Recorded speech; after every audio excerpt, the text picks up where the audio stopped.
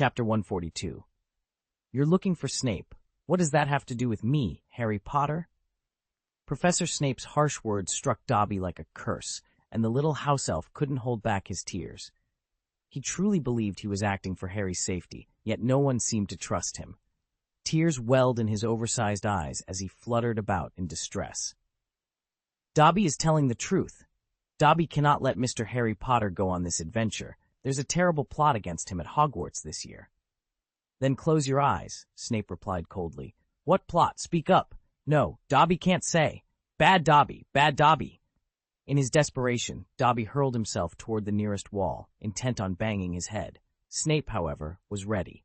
A flick of his wand and a soft incantation later, Dobby froze stiffly in midair, just as he had before, utterly silenced.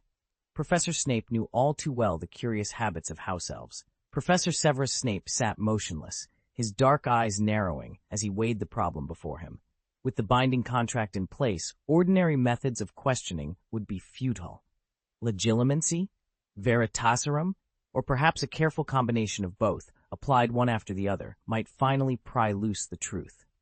The very thought brought a faint, almost imperceptible thrill to Snape's lips. Hermione Granger, standing a respectful pace behind him, didn't notice that slight curl at his mouth. After a few moments' silence, she cleared her throat. Professor, shall we send him to Headmaster Dumbledore? Hermione's suggestion had less to do with her own inclinations than with Sherlock's instructions. He'd been explicit. She was to explain the entire situation to Snape, then ask for his help. Before arriving at Privet Drive, Hermione had assumed she'd be turning first to Dumbledore, then perhaps to McGonagall or Flitwick, and, if all else failed, Professor Sprout. Snape, she admitted to herself, was never on her list. And yet here she was, watching him deliberate with far more enthusiasm than she'd ever expected. Snape rose from his seat, his black robes whispering against the stone floor. Very well, he said quietly. Let us proceed. With that, he turned toward the door, wand already in hand, and Hermione followed, her heart pounding with both trepidation and a strange spark of excitement.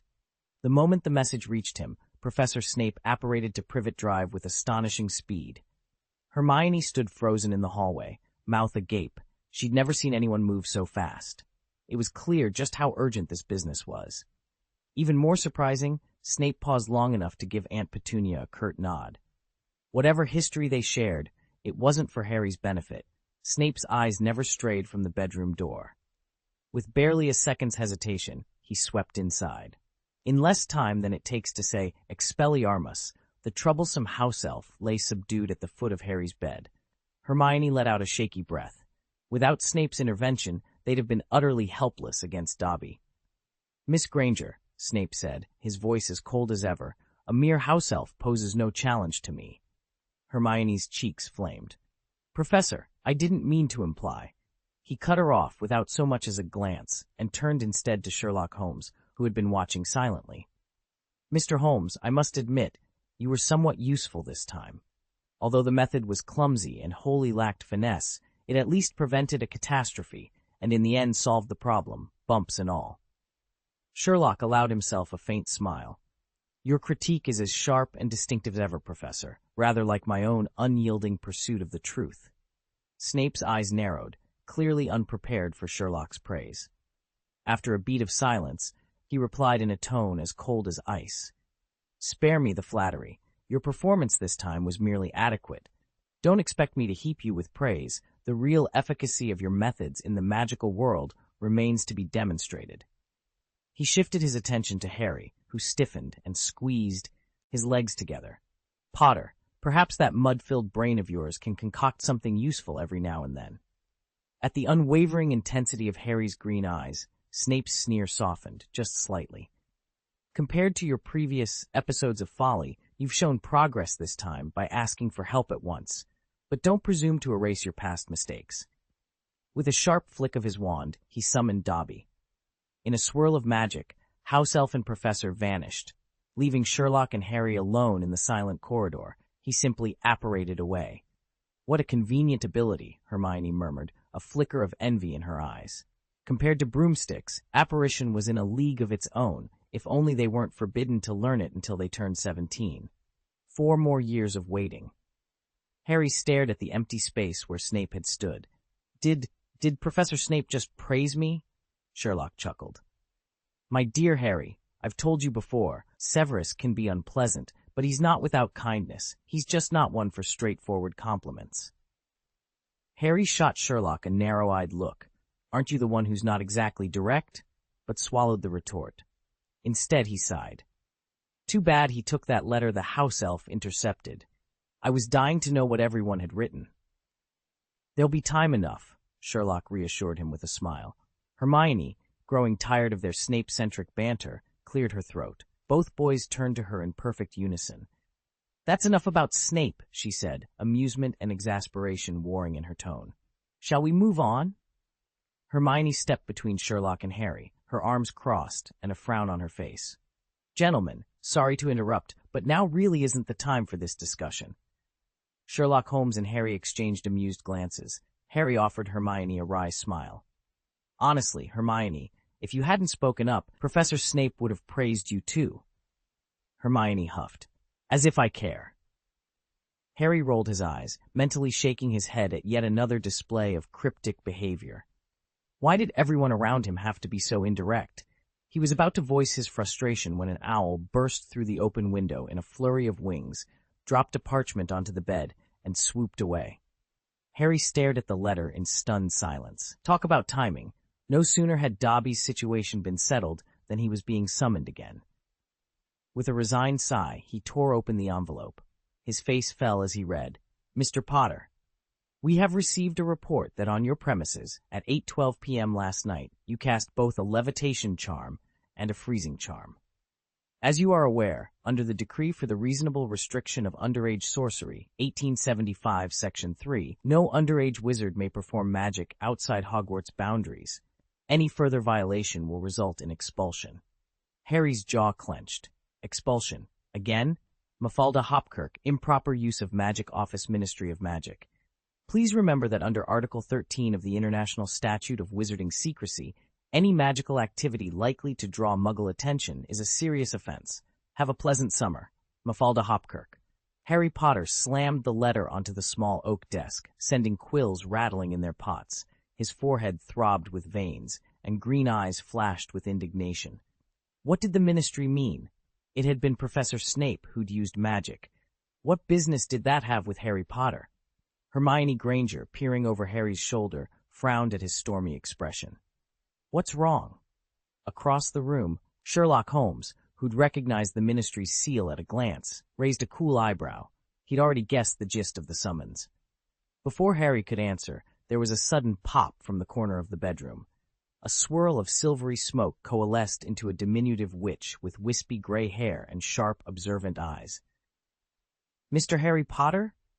The witch adjusted her robes, taking in not only Harry, but his two companions. Surprise flickered in her gaze. I wasn't expecting company. Harry stray, tenid, chest rising with indignation. I'm not involved in any illicit magic, madam. The witch tilted her head. I know exactly who I'm looking for. She produced a ministry badge, not the usual flat brass token, but a miniature scroll bearing the seal of the Improper Use of Magic Office. Your presence is required immediately. There's been a report of unauthorized spells in a Muggle neighborhood, and we need statements from everyone present.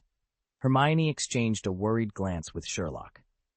Harry clenched his fists around the letter from Hopkirk, grimly determined that he would clear his name, no matter what the ministry thought.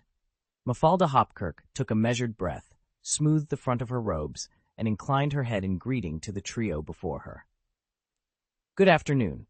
I'm Mafalda Hopkirk, assistant to the Ministry of Magic's Office for the Improper Use of Magic. Could someone please explain exactly what happened here? She paused, her sharp gray eyes sweeping over them. And let me guess, you're all Gryffindor students, yes? Sherlock Holmes met her gaze calmly for a few seconds. In that brief interval, he mentally catalogued her traits, serious and conscientious in her duties, gentle yet inquisitive, and surprisingly difficult to place in years. As he had predicted, Hermione Granger was the first to speak. She stepped forward, leveling her gaze at Miss Hopkirk with quiet confidence. Thank you, Miss Hopkirk. I'm Hermione Granger, a friend of Harry Potter's. Although Harry and I are indeed in Gryffindor, there's been a misunderstanding. The charm you saw was not cast by Harry Potter, but by Professor Severus Snape of Hogwarts School of Witchcraft and Wizardry. Professor Snape? Miss Hopkirk echoed, eyebrows rising. But he's already gone? Hermione nodded. He apparated away just moments ago. Very well, Miss Mott, Hopkirk said, turning her attention first to Harry and then to Sherlock. Mr. Potter, Miss Granger, and— She paused, offering Sherlock a polite nod. Mr. Holmes. Sherlock inclined his head in acknowledgement. That's correct, he said smoothly. But if you'll allow me to clarify further. Hold on, Holmes? Miss Hopkirk's quill froze in midair as she stared at Sherlock, surprise etched on her face. Sherlock met her gaze coolly. You're Holmes? He inclined his head. If I may ask, do you know Mr. Abbott or Mr. Piers Polkiss? Her surprise gave way to a knowing smile. Yes, I'm acquainted with both. Those two cases must have left quite an impression on the Ministry of Magic. She let out a soft sigh. They certainly have. Her expression shifted subtly as she looked back at him. Mr. Holmes, you and Mr. Potter both support Miss Granger's account, correct? I would suggest confirming her statement with a prior incantato. Hopkirk hesitated, biting her lip. That risks a second misjudgment by the Ministry. At her choice of words, Harry and Hermione exchanged relieved glances, evidence, in their eyes, of the Ministry's lingering bias. Miss Hopkirk sprang to her feet. No matter. I'll contact Hogwarts right away. Her excitement was palpable as she retrieved fresh parchment and began writing with brisk, determined strokes. While they waited for Hogwarts to respond, Miss Hopkirk of the Ministry of Magic stayed busy, though not with the recent incident at school. The school's official account already carried far more weight than anything the three young witches and wizards before her could offer.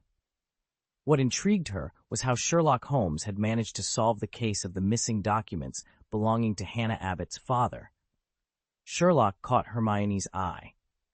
By some unspoken understanding, she knew he wanted her to explain it. With a small sigh, she started in earnest. Madam Hopkirk, here is what happened. Just before the Christmas holidays, our classmate Miss Abbott approached Mr. Holmes with a problem. Her father, the proprietor of the Leaky Cauldron, had discovered that several confidential ministry files were missing from his private vault. He was sure they hadn't been lost. They'd been stolen, but by whom, he could not say. Mr. Holmes agreed to investigate. First, he examined the vault and noted a faint trail of footprints sprinkled with a peculiar red ash, evidence, it turned out, of a disturbed phoenix feather. Next, he interviewed the staff who had access to the cellar. None admitted to seeing anyone take the files, but their stories didn't quite line up.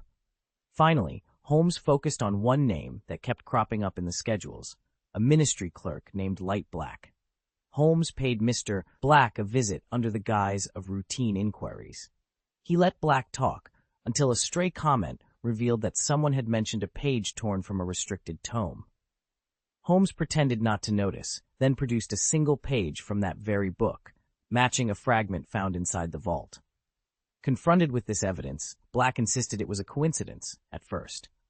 But when Mr. Holmes quietly detailed how the ash, the footprints, and the torn page all pointed to him, Black had no choice but to confess. He returned the stolen documents and admitted he'd planned to sell them on the black market. When Hermione finished, Miss Hopkirk leaned back in her chair, clearly impressed. Extraordinary, she breathed. Mr. Holmes, your deductions were flawless. You should have seen Black's face when we brought him in. He couldn't hide his shock. He swore it wasn't him, right up until we laid out every single piece of proof. Unfortunately, he still managed to slip away, a serious oversight. You mean Light Black escaped? What happened? Exactly that. We'd already taken him into custody, but before his trial he injured an officer and made his getaway. Sherlock fell silent for a moment, then asked, When did this occur? A while back, around Easter, I believe. Can you walk me through the particulars of his escape? Of course, Miss Hopkirk replied, but I must ask that you, Mr. Holmes, and your colleagues keep this strictly confidential. She let her gaze drift over Sherlock and his two companions. It's hardly a point of pride for a former Ministry of Magic official to frame a colleague, injure another officer, and then vanish. If your team hadn't solved the original case, and if Miss Abbott and Piers Polkiss hadn't spoken so highly of you, I doubt I'd be sharing this. Thank you for your trust. You have our word, Sherlock said. We won't breathe a word, one companion promised. Neither will I, added the other. Satisfied, Miss Hopkirk drew a steadying breath and prepared to recount every detail of Light Black's daring escape. Hopkirk drew in a steadying breath before he spoke. The sequence of events isn't complicated, he began. No one expected Light Black to make a run for it. After all, he'd already confessed. But on the eve of his interrogation, he exploited the lax night watch and blasted the interrogation room door open with magic. By the time we realized what had happened, he was gone. Hermione's brow furrowed, her usual composure giving way to genuine bafflement. Even her accent faltered. I don't understand. Understand what? Hopkirk asked. That escape, it was far too smooth. Fleeing from the Ministry of Magic so cleanly, how was that possible? Before Hopkirk could answer, Sherlock leaned forward, his voice calm and certain. My dear Hermione, there's nothing about this that should surprise you. Nothing? She echoed. Think back to the Christmas case, Sherlock prompted. Hermione nodded. You said then that the Ministry's security has more loopholes than they care to admit. And remember, Light Black wasn't just any prisoner. He knew the Ministry's inner defenses inside and out. Hermione stared at him, realization dawning. Sherlock's words had once again cut straight to the heart of the matter. The truth, as always, was uncomfortably simple. Sherlock's eyes glittered as he turned to Miss Hopkirk.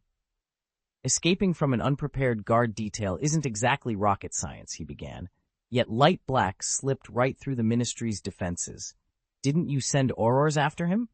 Of course we did, Hopkirk replied, but the defeat in her voice was unmistakable. She paused, drawing in a weary breath. It seems his disguise was far more convincing than we ever suspected. Only now have we realized just how cunning and how dangerously resourceful he truly is. We threw several of our best aurors at him, and still, he got away. Sherlock raised an eyebrow. So you had no success at all? Hopkirk shook her head. Not exactly. We did recover something. What? Sherlock prompted. Her lips curved in a grim half-smile. 2 fingers. What? From his right hand. He was injured in the scuffle. Sherlock leaned back as if impressed. Splendid work by your top aurors. A couple of amputated digits. Surely that's a job well done. Hopkirk felt the insult keenly, but she didn't rise to the bait. She'd been living with the sting of failure long enough already. Instead, she met his smirk with cool resolve. The chase wasn't over, not by a long shot. After the framing incident, most Ministry employees shrugged off Light Black as nothing more than a petty schemer. Even when evidence emerged that he'd set up Miss Abbott, few people batted an eye. In hindsight, they should have ordered a full re-examination of his records. But when the Auror office formally requested just that, the Department of Magical Law Enforcement dismissed it. We can't investigate every lead, they declared. What if we actually find something? Under that convenient rationale, Light Black's file was promptly shelved, giving him the perfect window to vanish. Sherlock noticed Miss Hopkirk's frustration and held his tongue. Yet the entire episode only intensified his scorn for the Ministry's ineptitude. He had once believed that, with all its traditions and resources, the Ministry of Magic must be at least as competent as Scotland Yard. The Christmas case and the Greek interpreter affair had already suggested otherwise. The magical world had its own brand of bungling investigators. But the Ministry's failure to properly assess Harry's use of magic and its subsequent refusal to pursue Light Black had driven the point home more forcefully than ever. The Ministry of Magic really is even worse than Scotland Yard. Realizing how harsh her words sounded, Miss Hopkirk hurried to smooth things over. I'm sorry, she said quickly, offering them a conciliatory smile. But rest assured, Light Black is officially on the Ministry's most wanted list now. One day soon, we'll have him locked away in Azkaban. Harry and Hermione gave her encouraging nods, but Sherlock remained unconvinced. At this rate, the idea that the Ministry would catch Light Black seemed about as likely as Scotland Yard cracking the notorious London beheading and dismemberment case from a few years ago. Before anyone could respond further, a deliberate thump of heavy boots sounded in the hallway. Seconds later, Professor Severus Snape swept into the office, his face as expressionless as ever. "Professor Snape!" Miss Hopkirk exclaimed, genuine surprise flickering across her features. She hadn't expected him to show up in person. Without bothering to greet anyone else, Snape drew a single, crisp envelope from his robes and flung it across the desk to her. "This is from Professor Dumbledore," he said flatly. Then he withdrew a thick bundle of letters and parchment. Harry recognized them instantly as the very stack Dobby had been carrying earlier that day. Harry stood, startled. "Professor?" Snape's dark eyes met his, unreadable and cold, but behind that poker face something deeper simmered. Whoever Dumbledore had written to, and whatever he'd asked of them, the answers lay in those letters. And now it was up to Harry, Hermione, Sherlock, and even Miss Hopkirk to find out what it all meant. "Don't get me wrong," Professor Snape said coolly. "I didn't come all this way just to hand over these pointless scraps of parchment." He turned to Miss Hopkirk. "Dumbledore specifically requested my attendance here." With a sharp look at Harry and an audible tsk, he added, "This has absolutely nothing to do with, you understand, coincidence." Then, with a single flick of his wand, he vanished as abruptly as he had appeared. The room fell silent. Everyone exchanged puzzled glances. What on earth had just happened? Miss Hopkirk, as an outsider to Hogwarts' inner workings, could only watch from the sidelines. On the surface she remained composed, but beneath her calm exterior, her mind spun. She reread the report Snape had delivered. Under ministry policy, an underage witch or wizard caught performing magic outside school grounds a first time typically received only a warning. Yet this incident involved Harry Potter, the famed savior of the wizarding world, and he had cast spells more than once. That explained her personal summons. Still, she never expected this visit to yield such surprising revelations. Miss Hopkirk found herself in the extraordinary position of having not only met Harry Potter, but also unexpectedly crossed paths with Sherlock Holmes, the very detective who, just last year, had unraveled both Miss Abbott's mysterious disappearance and the curious affair of the Greek interpreter. Holmes had patiently walked her through every twist and turn of those cases, finally satisfying the questions that had kept her awake at night. Because the matter at hand involved Professor Snape, Professor of Potions and Dean of Hogwarts School of Witchcraft and Wizardry, Miss Hopkirk decided, on a whim, to write directly to Hogwarts for clarification. She never imagined that the reply would come from Albus Dumbledore himself. Yet there it was, a gracious letter delivered in person by Professor Snape. In it, Dumbledore praised her exemplary sense of responsibility, thanked her for trusting in his students, and, in his flowing, unmistakable handwriting, officially guaranteed that Harry had performed no magic outside the school's grounds. Overwhelmed, Miss Hopkirk's hands trembled as she carefully folded the parchment, smoothing every crease before tucking the precious document safely into her coat pocket, proud proof of Dumbledore's personal assurance. Albus Dumbledore's titles seemed to stretch on forever. Supreme Mugwump of the International Confederation of Wizards, Chief Warlock of the Wizengamot, First-Class Sorcerer of the Order of Merlin, and Principal of Hogwarts School of Witchcraft and Wizardry. Those weren't empty honors. Every one of them reflected the extraordinary power and influence he'd earned over a lifetime, and explained why the Minister for Magic lay awake at night, terrified Dumbledore might supplant him. To me, a lowly assistant in the Ministry's Department for the Regulation and Control of Magical Misuse, Dumbledore's handwritten endorsement was nothing short of a treasure. I'd held it in my trembling hands for the better part of an hour, just gazing at that elegant script. Finally, I drew in a deep breath, smoothed my robes, and stamped my face with all the professionalism I could muster. Turning to Harry, I said quietly, "Mr. Potter." Professor McGonagall regarded him with steady gray eyes. "Harry, our inquiry has confirmed that you did not perform any magic outside school. Even so, I'm obliged to remind you that the decree for reasonable restriction of underage sorcery explicitly forbids underage wizards from casting spells off school grounds. A single infraction can lead to expulsion." She paused, her brow knitting in concern. After a moment's hesitation, she added, "Would you like me to inform your guardians about what's happened today? I can send them a full account right away." Chapter 143. Let's go home together. "Please don't," Harry blurted, panic-stricken. When Miss Hopkirk mentioned calling his parents, his eyes widened, and he frantically waved his arms. "Please, don't make things more complicated for me." Miss Hopkirk nodded, her smile gentle and understanding. "Very well, I'll follow your wishes. She turned to Sherlock and spoke earnestly. Mr. Holmes, if you ever need assistance in the future, don't hesitate to let me know. Sherlock inclined his head.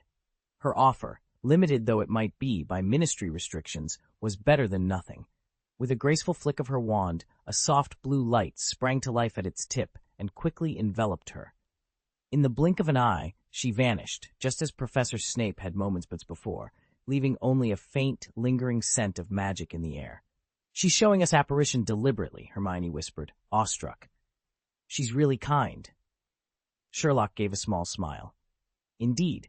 Harry let out a relieved breath. Well then, shall we head back? Let's go, Sherlock replied. He extended a hand toward Harry. Together.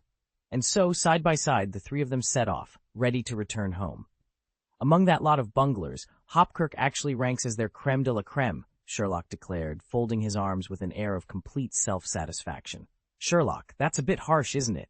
Hermione protested. I'm simply stating the facts, he replied coolly. Yes, Professor Snape cast both the levitation charm and the freezing charm.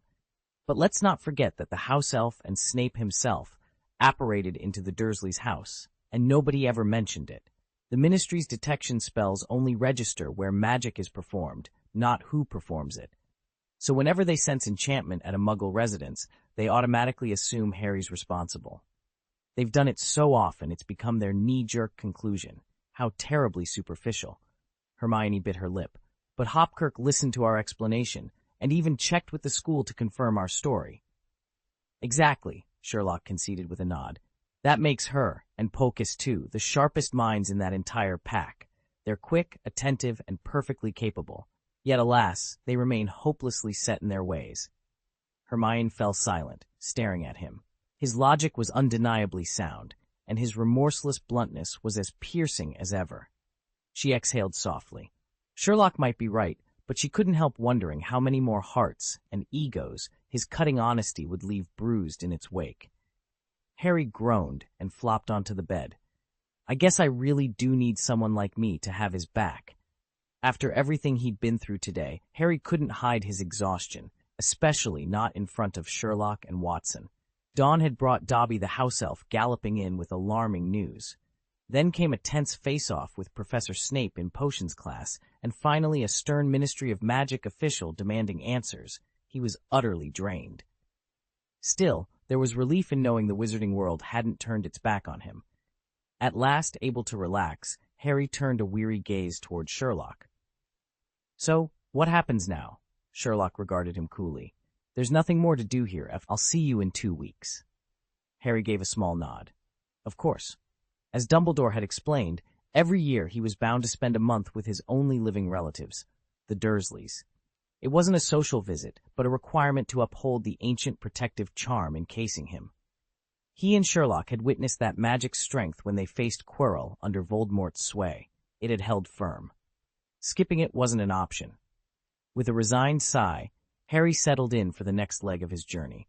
Harry bolted upright the moment he heard Sherlock say, "See you in 2 weeks." The words jolted him fully awake. He remembered Sherlock slipping that very line to him last school year, and any trace of sleep vanished. He swung his legs off the bed and fixed Sherlock with wide, eager eyes. "Sherlock, do you really mean that?" he asked, trembling with excitement. Sherlock simply nodded. "I'll come find you again in 2 weeks' time." "No problem. I'll be waiting," Harry began, then stopped himself. "Wait, just a moment." From the foot of the bed, Hermione watched them both with a suspicious frown. She'd caught the hint of some secret plan in their exchange. "You two are hiding something from me again, aren't you? Because if you're thinking of sneaking off to tangle with Professor Quirrell in the Forbidden Forest like last time, don't even try it." Harry shifted uncomfortably and glanced at Sherlock, who met his gaze coolly. Hermione's expression darkened further as she folded her arms. "Harry, why are you looking at him like that?" Harry felt heat prick his cheeks. He still hadn't decided whether to invite his other friends over. Well, aside from Sherlock. Before he could mumble an answer, Sherlock stepped in to diffuse the awkwardness. "Miss Granger," Sherlock said, arching an eyebrow, "I confess I'd value your company as well. Will you join us in 14 days' time?" Hermione's scowl melted into a victorious grin. Now that sounds fair. Harry exhaled in relief, thrilled at the promise of whatever adventure awaited them. Godric's Hollow. What? Hermione asked, arching an eyebrow at Sherlock. In 2 weeks' time, Harry and I are returning to his childhood home. Hermione blinked in surprise. Of course she knew where the Potter family had once lived. Their old house in Godric's Hollow was common knowledge among witches and wizards, and she'd pored over every historical detail during her studies. Still, hearing Sherlock state it so plainly made her heart flutter. You and Harry are really going back there together? Sherlock nodded. Exactly. Care to join us? Hermione didn't hesitate. Absolutely, she said, practically bouncing on the balls of her feet. Miss out on this trip? Never. She'd already sat on the sidelines for last Christmas's forest expedition, the skirmish beneath the forbidden forest canopy, even that whole fiasco with the Greek interpreter, all because Sherlock and Harry slipped away without telling her. Not this time. She'd mark it on her calendar and set reminders if she had to. Harry, standing quietly beside them, offered a small smile. And we should probably invite Ron, too. He'll never forgive us if we leave him behind. Hermione's grin grew wider at that. Of course, she hadn't forgotten Ron. Her longtime friend would be gutted to miss the chance to explore Harry's old home. Outside, the last rays of the setting sun slanted across the Dursleys' front yard, painting mottled orange and purple shadows over the lawn. Inside, Uncle Vernon scowled through his thinning hair at the gathering crowd of wizards and witches emerging from the house. Petunia Dursley hovered anxiously, while Dudley peered out from behind her skirts, his eyes wide at the sight of Hermione's father in his tweed jacket carrying a battered trunk. Sherlock tucked a gloved hand into his coat pocket. "Shall we, Mr. Granger?" Hermione saluted him with mock seriousness, her chest swelling with excitement. "After you, Mr. Holmes." Together, they stepped into the fading light, ready to uncover the memories Christmases and tragedies had left behind in Godric's Hollow, this time as a true team. Uncle Vernon's face burned with excitement, his eyes gleaming like a child's on Christmas morning. Just a short while ago, thanks to the sharp negotiating of Mr. Holmes and Miss Granger, Mr. Mason had finally agreed to award him the long-coveted drilling contract. Vernon could hardly believe his luck. Even his attitude toward Harry shifted. Where there had once been contempt, there was now a flicker of grudging respect. Maybe his nephew wasn't completely useless, after all, certainly more competent than his own father, James.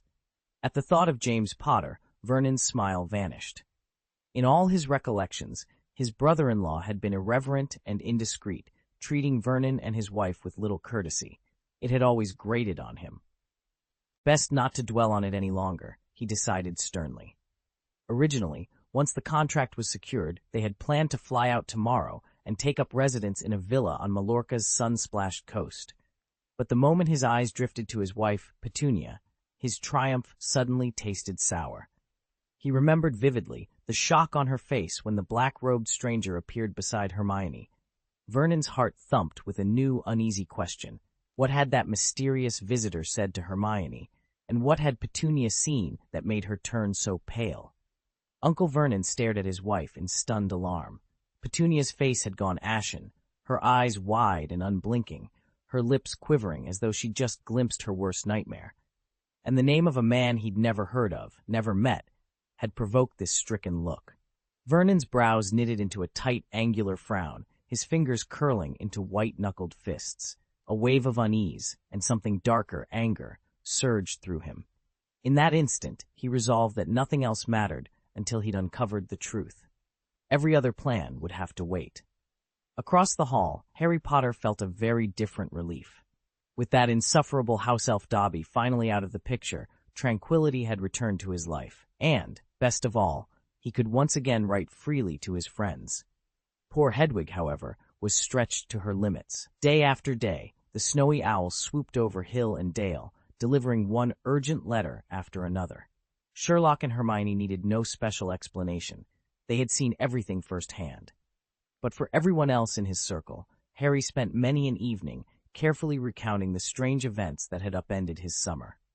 Professor Snape finally performed a rare good deed. When he escorted Dobby away, he inadvertently left behind all the letters the house elf had intercepted. Whether or not that was his intention, Harry was delighted. Rereading the long-overdue letters let him feel the warmth and concern of his friends all over again. After he'd written back to explain his situation, Hedwig soon arrived with their replies. "Blimey, Harry, you actually got trapped by a house elf. That's unbelievable. Sherlock and Hermione were so thoughtless. They really ought to have invited me along for an escapade like that. Still, the main thing is you're safe. Don't forget, you're always welcome at my house. My mum and dad have been itching to meet you, and Ginny's been nagging me non-stop because she's desperate to see you." Harry, forgive me for not thinking straight. I never imagined you'd end up in a situation like this. If I'd known, I'd have dashed straight to your rescue, just like last year. Are you all right now? Fortunately, you have Mr. Sherlock looking out for you. He's truly the most reliable person I know. Harry sat by the window in the Gryffindor common room, a stack of freshly delivered letters spread out before him. One by one, he unfolded each envelope and scanned the familiar handwriting. "I'm so happy you've made such a friend." Ron's words practically leapt off the page, his excitement unmistakable even in ink. "Harry, now that I've heard you're safe and sound, I can finally sleep at night. I was so surprised, and more than a little worried, when you ran into that trouble. Frankly, you do seem to attract it, don't you?" Laughs. "Tell me everything when you have the chance. I'm dying to know what actually happened." "Harry, this is truly terrifying. My grandmother always says house elves would never behave like that, so be extra cautious. When you get a moment, seek out Holmes's advice. He's brilliant at sorting out these mysteries." "Potter, you finally wrote back. Congratulations! But don't celebrate too soon. Summer holidays are long, and we've got to keep up with Quidditch practice. We absolutely must win the championship this year." Harry leaned back in his armchair, grinning. Each letter reflected a piece of home, concern, curiosity, and that unmistakable competitive spirit. He tucked them into his robe's inner pocket and rose to fetch his ink and quill. There was much to tell, and the sooner he started writing, the sooner he could put his friends' minds and Mrs. Weasley's grandmother at ease. Chapter 144. The Girl Who Let Down Her Guard. Ever since Harry had resumed regular correspondence with his friends, Hedwig looked completely spent. Every time she returned from a delivery, her feathers were askew, and her wings hung so low she could barely perch. More than once she'd given Harry a reproachful peck on the head, as if to say, "Enough, master! Give me a break!" Harry felt guilty watching his loyal owl struggle. He showered her with gentle words and a few extra tidbits until she finally relaxed, and then flatly refused any more overtime. With a towering stack of unsent letters in his arms, Harry was at a loss. Who could possibly deliver them all? Just then, Aunt Petunia appeared at the top of the stairs with a tray of homemade biscuits. She'd been acting strangely genial ever since last Christmas, when the hair restorer she slipped to Uncle Vernon began to work miracles, and the weight loss potion she quietly administered to Dudley actually shrank him down a size. Suddenly her husband and son were less of an embarrassment and more of a point of pride. Then, unbeknownst to her, Harry had landed Vernon's company that huge contract, cementing his newfound goodwill. Now, Petunia set the tray on the table and offered Harry a brisk nod. "I hear you've fallen behind on owl post deliveries," she said, brushing a stray lock of hair from her face. "Let me take some of those into town for you. You've been working yourself silly." Harry stared at her, astonished. For years, Petunia had barely tolerated his presence. Now she was rushing to his aid. He managed a grateful smile. "That would be amazing, Aunt Petunia. Thank you." As she tucked letters under her arm and gathered her coat, Harry realized this Christmas might finally thaw the chill that had long hovered over the Dursley household. And he felt a flutter of hope, both for Hedwig's well-being and for the family he'd never thought he'd reconcile with. Aunt Petunia had never cared much for animals, especially not her nephew's snowy owl, but she couldn't help herself when she saw Hedwig sulking over Harry's meager dinner one evening. After all, the bird had once delivered a crucial letter that kept Harry out of serious trouble. Moved by a mixture of gratitude and begrudging affection, Petunia slipped into the kitchen and prepared a special plate of roast beef slices with steamed carrots and sweet potatoes. Hedwig's reaction was immediate and decisive. She inhaled the meal, every morsel gone in moments, and thereafter Harry's usual fare of dry cat kibble and the occasional midnight-hunted mouse was simply unacceptable. No amount of coaxing, sweet-talking, or syrup drizzles could persuade her back to her old diet. Whenever Harry tried to tempt her, Hedwig would snap her beak shut, turn her head aside in disdain, and let out a chilly, disapproving hoot. Before long, the owl had discovered the fastest route to gourmet dining. All she had to do was flutter up to Petunia's bedroom window at dawn. Bleary-eyed and guilt-ridden, Aunt Petunia would appear with a fresh feast, often even more elaborate than the last. Night after night, Hedwig's insistent tapping and wing flaps jolted Petunia awake. Each time she peered out to see those wide, unblinking eyes staring back at her, she couldn't shake the uneasy feeling that she'd been outwitted and quite thoroughly bossed by a very determined owl.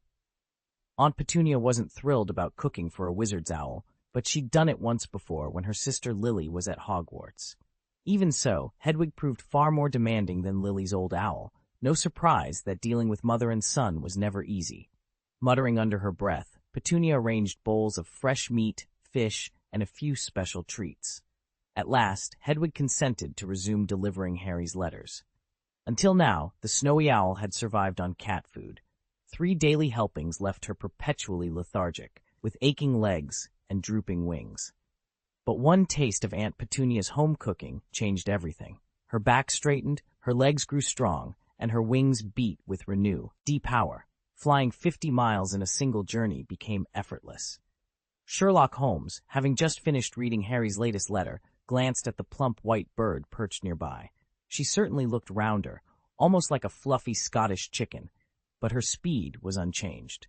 For a moment, he toyed with the idea of sending Watson to deliver a letter of his own, just so Harry could sample Petunia's surprisingly delectable fare. In the end, however, he decided some things were best left to their own peculiar magic. His mother's cooking wasn't half bad either, and for wizards like him and Harry, both from Muggle families, using the phone was simply more convenient. Harry, however, felt a stronger connection to his wizarding identity and was particularly keen for Sherlock to meet the fatter version of Hedwig, so he'd sent her by owl anyway. But for Sherlock, conversations with Harry took up only a sliver of his time. Most of his attention was devoted elsewhere, chiefly to Hermione. Over the past weeks, Hermione had finally understood Sherlock's unspoken rules. He wouldn't make the first move, he wouldn't refuse when asked, and he wouldn't volunteer himself either. If she wrote, he would answer. If she didn't, he wouldn't bother. Armed with that knowledge, Hermione dropped her reserve and began reaching out on 2 fronts, owl post and phone calls. She struck a careful balance, alternating letters with quick check-in calls, until at last Sherlock replied in full. His response was every bit as thorough as she'd hoped. What caught him off guard, though, was that he wasn't the only one on Hermione's list. Gemma Farley, the Slytherin prefect, had also ramped up her attempts to contact him. Suddenly, Sherlock found his razor-sharp focus scattered between these 2 determined young witches. Sherlock's first thought was that he and Gemma Farley had never actually met. The only reason he knew her name at all was because Harry had told him about her. Back when Harry was rushed to St. Mungo's after the Quirrell incident with the Philosopher's Stone, Gemma, on behalf of Slytherin House, had been one of his visitors. At the time, Harry had no reputation beyond the boy who lived, and his magical prowess was still unproven. Gemma had watched him then with cool curiosity, as any true Slytherin would. But once Harry began to demonstrate real talent, she stepped forward, offering her friendship in a way that was both bold and calculated. Harry's warm-hearted nature made him quick to accept her overtures. Later, when Gemma approached Sherlock about Marcus Flint's injuries, she did so with the same blend of politeness and steely precision. Sherlock refused her help, but he also gained a clearer sense of her motives. She cared not only about Harry, but about him as well. In that respect, she was much like Percy Weasley or Penelope Clearwater, both of whom had checked on Harry when he first arrived. The difference was in her style. Hers was the unmistakable cunning and decisiveness of a genuine Slytherin. For Sherlock, the substance of Farley's letters was precisely what held his interest. A pure-blood witch from an eminent family, Farley not only possessed an insider's expertise in the magical world that surpassed even Hermione's, but she was equally well-versed in Muggle affairs. In her very first missive, she launched into a discussion of magic-related crimes, carefully contrasting how offenses were perpetrated and detected in the magical versus the non-magical community. Her sharp observations and novel theories sparked new ideas in Sherlock's mind. Under these circumstances, he was only too pleased to continue their correspondence. At the same time, Sherlock remained deeply engaged in the Dobby affair. Following Professor Snape's latest analyses, the truth matched Sherlock's earlier hunch. Dobby was indeed a house elf bound to the Malfoys. Draco Malfoy, head boy of Slytherin, could claim the title of Master, but only in the most nominal sense. Sherlock now turned his attention to what that binding truly implied, and what lay behind the Malfoy's secrecy. Although Severus Snape was the one who had taken Dobby into custody and conducted the initial questioning, it was Albus Dumbledore who later sat down with Sherlock Holmes to deliver the follow-up. Snape had made it abundantly clear that he refused to maintain any long-term contact with the detective. More importantly, the original agreement had been struck with Dumbledore himself, and the intelligence Dobby provided was too sensitive, too deeply entangled in old rivalries for anyone but the headmaster to handle. Dumbledore explained that all of these complications traced back to a single name, Lucius Malfoy. As patriarch of the Malfoy family, one of the sacred 28 pure-blood houses alongside the Weasleys, the Longbottoms, and the Abbotts, Lucius carried both prestige and a dark legacy. His father, Abraxas Malfoy, had been infamous in his day. When Lucius was just 14, the Ministry's first Muggle-born Minister for Magic, Nobby Leach, was driven from office by a sudden, crippling illness. Whispers blamed Abraxas for engineering Leach's downfall, a crusade in pure-blood supremacy. And when Abraxas himself later succumbed to dragonpox, gossip spread even more fiercely.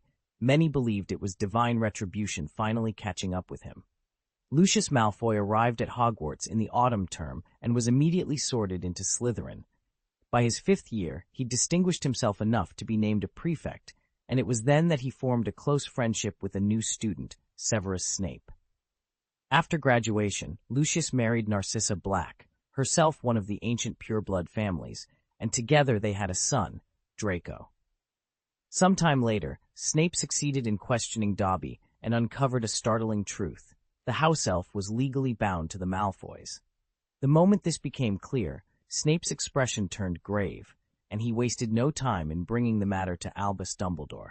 Though rueful at being drawn into another Malfoy-related crisis, Dumbledore acknowledged the seriousness of the situation and accepted Snape's report. Once Dobby had provided every pertinent detail, Dumbledore apparated away. Destination: Sherlock Holmes's residence. Arriving at 221B Baker Street, Dumbledore found Sherlock Holmes in his customary armchair, pipe in hand. The two men pored over Dobby's testimony and weighed the legal implications of a wizarding family's treatment of their elf. Holmes, ever practical, pointed out that Dumbledore's dental health could also use attention. No amount of tooth-strengthening potion, he joked, could replace a proper checkup. Dumbledore agreed to call on Hermione Granger, now practicing as a dental specialist, on his way back to the school. When the Hogwarts headmaster finally stepped through the Holmeses' front door, Mr. and Mrs. Holmes were ready with cordial greetings and refreshments. They had hosted the deputy headmaster only the previous year, and were well acquainted with the formalities of wizard-muggle hospitality. As Dumbledore took his seat by the hearth, the household settled into an easy conversation, though none could predict how deeply this affair would draw them into the Malfoy family's tangled affairs. Dumbledore lifted the teacup to his lips and took a tentative sip. The tea was pleasant enough, if a bit insipid. As he glanced over at Sherlock's parents, a flicker of something, nostalgia, perhaps, crossed his silver eyes. Once he had known domestic happiness of his own. But that was long ago, and there was no use lingering on it now. After exchanging a few polite words with Mrs. and Mr. Holmes, Dumbledore and Sherlock slipped away to the headmaster's private study to discuss Dobby's future.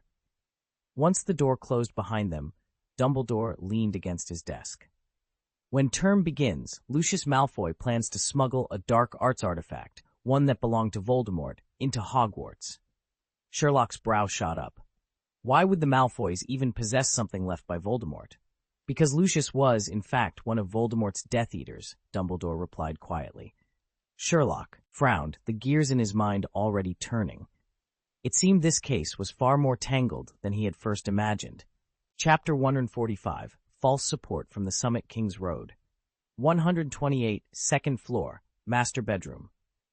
Late afternoon light filtered through the tall windows as Albus Dumbledore and Sherlock Holmes sat across from one another, each cradling a steaming cup of tea. They were in the midst of a surprisingly cordial discussion about the fallout from Lucius Malfoy's treatment of the house elf Dobby. As you know, Dumbledore began, after Voldemort's defeat, Lord Malfoy claimed he had been under the Imperius Curse throughout the war. He insists he bears no responsibility for the atrocities committed at Malfoy Manor. Sherlock raised an eyebrow. That excuse is so clumsy, it's barely worth refuting. Dumbledore sighed. Precisely. That's how he slipped through the cracks. No one wanted to risk another high-profile trial, so Lucius quietly reattached his tarnished reputation to the upper echelons of our society. Sherlock let out a low chuckle. I suppose there's nothing to be done about it, then? Dumbledore shook his head. The wizarding world isn't ruled solely by justice. Politics and social niceties often carry more weight than truth. Sherlock leaned forward, steepling his fingers. So he's using this new controversy to curry favor with former allies, and perhaps to protect whoever his old master truly was? Dumbledore paused, meeting Sherlock's sharp gaze.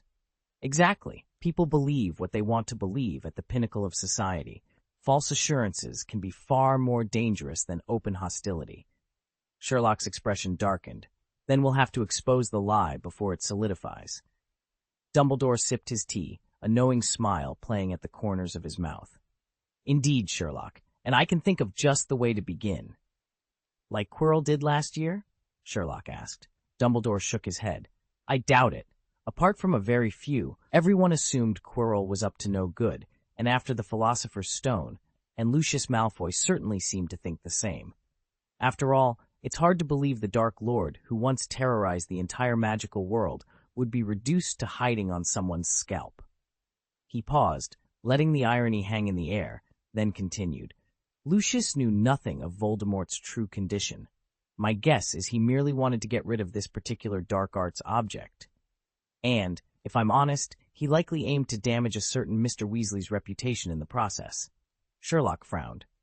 You're suggesting that smuggling a dark arts relic into Hogwarts was meant to ruin Ron's reputation? Dumbledore smiled gently. No, not your friend, Ronald. I mean his father, Arthur Weasley. Under Sherlock's curious gaze, Dumbledore elaborated. Arthur Weasley, father to Ron, Percy, and the twins, is head of the Misuse of Muggle Artifacts Office at the Ministry of Magic. Malfoy no doubt thought that any scandal involving a dark arts item would reflect poorly on Mr. Weasley's department. The offices for the Misuse of Magic and the Misuse of Muggle Artifacts, which is where Mafalda Hopkirk, the woman they just met, works, are both divisions of the Department of Magical Law Enforcement, the Ministry's largest department. They sit at the same level in the hierarchy and answer to the department's overall management and command structure. The Misuse of Magic Office investigates witches and wizards who abuse their powers, while the Misuse of Muggle Artifacts Office enforces the ban on using magic with non-magical items. By their very mandates, you'd expect their standing within the department, and indeed the entire ministry, to differ sharply.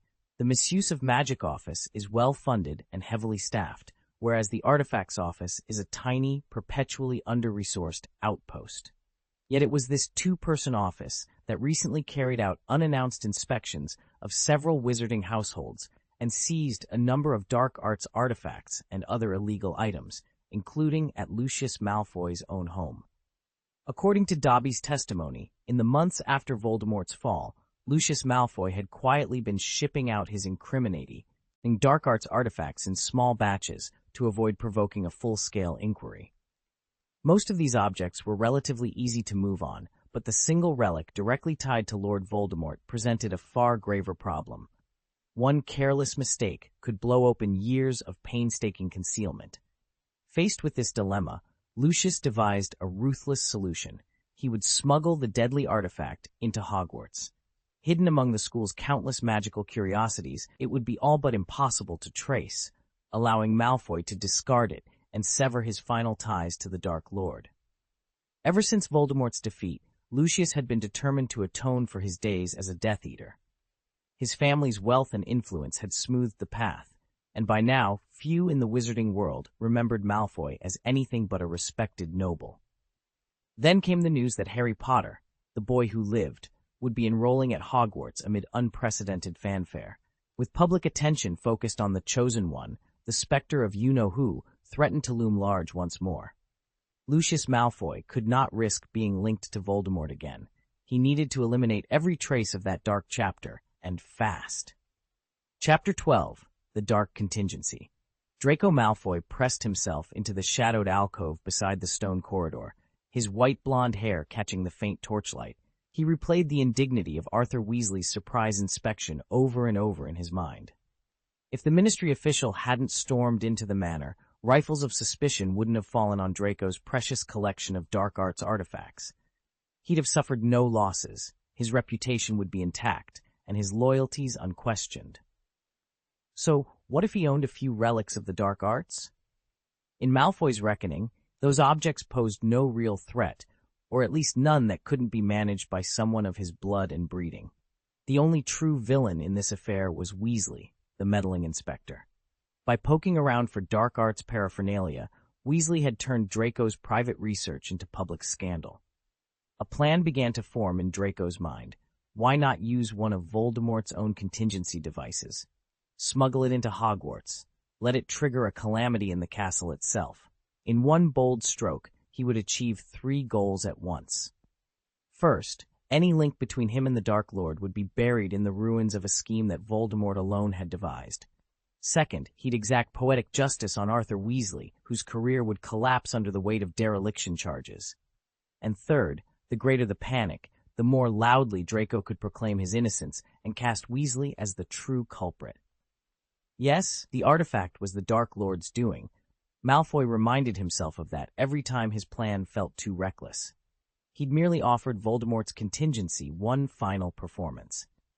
What happened afterward was entirely Weasley's fault for letting it happen under his very nose. And when the dust settled, Arthur Weasley wouldn't just be disgraced, he might even lose his position at the Ministry. Draco smiled, imagining the look on Weasley's face when he discovered that in his zeal to root out evil, he'd ushered it right into Hogwarts' heart.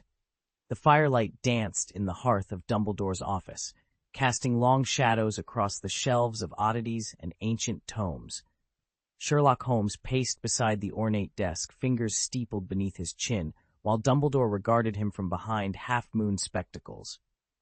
"Beyond what I've already told you, there's a second goal at work here," Dumbledore said quietly. Sherlock stopped abruptly. His dark eyes glittered with challenge. "Once that dark arts artifact actually causes trouble at Hogwarts, you'll be the one held accountable," he said. "After all, you are the headmaster." Dumbledore regarded him for a long moment, then summoned a wry smile. "Sherlock, you're quite right. In fact, I've not yet mentioned that Lucius Malfoy sits on the Board of Governors here at Hogwarts." Sherlock's lips curved in a sardonic half-smile. "Splendid. A school that prides itself on inclusivity and fairness, welcoming every witch and wizard, except, apparently, for those with inconvenient titles." Dumbledore sighed, hands folding behind his back as he stared out the window at the starry grounds below. "You're still very young, Sherlock. Someday you'll learn that even the best of us must sometimes compromise." "There's no need to wait until I'm older," Sherlock replied. "I learned all about compromise long before I ever knew magic existed." The headmaster fell silent, his gaze drifting inward. After a heartbeat, he spoke again, voice low and measured. "You should know, Lucius Malfoy's plan was never as hopeless as we believed. He had, perhaps still has, a real chance of success." Sherlock's brow rose.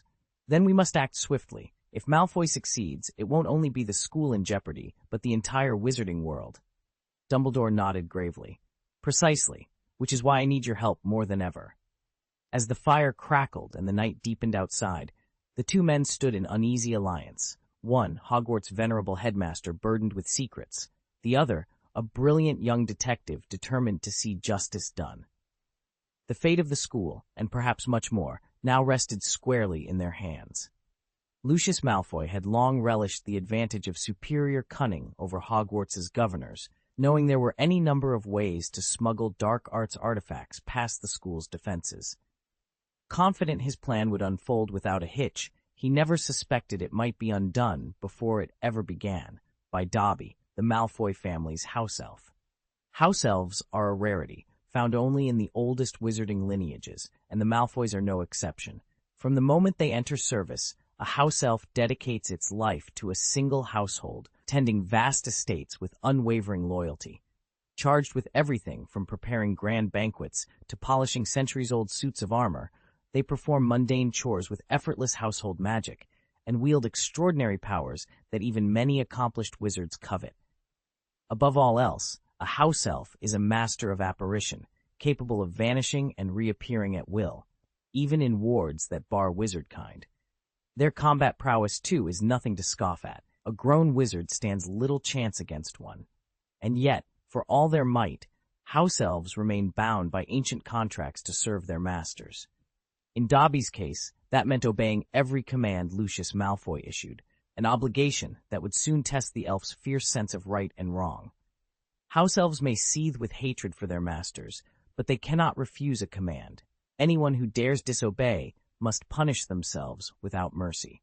Only when a master gives an elf clothing may the elf claim its freedom, and most house elves regard that freedom as a humiliation, a formal exile that demands an apology to every elf in their former household.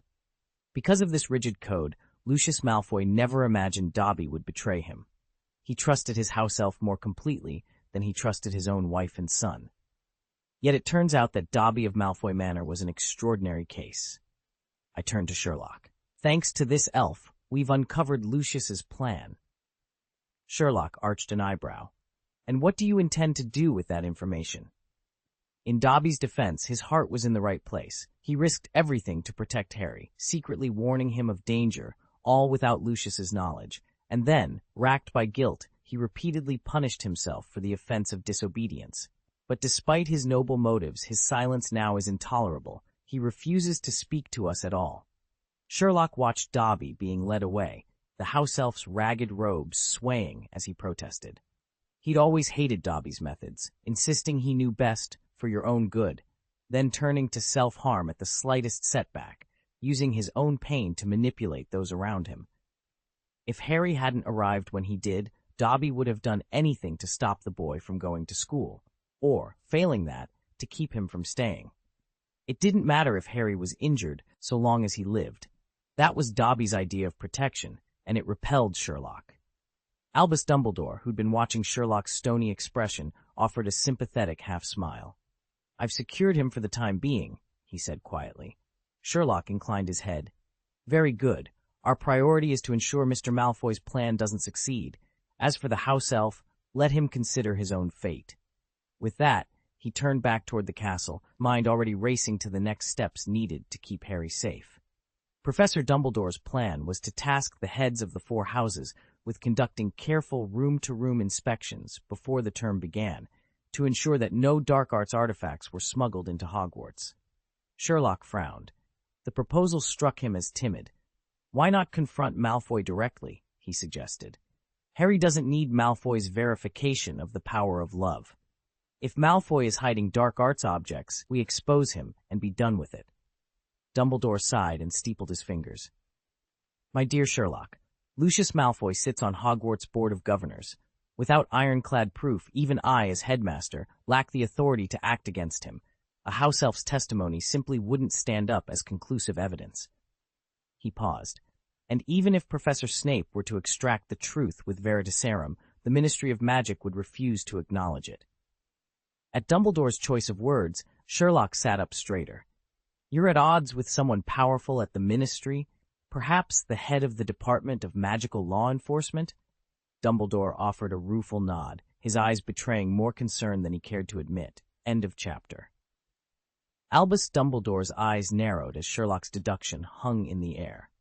No, his personal rank wouldn't hamper you. So you're suggesting it's the minister himself?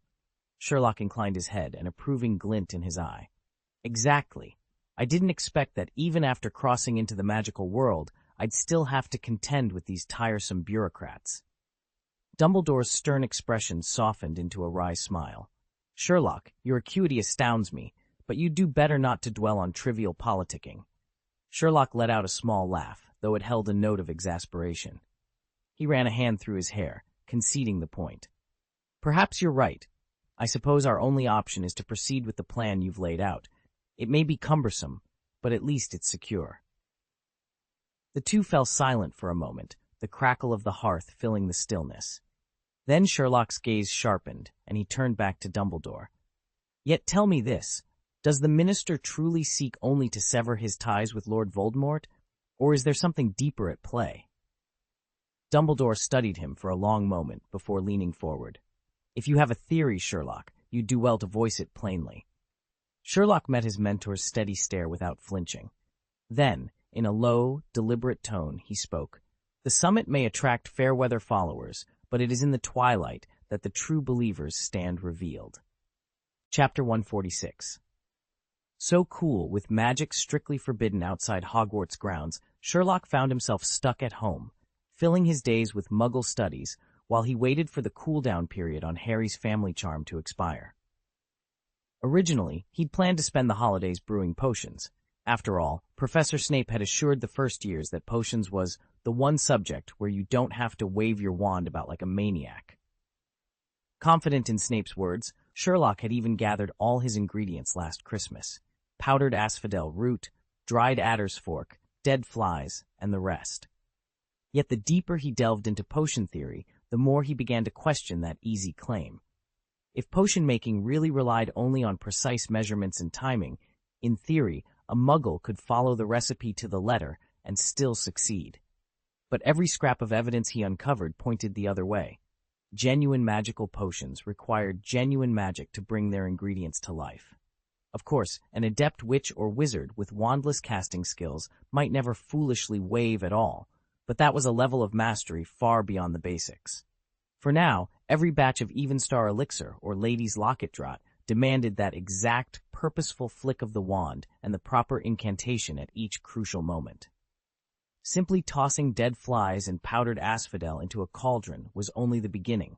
Unleashing their latent properties required a spark of real magic that no recipe alone could supply. Sherlock stared down at the bubbling cauldron, noting the acrid fumes curling up from its brim. No matter how precisely he measured the ingredients or timed his stirs, his breaches in magical technique produced nothing but foul odors, or worse, a pot of pure poison. He remembered Professor Snape's scathing remark. Brewing potions was not a matter of foolishly waving a wand, but of subtle, exacting movements beyond Sherlock's current skill. Without the use of magic, Sherlock had no choice but to concentrate on the two classes that truly required only his intellect, history of magic and astronomy.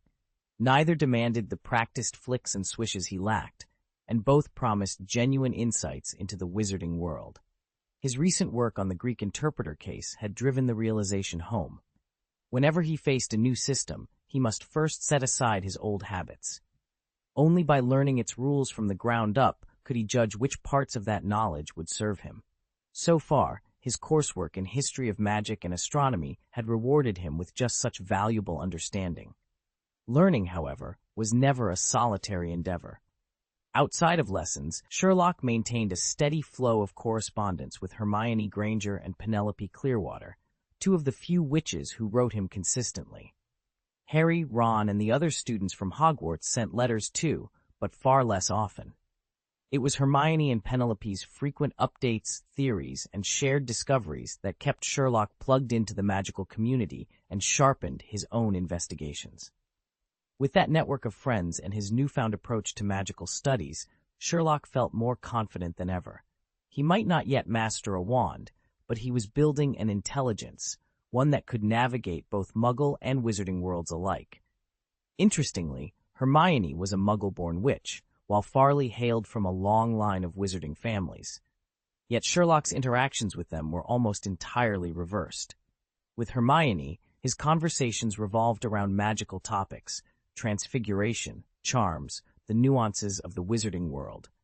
With Farley, they centered on the Muggle realm, especially the deductive methods Sherlock had honed back in London, techniques to which Farley was endlessly curious. And so the summer days slipped by until the last week of July arrived, almost without warning. Sherlock was finishing his breakfast when there came a polite knock at the door. On the threshold stood Hermione Granger, her hair as bushy as ever, and her brown eyes brimming with purpose. She'd been sent by her father, Mr. Granger, who'd visited the Holmes household before, on that occasion accompanied by both Mrs. Granger and Mrs. Holmes, united in friendship.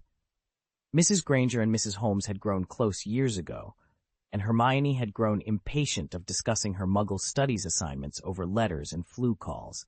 She was determined to have Sherlock tutor her in person. But this time she stood alone. Sherlock opened the door wider, surprised to see Hermione without her father. "Good morning, Miss Granger, and early, I must say. Where's your father?" Hermione offered him a bright, confident smile. "He had an important ministry appointment, but he insisted I come see you today." She paused, then added, "I've got questions, lots of questions, about the finer points of Muggle logic, and I thought it best to learn straight from the source." Sherlock stepped aside to let her in. "Very well. Come in, then. Let's see what puzzles you have this time." As Hermione entered, the Holmes household once more felt that familiar, comforting bustle, the scholastic crackle of Hermione's eager mind, ready to bridge two worlds. And so began their final week of summer. Lessons in logic and learning, where magic and deduction intertwined under one roof. Sherlock Holmes and Mr. Granger had by now grown quite comfortable with one another, so much so that the moment they met, they slipped easily into good-natured banter. Holmes clapped his old friend on the shoulder.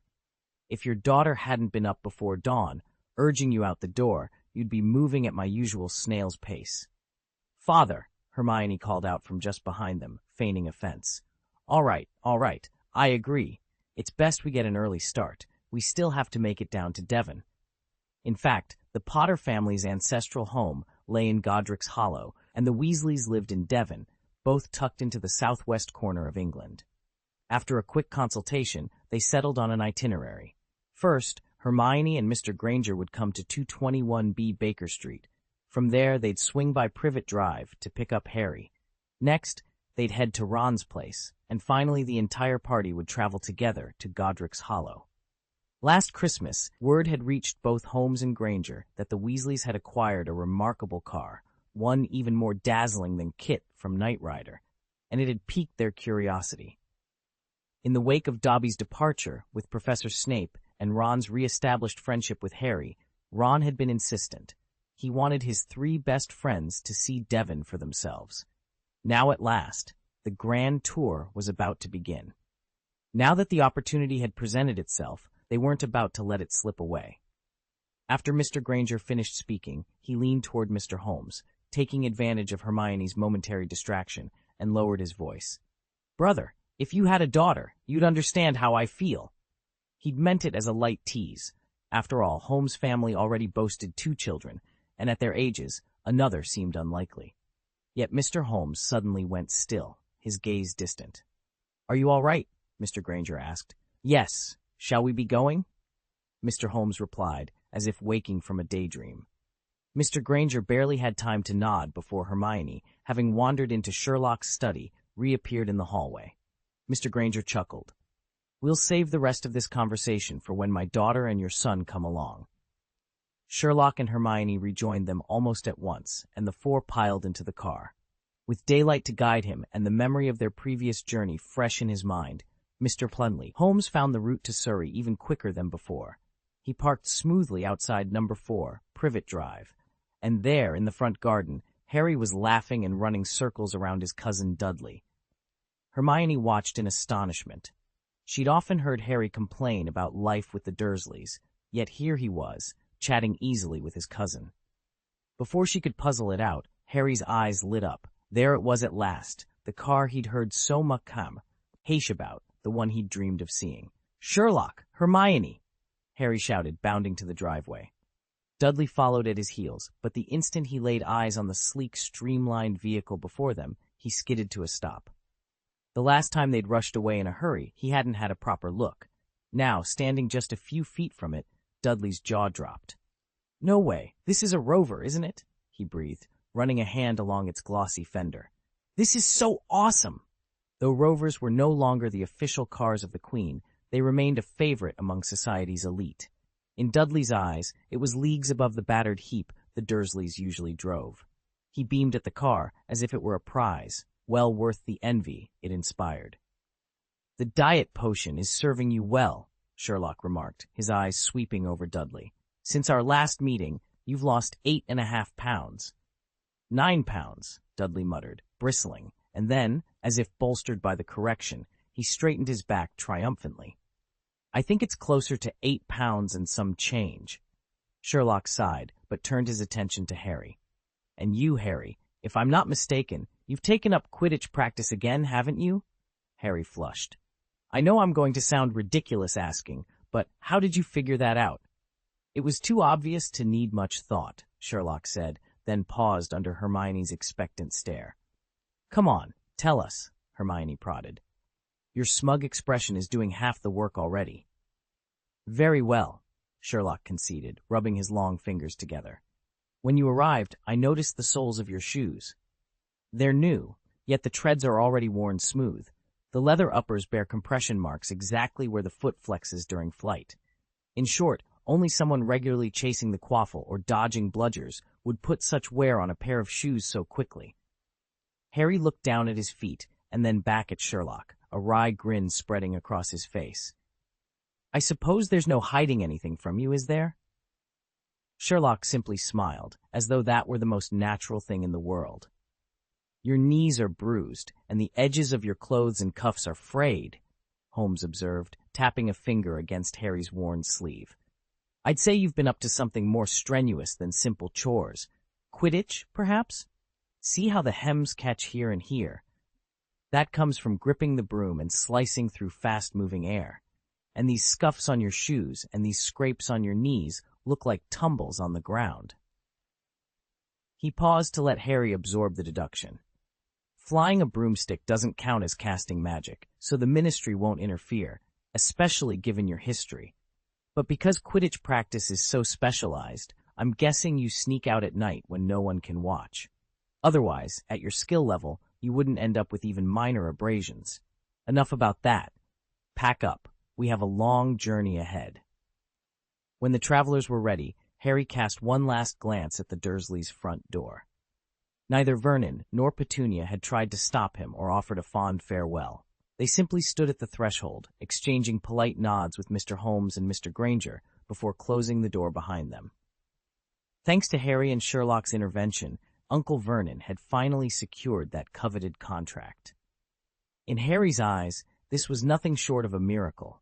Just a few months ago, the Dursleys would have done everything in their power to pretend he didn't exist until term time dragged him back to Hogwarts. Now, instead of avoidance or scowls, Dudley actually chose to remain close at hand. One afternoon, as Harry and Sherlock lingered in the drawing room, Sherlock leaned over and suggested quietly, "Why not give Dudley a small gift? He's practically taken up residence here." Harry blinked in sudden realization. At the start of summer, those enchanted snacks from the magical world, courtesy of Sherlock, had broken the ice between him and his cousin. Being the same age helped too. Once the old resentment melted away, the two boys became fast friends. Sherlock's special dietary potion had kept Dudley's temper in check, and Harry's genuine warmth sealed the deal. Now Dudley's cheerful chatter rivaled even Uncle Vernon and Aunt Petunia's newfound civility. Watching Dudley laugh at some shared joke, Harry felt a pang of regret for ever thinking his cousin beyond redemption, and he resolved to bring him a little something extra the next time he ventured into town. Chapter 147, Next Time, for Sure. On July 31st, 1991, Harry Potter marked his 11th birthday far from the comfort of Privet Drive. To stop the flood of Hogwarts acceptance letters, delivered every hour by determined owls, Uncle Vernon had bundled the entire family off to a lonely seaside cottage perched on a rocky reef. They thought they could dodge Hogwarts that way, but no one outwits Rubeus Hagrid. True to form, Hagrid arrived in a swirl of wind and concern. He towered over Vernon, Petunia, Dudley, and Harry as soon as he stomped through the door. when he announced that Harry would be attending Hogwarts School of Witchcraft and Wizardry, not the mundane Stonewall High that Vernon preferred, the Dursleys erupted. Vernon launched into a furious tirade, insulting Albus Dumbledore by name. That was the last straw for Hagrid. With a single flick of his umbrella, the enormous Keeper of Keys conjured a pig's tail right onto Dudley's backside. The transformation was instantaneous. Dudley let out a high-pitched shriek and hopped about in agony, the curly tail swishing wildly. Harry winced, remembering the scene. He knew his uncle, but watching Dudley wriggle in pain had felt extreme. Indeed, Dudley spent the next month too humiliated to leave the house.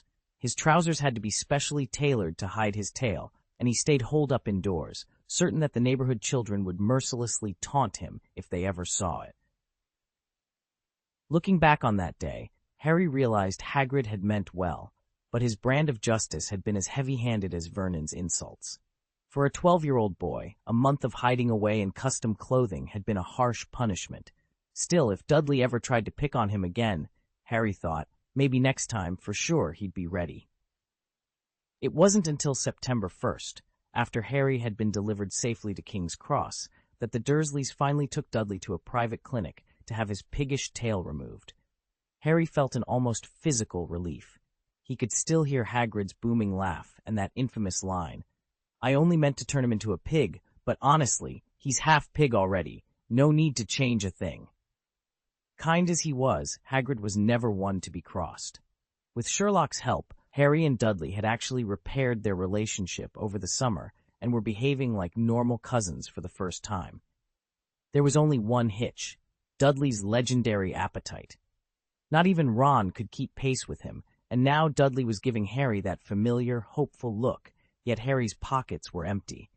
Even Sherlock had no ready spell to produce snacks. The cleverest cook, after all, can't work without ingredients. During the past year at Hogwarts, Harry had sampled every magical treat imaginable, but he refused to carry around sweets unless there was a real need. Right now, there was none to spare. Harry couldn't help but cringe at the look of disappointment on Dudley's face. Trying to recover, he blurted out, next time for sure." Before Dudley could reply, Hermione reached into her bag and produced a handful of candies. "Here," she said, handing them to Harry. He turned the colorful wrappers in his hands, eyes widening. "Fizzing Whizbees?" Dudley, who'd never seen magical sweets before, stared in fascination. Harry explained, "It's chewing gum that makes bluebell-colored bubbles. They float for days without bursting. They're sold on the Hogwarts Express trolley."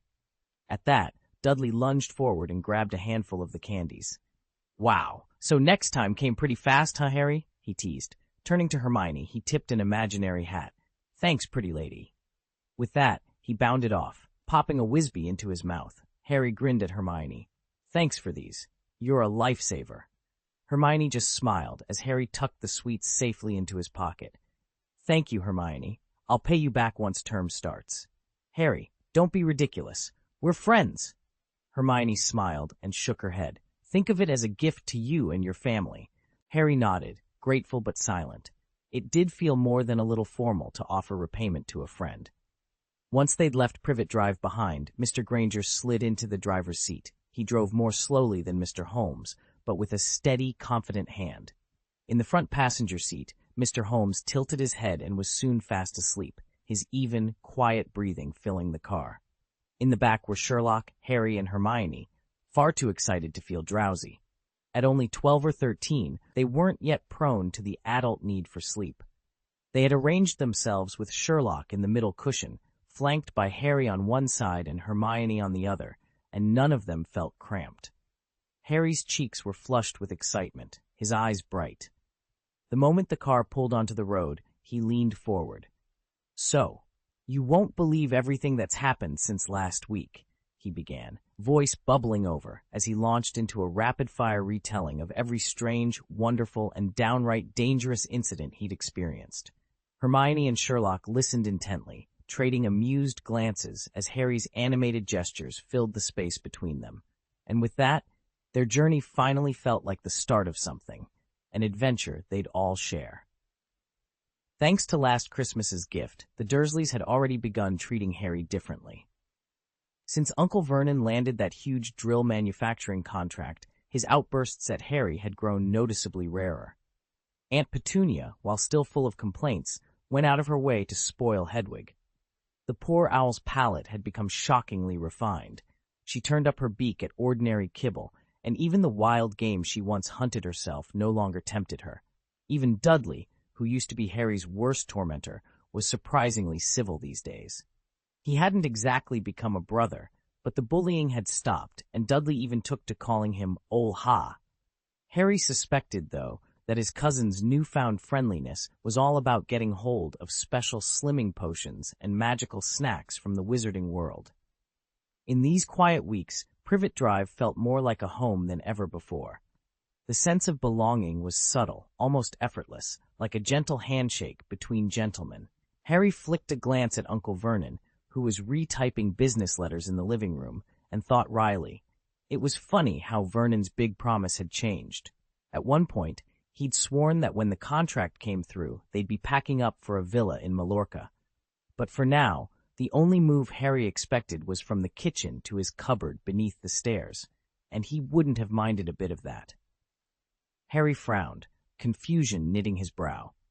But after the two of you left last time, he never brought it up again. He trailed off, frustration knotting in his chest. Everything had seemed nailed down, so why the sudden change of heart? He shifted in his seat and looked at Sherlock, silently begging for that trademark cascade of deductions. Harry loved hearing Sherlock's thought process laid bare, each hidden clue exposed, every inference made crystal clear. Most times he'd slap his forehead afterward and grumble, "It's so obvious, I should have seen that myself." Yet he never tired of Sherlock's insights. Today, though, Sherlock was stone-faced. He sat motionless, eyes glazed as he stared out the window, watching the trees rush by. Not a spark of curiosity, not a single note of his usual brilliance. Harry glanced at Hermione. She was leaning forward, her gaze intent on him, listening as though every word might contain the key to some grand mystery. The sudden spotlight made his cheeks burn. He cleared his throat and forced a wry smile. All right. So Hermione's prettier than me, got it." Silence. Sherlock's reflection drifted across the glass, distant and unreadable, and Hermione merely raised an eyebrow. Harry sighed, deflated. If they weren't going to help, it looked like he'd have to solve this one on his own. "All right, you two," Mr. Granger called from the front seat, his warm voice cutting through the car's silence. "If you're tired, go ahead and rest. We've still got a long way to go." Harry jabbed his shoulder with an elbow. "I'm fine. I'm not tired." At 12 years old, Harry had rarely traveled beyond Privet Drive. Aside from that very first journey to Hogwarts and Hagrid's brief visit when he was a baby, he'd never been on a proper road trip. The chance to be here now, hurtling toward unknown places, filled him with excitement. It felt as though even the air in the car tasted of freedom. For a while, he and Hermione chatted about Hogwarts, the new classes they'd sign up for, the spells they were eager to learn. But gradually, Hermione's voice trailed off. Glancing to his side, Harry found her snoozing against the window, her curls pressed against the glass. He couldn't help smiling. He shifted his gaze to Sherlock in the back seat. The older boy sat motionless, eyes distant, lost in whatever thoughts occupied him. Harry sighed and leaned back. This, he realized, was familiar territory. Silent companions drifting into their own worlds, just like during that long year at Hogwarts. He settled in, determined to savor every mile of the journey that lay ahead. Sherlock had a knack for falling into those impenetrable reveries, whether it was marvels from the magical world or an especially knotty puzzle. Once his mind clicked into gear, nothing short of a direct intervention could pull him back. Harry made no move to interrupt. Instead, he leaned back and watched the countryside drift past the car window. Rolling emerald hills gave way to rippling fields of golden wheat, while neat clusters of thatched-roof cottages dotted the landscape like jewels on a tapestry. Mr. Granger's driving was impossibly smooth. Harry barely felt a ripple in the road. After a while, Harry's eyes slid from the window and settled on the passengers beside him. Hermione's head had quietly drifted onto Sherlock's shoulder. She slept with her face turned just enough to show a gentle, contented smile, her breath soft, and even as if she were dreaming of something delightful. Sherlock, for his part, seemed wholly unaware. His gaze remained fixed on the scenery outside, his mind still racing through whatever mystery had captured him. The sight struck Harry as so absurdly sweet he fought back a laugh. From the front seat, Mr. Granger caught the moment in the rearview mirror and allowed herself a small, knowing smile. The world outside might as well have stopped, the two friends, each lost in their own thoughts, unaware of how perfectly their states of mind complemented one another. He parted his lips as if to speak, but hesitated, then let out a soft, silent sigh. The car glided along the winding road until, as it passed through a narrow mountain pass, it lurched unexpectedly. Hermione jerked awake. Blinking the sleep from her eyes, she realized, too late, that her head had been resting against Sherlock's shoulder. A sudden flush heated her cheeks, creeping from her earlobes down her neck. A second jolt sent her upright, her heart hammering in her chest. She cleared her throat, searched for something, anything, to say that might ease the awkward tension. But when she stole a glance at Sherlock, she found him utterly absorbed in his own thoughts, unmoved by her predicament. Hermione couldn't help a small, relieved smile. She remembered last year in the library how Sherlock would lose himself so completely in his work that without her to rouse him, Madame Pince would surely have thrown him out. Seeing him now in that familiar reverie, her embarrassment melted away, replaced by the quiet comfort of knowing him as well as she did. Chapter 148, The Burrow. After a night's sleep, Hermione awoke brimming with energy. Harry noticed her restless enthusiasm at once, and before long they were deep in conversation again. This time, however, they focused on what awaited them at the Weasleys' home. Both of them, having grown up in Muggle families, were alive with curiosity about daily life in a wizarding household. Even after a full year of magical education, the world of pureblood families still felt wonderfully mysterious and full of promise. Hermione tilted her head, listening to Harry and Ron in the back seat.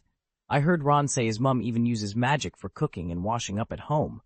Harry shrugged. "If you think about it, such chores aren't that hard with charms. It's just, we can't do it yet." Ginny, squeezed in beside Harry, sighed wistfully. "Sometimes I really envy Ron. He actually has a home to come back to." Hermione glanced at Harry. He looked a little deflated, and she reached over to squeeze his arm. "Oh, Harry, he's told me more than once that he envies you, too." Harry managed a small smile. Hermione, eager to cheer him up, jabbed gently at the air. "You know, with 5 older brothers, Ron always felt overshadowed. He wished people would notice him the way they notice you." Harry's smile faltered. He stared out the window. "I don't want to be noticed," he said quietly. "I just want to see my mum and dad." Hermione's face fell. I'm sorry," she stammered, cursing her loose tongue. A hush settled over the car until Mr. Granger called from the driver's seat. "Hang on, you lot. I'm sure we're nearly there, though I confess I might be a bit turned around." They wound along narrow lanes, hedgerows closing in on either side, until at last Mr. Granger pulled over. "Right, let's try that lane again," he said. Beyond the hedge, the burrow waited, warm, welcoming, and unmistakably home. They arrived at the so-called Holy Village and immediately felt out of place. Instead of winding cobblestone lanes and ancient cottages, there were only rolling green hills and broad, fertile meadows. A soft breeze sent waves rippling through the tall grass, so perfect and still it hardly seemed inhabited. As the car slowed to a halt, the sudden hush pressed in all around them. In the front passenger seat, Mr. Granger winced at the embarrassed tinge in Hermione's voice. She just said something awkward to Harry, and he cleared his throat, ready to smooth things over. But before he could speak, Sherlock's voice rang out from the back seat with uncanny clarity.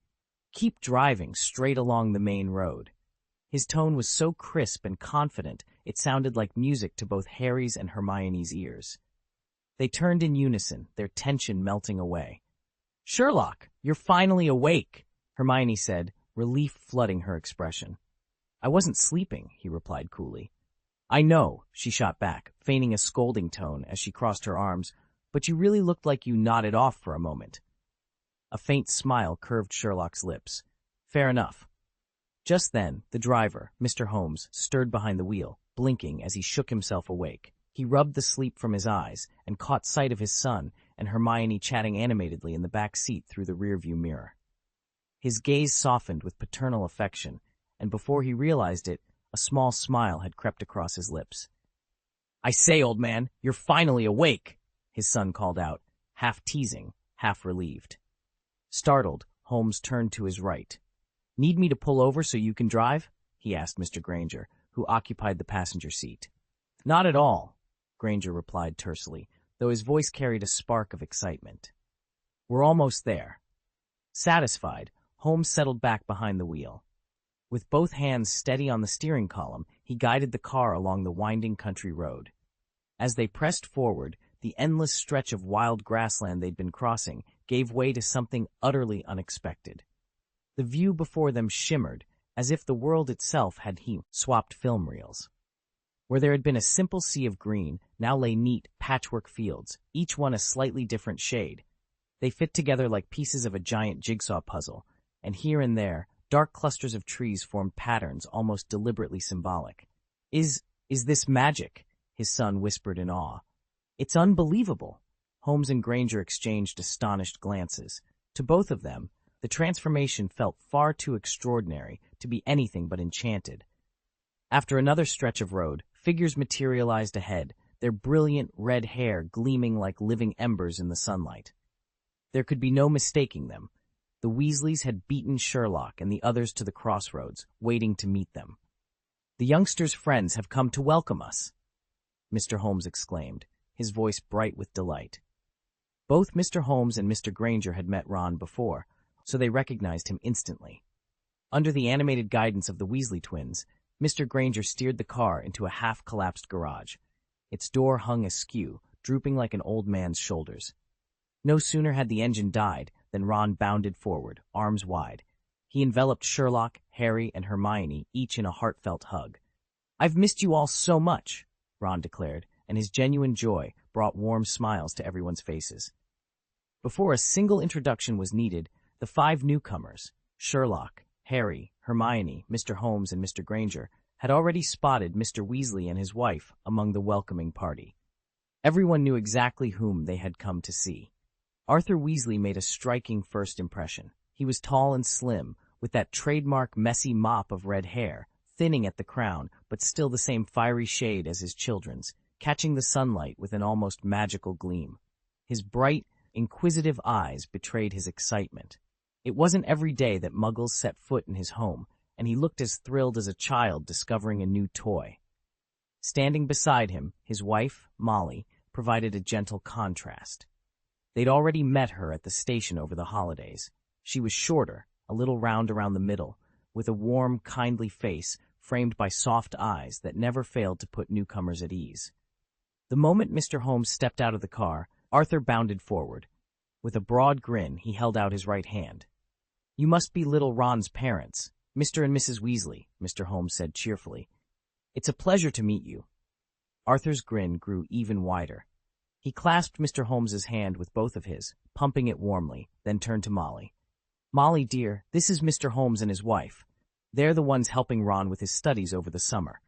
Molly gave a gracious nod and stepped forward, smoothing her apron. "So wonderful to have you here. Please, come in. Tea's just about ready." Hermione Granger stood beside him, beaming. "You're the first Muggle to ever set foot here. Welcome to the Burrow." "The Burrow?" Sherlock's brow furrowed at the name. His eyes swept across the gathering Weasleys as though he were scanning for hidden clues, and in moments he'd pieced together more than most would in hours. The man, tall, thin, balding, early 40s, stooped slightly, his posture betraying long days and tighter purse strings. Yet his bright, curious gaze spoke of an insatiable thirst for knowledge. The dark circles under his eyes weren't far off Sherlock's own. He must have been working overtime lately. Beside him stood a shorter, plump woman, also in her early 40s. The flour-dusted apron she wore and the warm kindness radiating from her told Sherlock she prided herself on family life. Her hands, rough from endless cooking, still bore faint vegetable stains under the nails. And the way she exchanged a soft, affectionate smile with her husband, no doubt they'd shared a sausage supper not long ago. Sherlock hardly needed to analyze the others. He already knew Percy, the prefect with hoop earrings glinting beneath his neat hair, the mischievous twins straining at the edges of their match, grins, and of course, Ronald Weasley himself. No further deduction was necessary. He turned back to Hermione, masking his observations behind a polite nod. The Burrow, whatever it was, promised an evening far removed from his usual London haunts. However, Percy actually had a girlfriend? That came out of nowhere. Judging by the Weasleys' reactions, no one else was in on the secret. At the same time, the youngest Weasley girl caught his eye. She crouched behind Mrs. Weasley like a timid rabbit, revealing only half her face as she peered out at the guests. Every so often, she'd dart a curious glance around the room. Dressed neatly, with her hair slicked back and a pretty clip securing her bangs, she clearly cared about making a good impression. And from the way she kept sneaking looks at Harry, she seemed particularly interested in one of our party. After surveying the family, Sherlock's attention drifted to the Weasley home itself. Were it not for magic, its construction would have defied all reason. The house rose several stories tall, yet each floor appeared to be precariously offset, as if a child had stacked blocks without any regard for balance. The entire structure leaned and tilted in ways that would have brought a normal building, or a simple tower of bricks, crashing down in an instant. It looked nothing like an ordinary house. It simply defied all sense. Yet after a year at Hogwarts, Harry recognized the clues. Beneath the whimsical additions lay the shell of an old stone pigsty. Powerful enchantments had stacked room upon room, transforming a humble sty into a delightfully ramshackle home. A crooked sign swung above the low doorway, announcing in faded letters, "The Burrow," exactly as Mr. Weasley had called it. A perfectly fitting name for a house that seemed to have grown spontaneously from the earth. As they stepped inside, Ron's pace faltered. He hunched his shoulders and cast uneasy glances at his three companions. "It's not very nice, is it?" he murmured, voice barely audible. Harry's face lit up with a beaming grin. "It's wonderful," he said, eyes sparkling. To him, this cozy, lively place was infinitely more inviting than the drab, stifling rooms of Privet Drive, a true haven brimming with warmth and life. Hermione nodded eagerly, her eyes alight with wonder as she took in every crooked beam and overgrown garden path. "They call it the Burrow, but I've never seen anything quite like it. There's a quirky kind of charm here." Ron let out a relieved sigh. Finally, his friends were appreciating the place the way he did. When all three pairs of eyes shifted to Sherlock, he paused at the top of the front steps, took in the ramshackle facade, and delivered his verdict. "Honestly, it's not very good." Harry's jaw dropped. Hermione pressed a hand to her forehead, cheeks flushing. Ron just groaned. Chapter 149, From Herb Garden to Garden Gnomes. Sherlock Holmes has never been much for small talk. His insistence on absolute truth, without regard for atmosphere or other people's feelings, often leaves him blundering through social situations. So when Ron Weasley casually asked for his opinion of the Burrow, Sherlock merely swept his sharp gaze over the ramshackle house and declared, "It's decidedly subpar." Harry, Ron, and Hermione exchanged horrified looks as Sherlock proceeded to elaborate in his trademark clinical tone. "The layout is haphazard, the rooms feel cramped, and ceiling heights are insufficient. The top-floor bedroom is positively claustrophobic. I wouldn't be surprised if anyone entering bumped their head. I also count 5 chimneys, which suggests only the kitchen and main living room have fireplaces.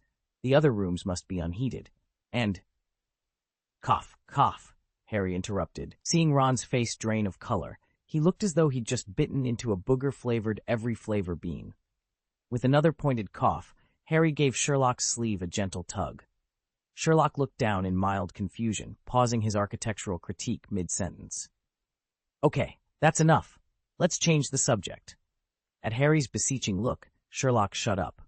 Both Harry and Hermione exchanged relieved glances and sighed in unison. Harry, in particular, was internally grateful. Sherlock excelled at everything, except minding his tongue. After all, Ron was far too sensitive and Hermione far too proud to handle Sherlock's brutal honesty gracefully. Even Harry, with his naturally easygoing temperament, sometimes needed time to recover from his friend's blunt observations. Thankfully, only the 4 of them had heard. It would have been mortifying if Mr. and Mrs. Weasley had overheard, let alone Fred, George, or Percy. Ron, suitably chastened, wisely vowed not to give Sherlock any more easy openings for unsolicited commentary. They moved on into the backyard, where a weathered stone hut stood cloaked in moss. In the cracks of its ancient walls, tenacious blades of grass poked through stubbornly, giving the place a quietly defiant air. The heavy wooden door swung on its hinges with a welcoming creak, as though inviting visitors inside. Sherlock gave it a quick once-over and announced, "The Weasleys' broom shed." Beyond that, an expansive, delightfully unruly garden stretched into the distance, the famous herb garden of the burrow. For everyone in the group, Sherlock included, this was their first time setting foot in the Weasleys' home. Their eyes danced from one curious sight to the next. Sherlock himself and Hermione Granger couldn't stifle low murmurs of astonishment as they took it all in. Harry, watching them, felt a contented smile rise inside him. This was what a garden should look like, wild, overgrown, and teeming with life. The Dursleys would have been appalled. Here, the grass grew long and untrimmed, and weeds curled through every flower bed. But that was part of its charm. Gnarled trees with twisting roots clung to the garden wall, their ancient branches forming a leafy canopy overhead. Strange, unfamiliar blossoms burst from the undergrowth, perfume mingling with the earthiness of herb patches that stretched in neat, verdant rows. A sturdy stone well, its rim worn smooth by countless hands, stood sentinel amid the greenery. Beyond it, apple trees rose tall and knotted, heavy with fruit, while deep red vines curled around wooden trellises like living lanterns. All around them, nature sounded and stirred. Cicadas droned a lazy chorus in the leaves, fat wasps dozed on the petals of peonies, and suddenly a barn owl launched itself from the lawn, wings beating a silent rhythm as it ascended into the pale afternoon sky. In that moment, Harry knew he'd never again see a garden so perfectly alive. The stretch of garden surrounding the large green pond was utterly enchanting. Above the winding water, broad, glossy leaves formed a natural canopy, arching high like the skirts of dancers frozen mid-twirl. White blossoms ed out from between the layers of foliage, some open in full, graceful bloom, others shyly curled in bud like pearls, stars in a darkening sky, or beauties freshly emerging from a bath. Beneath them, frogs hopped from pad to pad, their soft croaks punctuating the tranquil air. Harry's eyes shone wide with wonder, as though two brass bells had sprung to life in his head. He leaned forward, inspecting every nook and ripple, determined to lock each detail into his memory. Hermione, by contrast, furrowed her brow as she wandered more deliberately, her mind racing through the subtle contrasts between wizarding gardens and those maintained by muggles. When they reached a grassy clearing at the very center of the grounds, Mr. Weasley came to an abrupt halt. The others paused, exchanging curious glances, as he cleared his throat and addressed Mr. Holmes and Mr. Granger, who led the little party down the pebble path. "In the wizarding world," Mr. Weasley began, "there's a creature called a gnome, often referred to as a garden gnome. You'll typically find them burrowing around a wizard's garden. Spot them among the flowers, and you can be almost certain a wizard lives close by." Sherlock Holmes let his ever-present eyebrows rise. He surveyed the pond, the lilies, even the hopping frogs, as if expecting the small creatures to emerge and wave hello. Then he turned back, a faint, wry smile on his lips. "What a fortuitous discovery," he said. "Exactly the kind of creature I was hoping to encounter. There are real gnomes in our garden, too." Mr. Holmes's eyes lit up at this, and he laughed. "Ah, so those little statues with the pointed hats and fishing rods aren't the real things?" Mr. Weasley grinned broadly, leaning forward as if he couldn't wait to explain. No, those are merely garden decorations. Chubby little Santas in disguise, really. You know the kind, short, stocky figures with bright red hats, often clutching a fishing rod or peering into a lantern." He mimed the statue's poses, hands fluttering as though hooking invisible fish, and everyone around the table broke into laughter. Mrs. Weasley wiped tears of amusement from her eyes. "But those," he continued, gesturing at the muddy beds beyond the patio, "are actual garden gnomes. Live ones." A mischievous smile crossed Mr. Weasley's face as he turned to his eldest twin. "George, I'm not George," the boy protested. "I'm Fred. Honestly, Father, you'd think after nearly 20 years you'd tell us apart." Mr. Weasley feigned shock. "Oh, forgive me, Fred, George." "You're messing with me," the boy shot back, folding his arms. "We're not gods, you know," his brother chimed in from behind him. "We're identical twins." Mr. Weasley held up a hand. Enough. Which one of you is going to show our guests the garden gnomes when I ask? Fred, George, looked at his father, then at his brother, then back at him again. At last, he sighed dramatically. Fine. I'll do it. He led the way out the kitchen door, trailed by curious visitors. Mrs. Weasley shook her head with a fond smile. Honestly, boys these days. As the twins disappeared into the drift of potato plants and turned to fetch a real wriggling gnome, Mr. Holmes rose, eyes twinkling with anticipation. The evening's entertainment, it seemed, was just beginning. Molly Weasley saw Arthur growing flustered and planted her hands on her hips, her voice sharp with authority. Even surrounded by taller family members, she suddenly filled the garden with an unmistakable air of command. Honestly, you two are giving me a headache! Arthur opened his mouth to protest, but before he could get a word out, their twin son George, ever bold, muttered something under his breath, and in a blur of motion dashed off into the flower beds. He vaulted over tulips and daffodils like a fleet-footed monkey, crouching low as he wove between blossoms, his eyes darting this way and that. Everyone watched, bemused, as George crept toward a dense patch of peonies. Then, with a grin, he thrust his head into the thick foliage. The bushes rustled, violently, branches snapping back and petals flying, until George finally emerged, triumphant, clutching something in his right hand. Look, he announced, holding his arm aloft. This is a gnome. A high-pitched shriek cut through the air as the small creature twisted and squirmed in George's grasp. Let me go! Let me go! It wailed, its voice as grating as rusty hinges swinging open, echoing across the Weasley backyard. Though Sherlock, Harry, and Hermione had studied garden gnomes in their textbooks, none of them had ever seen one in the flesh. They did their best to maintain composure, but bright sparks of wonder danced in their eyes. Mr. Holmes and Mr. Granger, by contrast, were utterly transfixed, frozen in astonishment, staring as if they'd stumbled on a living myth. The little creature in George's arms bore no resemblance to the chubby Santa-clad figures they'd half imagined. Barely a foot tall, it had a head so large it looked ready to topple off its slender neck with the slightest jostle. Its squat, gnarled feet, like tiny potatoes sprouting stubby legs, wriggled furiously as it struggled. This was the genuine article, just as Mr. Weasley had warned. Not a quaint garden ornament, but a feisty, fully grown gnome of the wizarding world. Even in George's firm grip, the gnome refused to stay still. It kicked and thrashed, its high-pitched shrieks slicing through the air. "Let me go, you great oaf!" it screamed, voice cracking like a rusty hinge. And all the while its oversized head bobbed side to side, as though praying for an escape. Everyone watched, stunned by the creature's raw restlessness, and by the realization that real magic could be far more peculiar than any textbook description. George made sure everyone had a clear view of the garden gnome before grabbing its ankle and flipping it upside down. Now dangling headfirst, the little creature's limbs flailed wildly, its knitted cap slipping askew. "We usually start this way," George explained with a grin.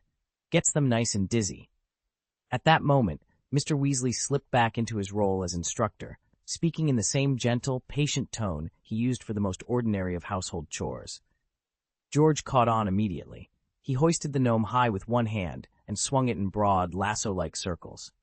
The creature spun faster and faster, a sharp whooshing sound rising as centrifugal force took hold. The gnome's shrieks grew even shriller, as if the spinning threatened to tear it apart. Across the lawn, the two guests watched in astonishment. Mr. Weasley's smile only widened. He was clearly delighted by their reactions. "Don't worry, this won't hurt them. It just scrambles their sense of direction so they can't find their gnome hole." At that, George Weasley released his grip. With one powerful swing of his arm, the garden gnome he'd been holding sailed some 20 feet and landed with a soft plop behind the far hedge. A few moments later, it popped to its feet, wobbled uncertainly, and scuttled off into the brambles at the very edge of the field. Mr. Holmes and Mr. Granger watched in open-mouthed astonishment. Neither of them had ever encountered creatures quite like these before. Harry, despite being a wizard from a Muggle family, looked equally surprised. Only Sherlock and Hermione sat unaffected. Their noses buried in books had prepared them for garden gnomes. "Lame," Ron Granger muttered, peering at the hedge. "I bet I could chuck one right over that tree stump." George ignored his younger brother. Flipping himself nimbly over the garden fence, he called back, "It'll just come right back, you know." Fred Weasley shrugged. "They like it here. Dad's far too lenient with them." Mr. Weasley chuckled. "Oh, come now. You can't deny they're entertaining." The twins exchanged a helpless shrug and settled back to watch the gnomes at play. Clearly, the others didn't share his view. Yet both Mr. Holmes and Mr. Granger inclined their heads in agreement. "Well said," Holmes observed. "How fascinating," Granger added, her curiosity clearly piqued. Chapter 150, A Man is a Boy Until He Dies, for Mr. Holmes and Mr. Granger, both encountering real magical creatures for the very first time. A visit to a wizarding household felt utterly new and enthralling. Mr. Weasley, already captivated by all things non-magical, was delighted by their wonder and matched it with boundless enthusiasm of his own. It really was a two-way street.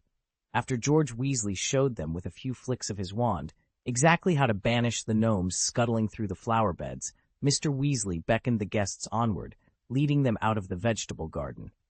Beyond it rose a gentle hill, topped by a small paddock and an orchard. To many, a hillside with a few grazing animals and fruit trees might seem ordinary, but for the Weasleys, its true purpose was much more exciting. Whenever their children were home from school, the slope transformed into an impromptu Quidditch pitch.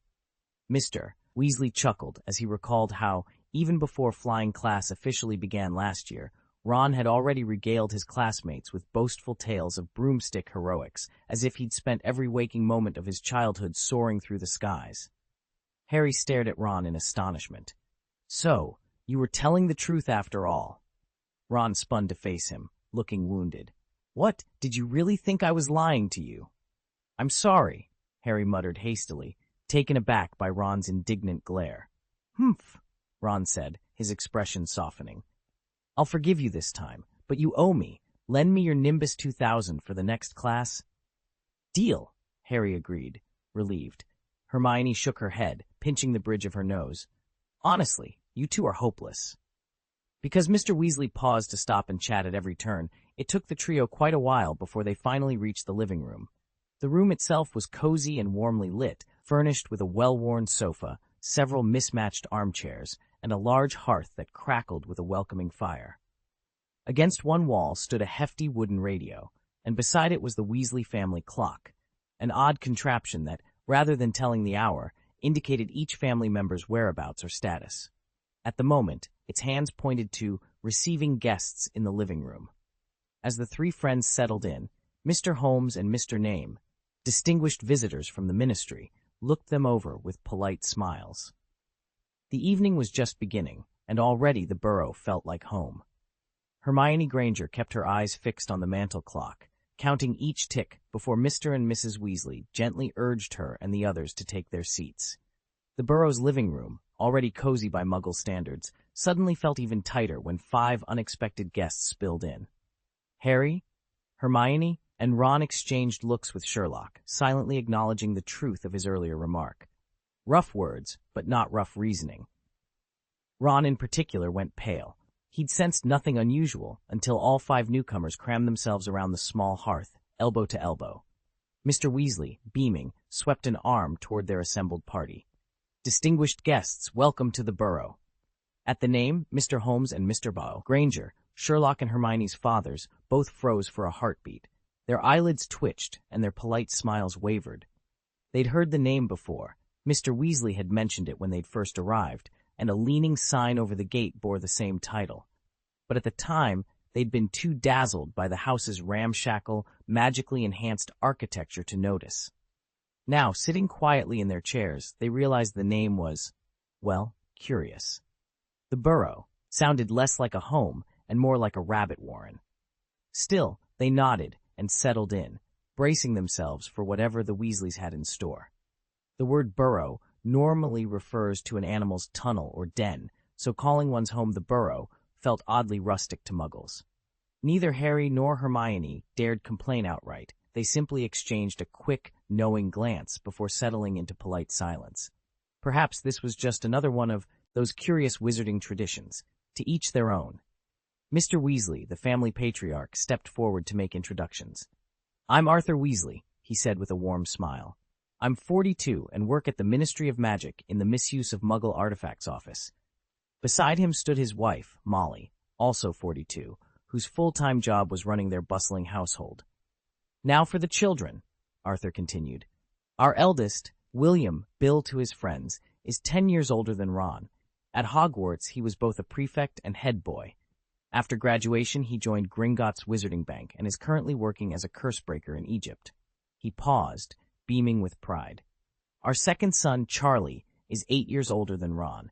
He, too, served as a prefect and captained the Quidditch team. As soon as he left school, he went off to Romania to study dragons.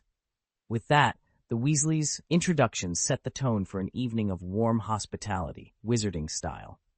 Percy Weasley, the third son, is 4 years Ron's senior. Like Ron, he's still at Hogwarts, only he's earned the privilege of wearing the prefect's badge. Next come the twins, Fred and George, 2 years older than Ron. They're notorious pranksters, but not yet old enough to hold prefect status.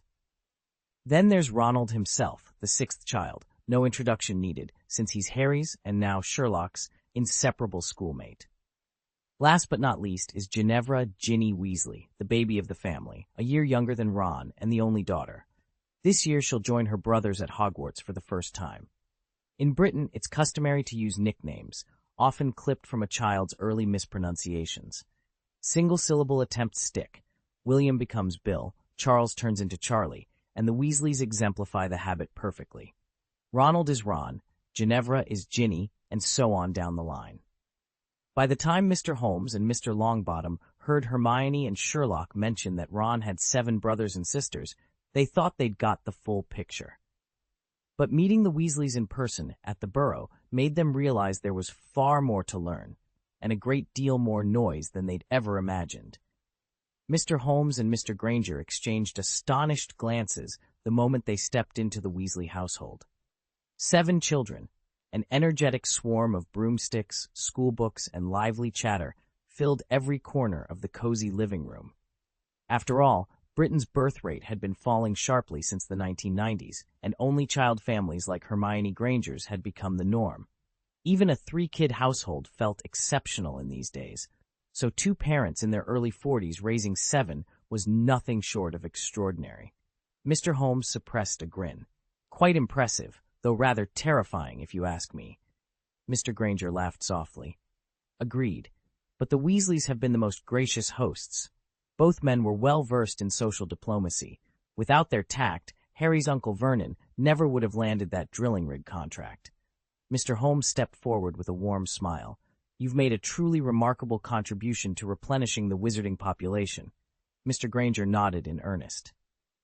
And I think the Ministry of Magic should award Mrs. Weasley an honorary medal for motherhood. 7 children, no small feat these days. Molly Weasley's cheeks flushed with delight, and Arthur's face lit up with pride. The ice thoroughly broken, the 2 families settled into easy conversation, as though they'd been old friends for years. After a few more polite words, Mr. Holmes caught Sherlock's expectant look and said, "Why don't we let the children explore the grounds for a while? They must be getting antsy sitting around adults all day." "Good idea, Mr. Holmes," Mrs. Weasley agreed with a smile. She turned to Ron. "Why don't you show your friends around, dear?" At the mention of an adventure, Ron practically leaped to his feet. He grabbed Sherlock's arm, then Harry's, and bolted out of the room. Hermione, after a quick nod to the grown-ups, hurried to catch up with them. Percy, Fred, George, and Ginny didn't waste a second either. They slipped out behind her. Suddenly, the parlor felt cavernously empty. Mrs. Weasley rose and brushed imaginary dust off her apron. "Arthur, you and our guests carry on talking. I'll go fetch some refreshments." Left alone, Arthur Weasley, Mr. Granger, and Mr. Holmes settled back into their chairs, their conversation taking on a new zeal. Mr. Holmes leaned forward. "Mr. Weasley, Ron mentioned on his last visit that you own a flying car. Is that true?" Mr. Granger's eyes lit up at the question. In fact, aside from checking on their children, the trio had come all the way across Britain for exactly that reason, to catch a glimpse of the legendary Weasley family car. Arthur Weasley stood in the dimly lit garage, his eyes dancing with excitement as he motioned toward a battered, rust-spotted vehicle parked at the far end. Beside him, Mr. Holmes and Mr. Granger leaned in, curiosity sparking in their expressions. To be honest, Arthur began in a low voice, glancing anxiously at the closed door, hoping Mrs. Weasley was occupied upstairs. I haven't even had the chance to take this baby for a spin yet. Holmes raised an eyebrow. You bought this rust bucket just to tinker with its engine? Arthur grinned, unable to contain his pride. I told Molly I wanted to study its internal workings. The truth is, he paused for dramatic effect, then beamed. I enchanted it to fly. Holmes and Granger exchanged a look and then gasped in unison. You can't be serious. A flying muggle car? Show me. Can you make my rover take off like that too? Before Arthur could answer, Granger snorted. Honestly, Holmes, acting like a giddy schoolboy isn't going to win you any points. Holmes gave him a mock glare. And you sound like a cranky turkey. Would you prefer silence so we can hear Arthur's mad boast? Quiet, Arthur hissed, wagging a finger at them. Molly must never find out about this. Granger chuckled, lowering his voice. All right, you've got our attention. Now, how exactly did you manage to keep this legal? Arthur stepped back, placing both hands on the car's hood as though introducing a prize stallion. Simple. As long as I never intend to fly it, at least not on official record, it's perfectly within regulations. In the eyes of the Ministry, it's just a muggle vehicle. But in practice, he snapped his fingers. With a soft hum and a shower of sparks, the car lifted an inch off the ground, floating as if on air. Holmes and Granger burst into applause, eyes wide as saucers. Extraordinary, Holmes breathed. Pure genius. Arthur allowed himself a satisfied smile. Now, let me show you how the controls work before Molly comes back down. And gentlemen, mind your language. He slapped Granger lightly on the arm. One more mad turkey, and I'll hex you so you actually look the part. The three men crowded around the driver's seat, their excitement palpable. Outside, the wind whispered through the old garage's cracks. Inside, a muggle motorcar hovered peacefully, waiting for its first real test flight. Do you want to see it? Ron asked, darting a mischievous look at his three companions. Absolutely, they chorused. Come on, let's go. Careful now, follow me this way. Ron grinned as he led them down the hallway. Despite being full-grown fathers themselves, the three men scampered along like schoolboys, excitement shining in their eyes. As Mrs. Weasley entered bearing trays of juice, she paused in the empty sitting room and called out, Where have they all gone? Ron and his friends flooded into the kitchen. Ron clapped his hands together. First things first, let's eat something. Sherlock, you'd better thank your dad or we'd still be wandering around his workshop trying to find this place. He sighed theatrically, then handed each of them a slice of warm, freshly baked bread. Mum made these early this morning. Over here are homemade jams, berry, apricot, even a tangy citrus, plus plenty of creamy butter. Mix and match as you like. Sherlock ed the bread, his gaze roaming over the kitchen's tidy counters and gleaming appliances. It's clear you spend a lot of time here, he observed with a casual nod. Ron laughed. Ha! You could say this kitchen's my second home. You got it right again, Ron announced triumphantly, just as he was spreading jam on a slice of bread. He handed the toast to Harry, then turned to Sherlock with an exasperated look. I know you're probably going to laugh, but how did you figure that out? I mean, we do have a living room, don't we? Harry and Hermione exchanged curious glances, equally puzzled by Sherlock's deduction. Sherlock simply smiled and motioned toward the corridor they had just walked down. First, the location, he began. That room sits behind the main house, yet it provides direct access to both the front and back gardens. It's essentially the central hub of the property. Second, look at the wear patterns on the wooden furniture in there. The table edges are worn smooth, and the chairs are polished to a shine where people sit most often. Those signs of frequent use tell me your family spends far more time in that room than in the formal living room. And, well, you do eat a lot of jam on toast. Ron's unimpressed expression said it all. Sherlock had once again unraveled the obvious. But nobody could deny the logic of his observations. Chapter 152, CC and the Ghoul. Just because Ron can polish off an entire roast doesn't mean you need to camp out in the kitchen all day, Sherlock chided, ignoring Ron's crimson cheeks. He nodded toward a clock on the opposite wall. And if you'd care to look at that timepiece, you'll see exactly what I mean. Harry and Hermione turned and took in the peculiar device. Much like the oversized clock in the sitting room, this one didn't tell time in the usual sense. It had a single hand, no numerals, and instead of hours, it was marked with phrases like tea time, feed the chickens, and you're late. Sherlock's eyes sparkled as he explained, "These details are enough to conclude that, contrary to appearances, the kitchen, not the living room, is your family's real social hub." "That's brilliant," Harry exclaimed. "Sherlock, your powers of observation are even sharper than a year ago." Sherlock allowed himself a small, satisfied smile. "Indeed," he agreed. "And, if you'll pardon a touch of biology, at our age it's entirely normal for certain abilities to refine themselves over time."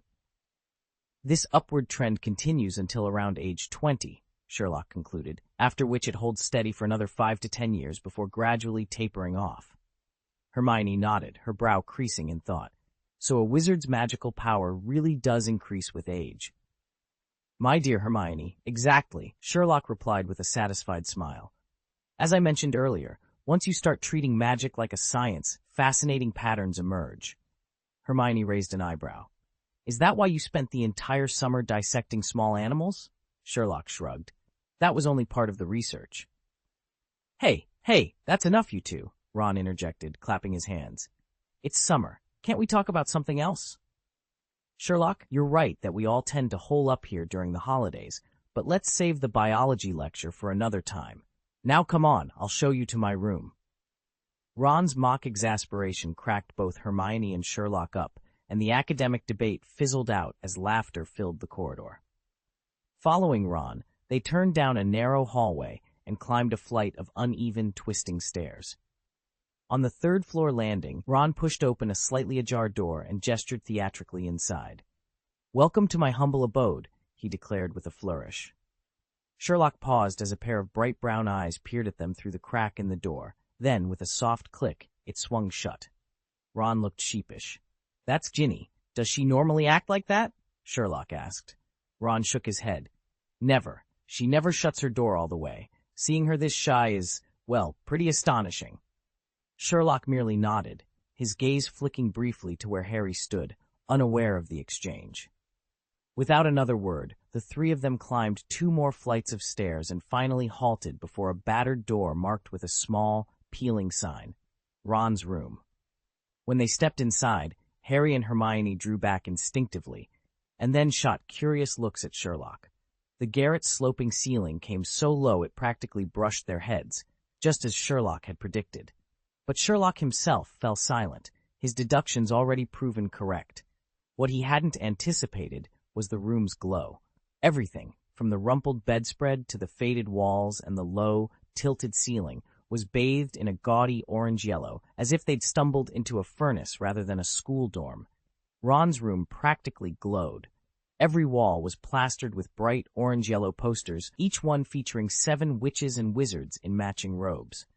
A pair of oversized letters, CC, hovered above a speeding cannonball, their colors so vivid it felt like light pollution. "These are the Chudley cannons," Ron announced proudly, pointing to the bedspread, which was the same shade of orange. "They last won the League Cup way back in 1892. This season they're sitting in 9th place. Sherlock tore his gaze away from the posters and began to take in the rest of the room. In one corner, magic textbooks were piled haphazardly.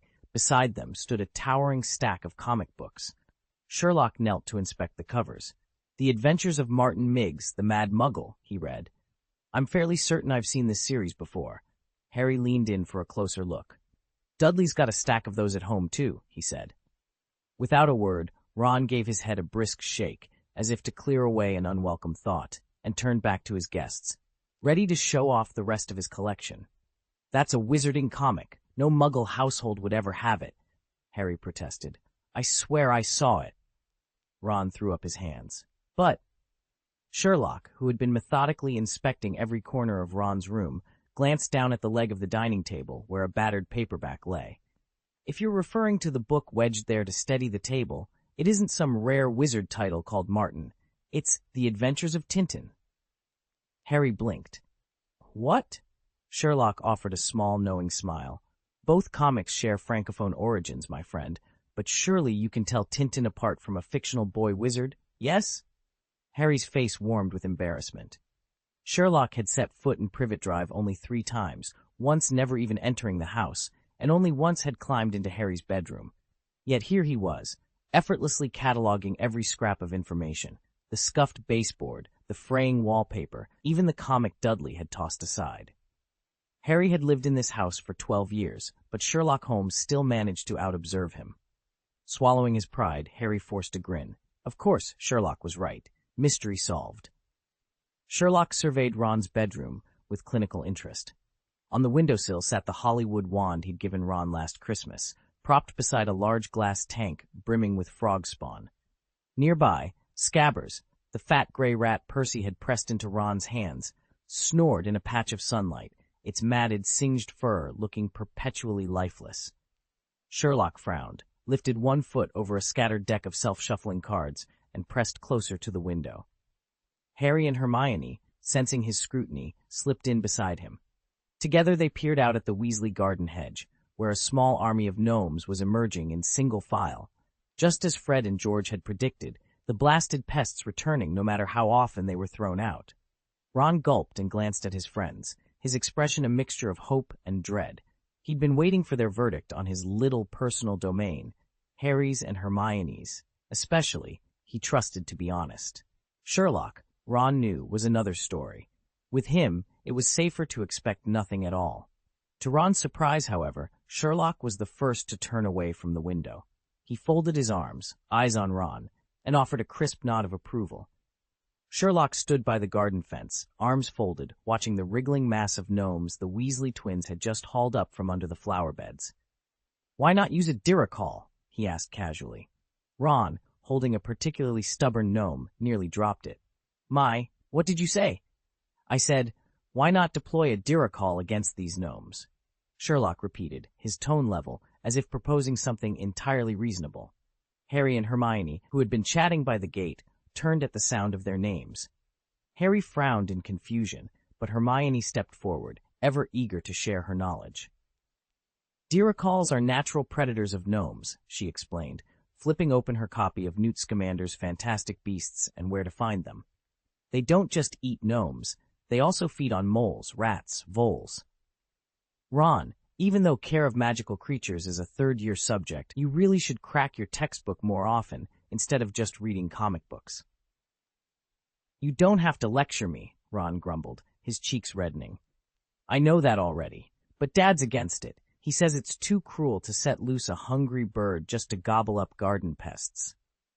Hermione bit her lip as she thought of the gnomes twisting, and squealing in the twins' grip. Mr. Weasley's concern weighed on her. Perhaps a bit of sympathy was warranted. But Sherlock merely scoffed at her hesitation, his dark eyes cold. "Meaningless, cheap sympathy," he declared. "We're dealing with vermin. Eradicate them, or they'll ruin the entire greenhouse." A hush fell over the group, broken only by the muffled squeals of the captured gnomes and the distant call of a blackbird settling into an oak. "Mr. Pye," Weasley pointed out toward the garden, his brow furrowed. "Gnomes dig non-stop, munching on roots, leaving piles of earth and holes everywhere.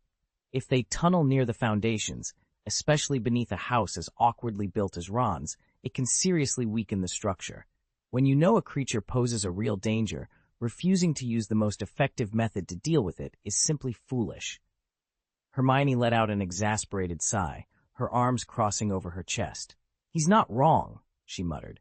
"Mum has begged Dad to do something about the gnomes more times than I can count, but he just watches them all day, fascinated by their little wriggles. It's like he thinks they're entertainment."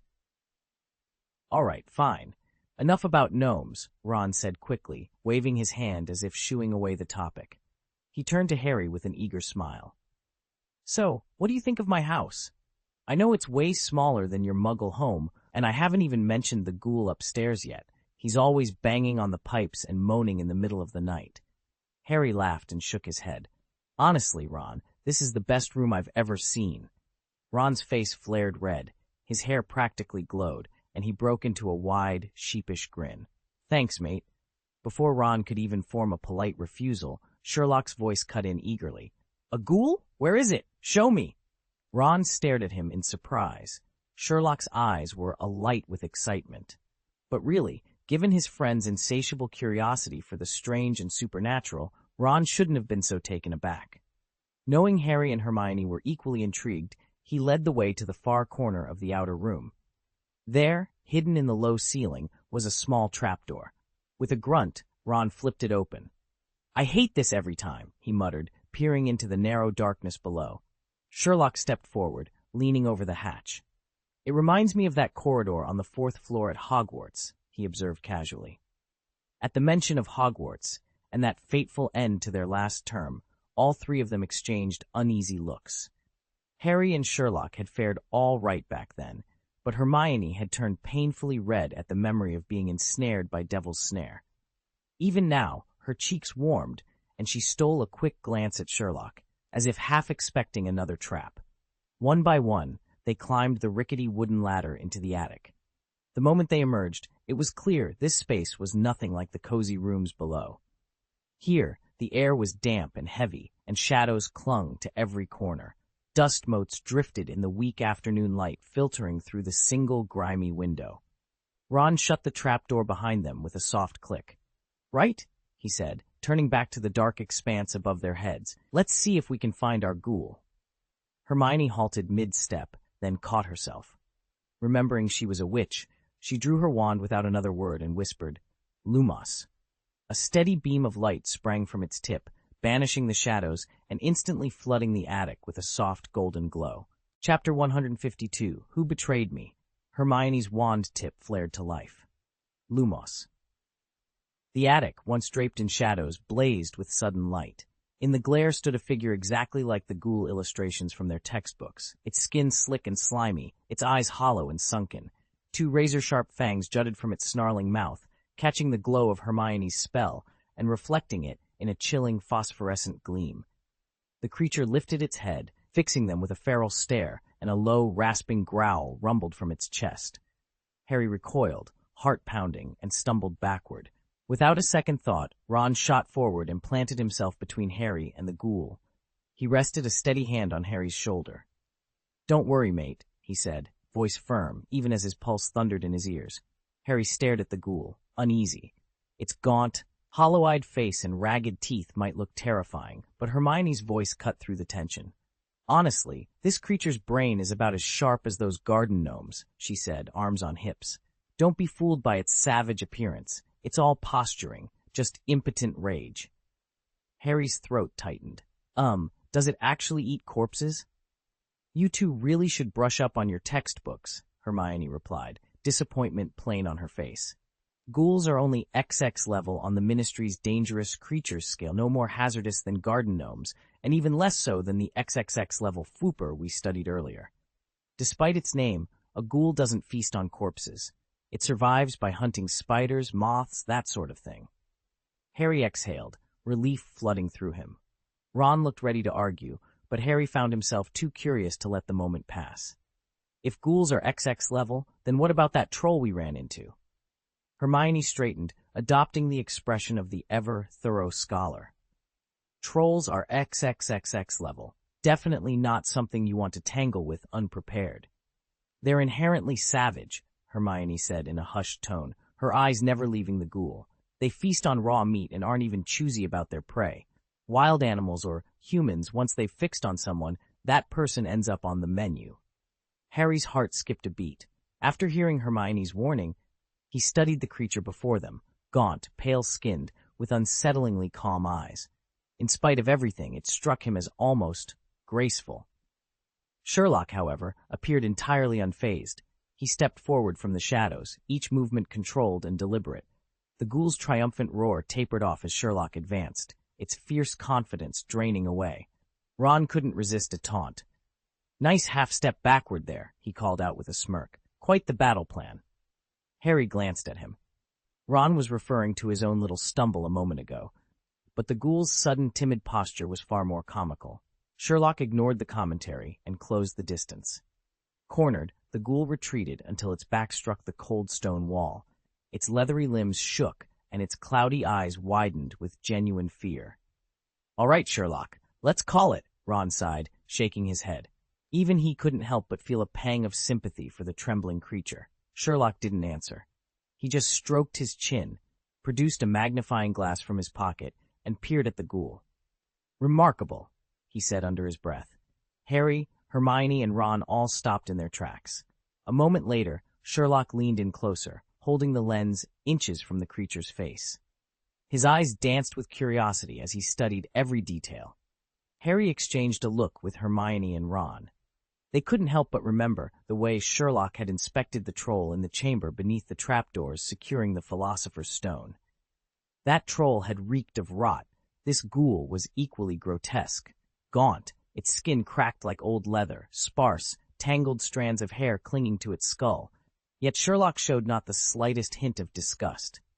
Unaware of his friend's reactions, Sherlock moved around the ghoul, taking in Tess's distorted features. A flattened, crooked nose, a smear of foul mucus at the corner of its mouth, and jagged, yellowed fangs stained with old blood. He didn't miss a thing. Its gaunt, scaly hands, tipped with jet-black claws, scraped against the attic floorboards, emitting a harsh, bone-chilling rasp. No wonder Harry had bolted the moment he laid eyes on it. Up close, the creature was every bit as grotesque and as compelling as rumor had promised. Sherlock lingered for a moment, drinking in the sight, then straightened and turned to Ron. "So you actually keep this thing as a pet?" He'd already arrived at the conclusion, but he relished hearing it confirmed. Ron scratched his head, staring at the floor in mild embarrassment. "Yeah, more or less. Mum says it wards off unwanted visitors. Only problem is, when the house gets too quiet, it starts banging on the pipes, keeps her up half the night." Sherlock offered a small, appreciative hum. "Let's be on our way, then." He climbed down the ladder with barely concealed reluctance. If the Weasleys treated their attic ghoul as little more than an eccentric nuisance, Sherlock might have petitioned to take it off their hands. Imagine the thrill of dissecting those sinewy limbs, charting the creature's anatomy bone by bone. Harry and Hermione enjoyed magical beasts, certainly, but neither shared Sherlock's ravenous curiosity. And Ron, well, if Sherlock hadn't asked to see the attic, Ron never would have thought to show him. With a parting nod, Harry tucking his robes in around the ladder, Ron glancing back at the shadowed corner where the ghoul crouched, they descended into the warmth of the Weasley drawing room. The echo of clawed hands on wood trailed behind them, a reminder that some mysteries were best left undisturbed. When they returned to the burrow that evening, Molly Weasley had already laid out everyone's sleeping quarters. Godric's Hollow remained some distance away, and after a full day on the road, they were all more than ready to stop moving. Mr. Granger, who'd driven almost the entire way, looked as though a particularly vicious devil's snare had latched onto his limbs. His eyelids drooped, and every step was leaden. Though the others were less obviously spent, each could feel the tide of fatigue lapping at their minds and bodies. Seeing this, Mr. Weasley cheerfully proposed they stay the night and set off for the old Potter family home after a hearty breakfast. It was exactly what everyone wanted. Hermione, being the only witch among the guests, would share a room with Ginny. Mr. Holmes took the spare once occupied by Bill, Mr. Granger claimed Charlie's former bedroom, and Sherlock and Harry bunked together in Ron's. Ron himself went off to find Percy and show him his unexpected house guests. No one raised an eyebrow at the plan. It suited them perfectly. Dinner in the Weasley kitchen was everything one might hope for. Warm hearth, endless plates of roast, and the comforting hum of friendly chatter. Yet just as the last potatoes were being passed around, Mr. Weasley mentioned, as though it were the most everyday of matters, that a ghoul was said to dwell in the burrow's attic. Holmes froze mid-forkful, eyes glinting with sudden interest. Granger's mouth fell open.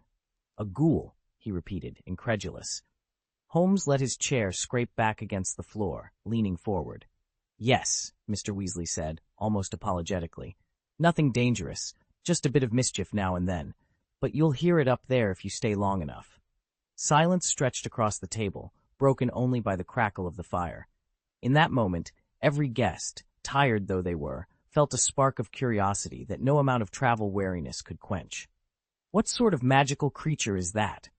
one of Mr. Weasley's guests asked, peering up at the attic door. Unsurprisingly, the three men, Mr. Weasley and his two visitors, immediately bonded over their shared curiosity. Armed with lanterns and notebooks, they hurried upstairs to study the ghoul more closely. When they at last descended, Their faces were alight with excitement, and their conversation erupted into a cheerful buzz. "It's remarkable," the first guest declared. "It looks so fearsome, yet it's incredibly shy. I wish I'd brought my magnifying glass. Just think of the details I missed." "But why call it a ghoul?" the second guest mused. "It doesn't consume corpses, hardly a fitting name, and look at those teeth, unmistakably carnivorous." "Do only wizarding households encounter these creatures?" the first guest asked eagerly. "I'd love to catch one for myself. Then, whenever Mycroft and Sherlock are off on cases, Valida and I could entertain ourselves studying it." Mr. Weasley's smile turned apologetic. "I'm afraid that isn't possible," he said politely. "The Ministry of Magic's Department for the Regulation and Control of Magical Creatures maintains a special ghoul task force. Their sole responsibility is to remove ghouls from Muggle homes. No loitering, no pets." The two men exchanged disappointed glances, but Mr. Weasley's gentle tone left no room for argument. The subject shifted, and the attic's small, timid tenant slipped from their conversation, at least for the moment. Honestly, for Muggles completely unaware of the wizarding world, these kinds of incidents are a huge headache. By the statute of secrecy, we're not even supposed to let them know magic exists. "That's too bad," Mr. Holmes said with a rueful shake of his head. Regret etched his features. Mr. Granger sighed as well, his eyes reflecting reluctance. The three men exchanged glances, each weighing the impossibility of including Muggles in their plans. But this brief detour, concern for potential Muggle witnesses, quickly dissipated like mist in the morning sun. Almost instantly, everyone refocused on the more pressing matter: their journey to Godric's Hollow tomorrow and how best to get there. "The fastest way is obviously apparition," Hermione pointed out, her tone earnest. "Yes, but in Britain you have to be 17 and pass your apparition test to do it legally," she continued. "None of us meets those criteria." Mr. Weasley scratched his head with a sheepish grin. "In theory, I could apparate with the three of you." "Absolutely not," Molly Weasley cut him off before he could finish. She crossed her arms and stared him down. "I won't let you put the children at risk." She gave a decisive shake of her head. "Apparition is far too dangerous." With that, the room fell into a thoughtful silence as they weighed their options for the journey ahead. If it were only her husband going, and maybe young Ron tagging along, Molly Weasley might not have broken a sweat.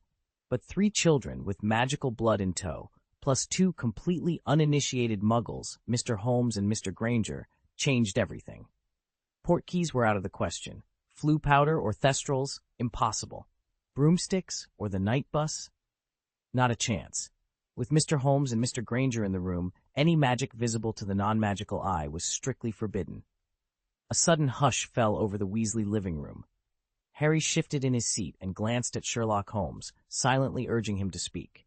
Sherlock opened his mouth, but before he could say a word, Arthur Weasley slapped his thigh. "The car!" he cried. "Our old Ford Anglia!" He practically bounced in his chair. "It's not the newest model, but it flies, it's fast, and it protects us from wind and rain. We could get to Godric's Hollow easily, or even make it all the way to London without drawing a second glance." "Brilliant," Ron agreed instantly. "Dad's right," Ginny chimed in, her eyes bright. Molly Weasley watched her husband's triumphant grin, his arms outspread as if he were showing off a prize. Suddenly, she fixed him with a pointed look. "Arthur Weasley," she said, her tone dangerously calm. "You've been waiting ages for an excuse to show off that tin can of yours," Arthur blinked. "Well, I mean, it's practical magic, isn't it?" "Yes, practical," Molly replied dryly. She turned to the rest of them. "All right, everyone, let's make a plan. Arthur, you'll handle the bat engine and keep us airborne. Harry, Ron, Ginny, help me gather extra blankets and luggage. Sherlock, Mr. Granger, just follow the kids and stay low. No sudden movements near Muggles, and no one, absolutely no one, opens a window in flight." Sherlock inclined his head. "Understood." Mr. Granger nodded solemnly. "I shall stay out of the cockpit." Arthur practically leapt from his chair. "Great. The engine's taken care of. I'll ward the car against detection. Molly, the scarves? I've packed a dozen scarves, knitted flat so they fold up small. You'll need them against high-altitude chill. And a pair of extra broom dust goggles, I insist." Harry grinned at Ron. "Can't wait to see this thing fly." Ginny gave him a playful shove. "Stop talking, you two. We've got work to do."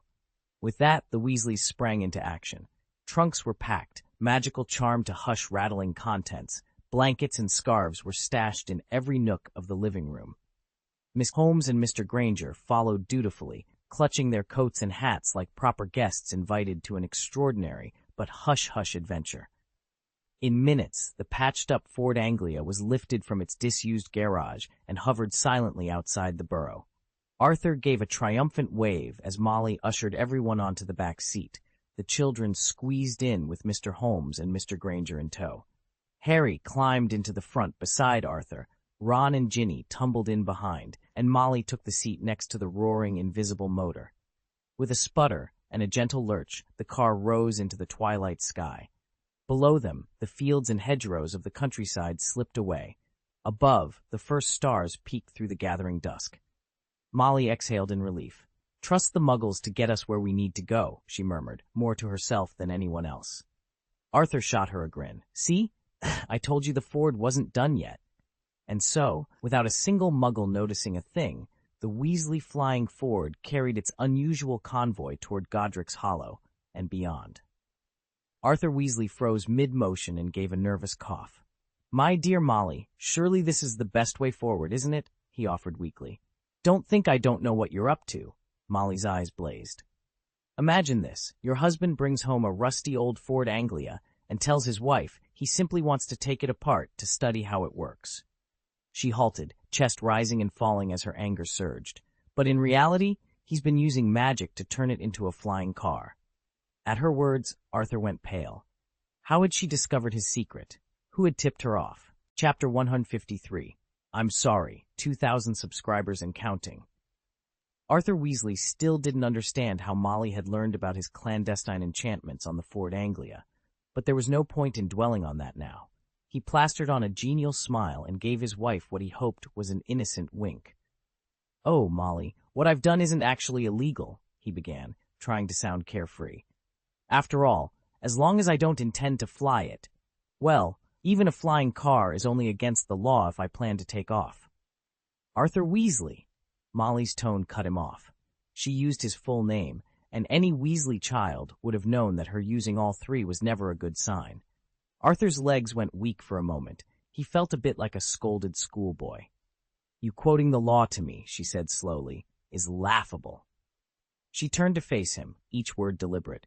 "Do you think I haven't figured it out?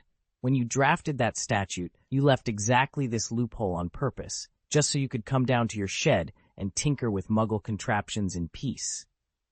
Arthur opened his mouth, but no clever retort came. He shot her a helpless look. Molly's eyes flashed with equal parts exasperation and determination. It was clear this conversation was only beginning. "I'm telling you." Mr. Weasley opened his mouth again, just as Mrs. Weasley raised her hand to continue the quarrel. But before either could speak, a cheery voice rang out from the old radio perched by the kitchen sink. Next up on Wizarding Wireless Network, Magic Time, performed by the famed witch singer Celestina Warbeck. Mrs. Weasley paused, cheeks still flushed. Arguing with her husband in front of guests was hardly dignified. Forcing a smile, she turned to Arthur. "Fine, dear, drive there if you must, but flying is out of the question." "Of course, my dear Molly," he said with a twinkle in his eye. "Humph. Good." Despite the undercurrent of disagreement, their playful bickering only seemed to underscore the warmth between them. A gentle, contented atmosphere, love itself, hung in the air. After dinner, Hermione rose to help with the dishes. "Let me?" "Oh, you're a good girl," Mrs. Weasley said, smiling at her. Then, with a light wave of her wand, she added, "But these will take care of themselves. You'd better go upstairs with Ginny and get ready for bed." At once, the plates and cups began to scrub themselves clean, the soft clatter and swoosh of soap and water filling the kitchen like a domestic symphony. Mr. Holmes and Mr. Hermione exchanged admiring glances as Mrs. Weasley bustled over to Sherlock, just as he was turning to head back to his room. "Sherlock, dear," she called, her voice warm and insistent. "Ron absolutely loves the wand you got him, and I've got something for you, too." Sherlock halted mid-step, surprise flickering across his face. "Mrs. Weasley, you already gave me a gift at King's Cross during the holidays." "That was then," she replied, brushing aside his hesitation with a wave of her hand. But now that I know a bit more about what you like, I've made you something special. Here, take it." Before he could refuse, she pressed a slender object into his palm. Sherlock turned it over, a finely polished walnut bookmark, carved into the shape of a proud Gryffindor lion's head. Along the length of the wood were tiny reliefs of detectives' tools, footprints, a magnifying glass, and, intriguingly, a deerstalker hat. Sherlock raised an eyebrow. "I recognize the hat, Mrs. Weasley, but—" She laughed, the sound light and genuine. "I'm not sure why it felt right, but it did. You'll have to wear one of those at some point, won't you?" He found himself smiling despite the oddness of it. "Thank you. It's thoughtful. Now off you go," Mrs. Weasley said, gently nudging him toward the stairs, "before Fred and George hear about it and demand their own." Pocketing the bookmark, Sherlock tipped his head in a brief nod. As he climbed the stairs, Hermione and Ginny trailed behind, exchanging delighted looks. The morning's celebrations had already been full of unexpected surprises.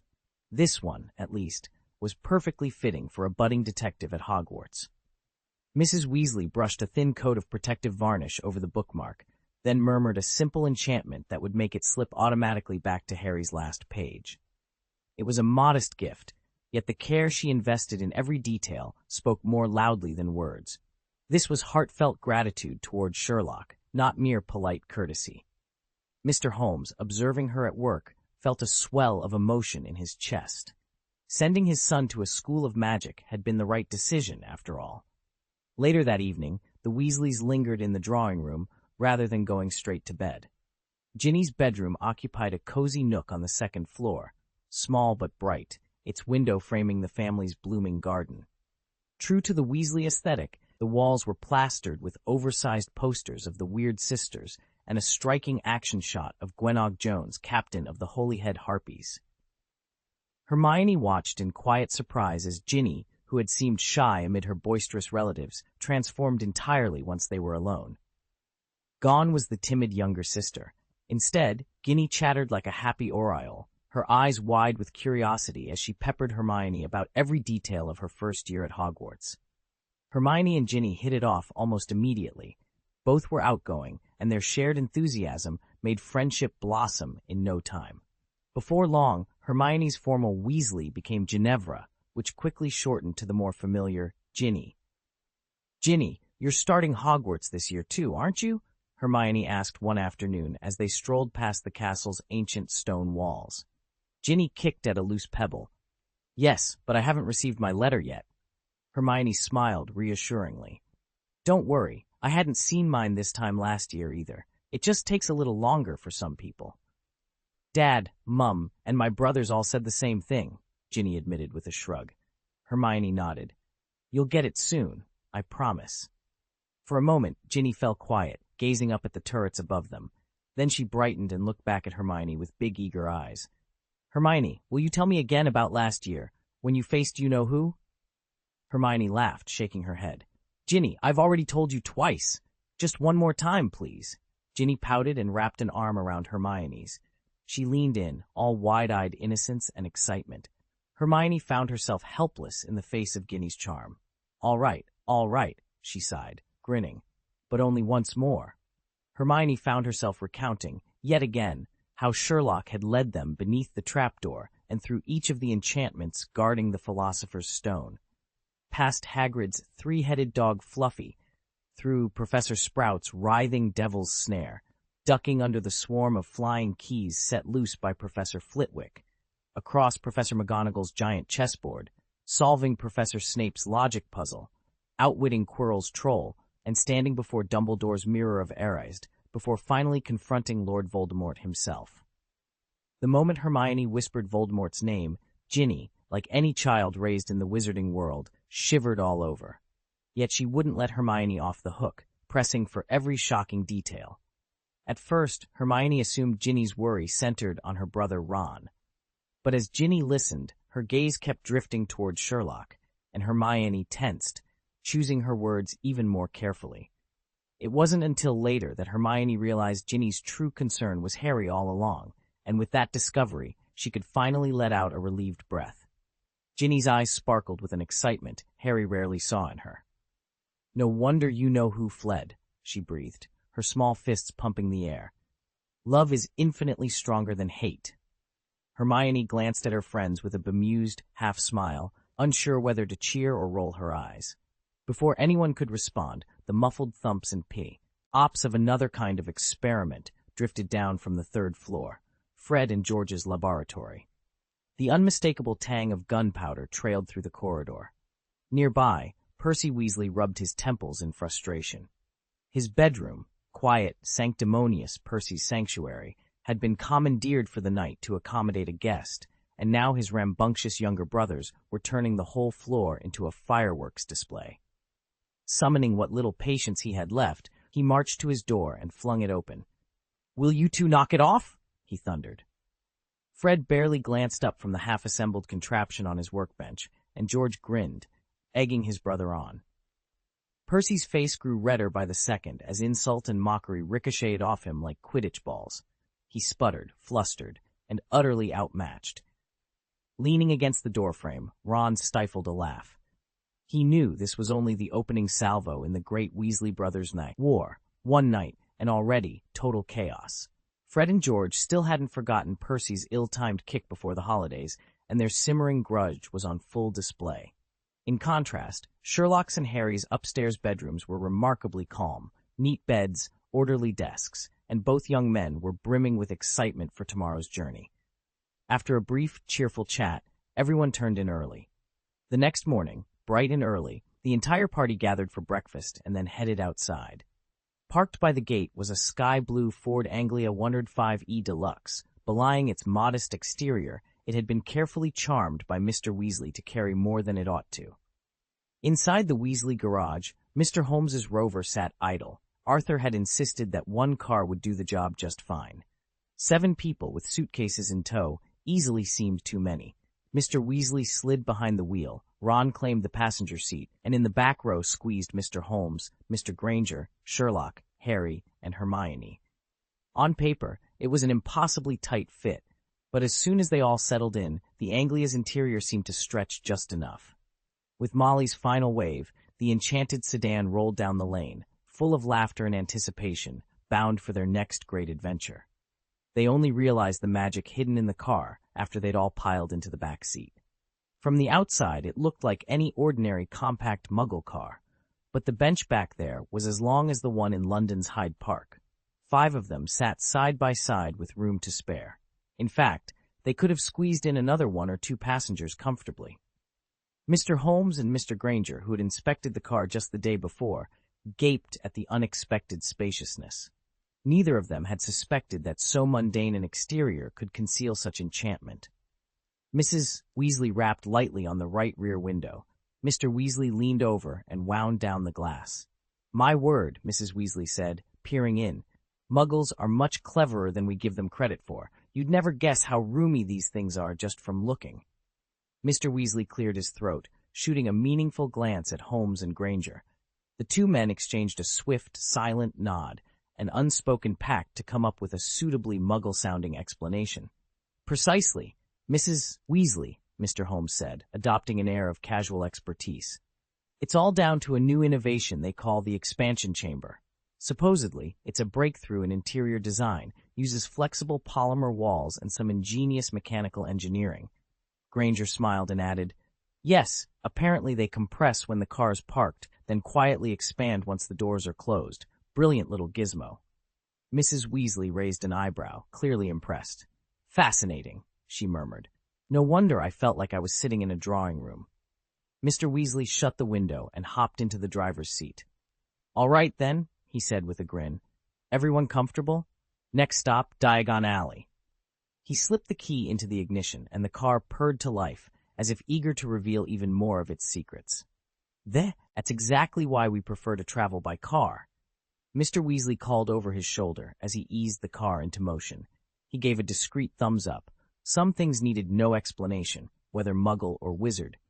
Mrs. Weasley, sitting beside him, watched with that familiar blend of fondness and exasperation, and Arthur didn't let himself relax until the signpost marking Ottery St. Catchpole had slipped out of view.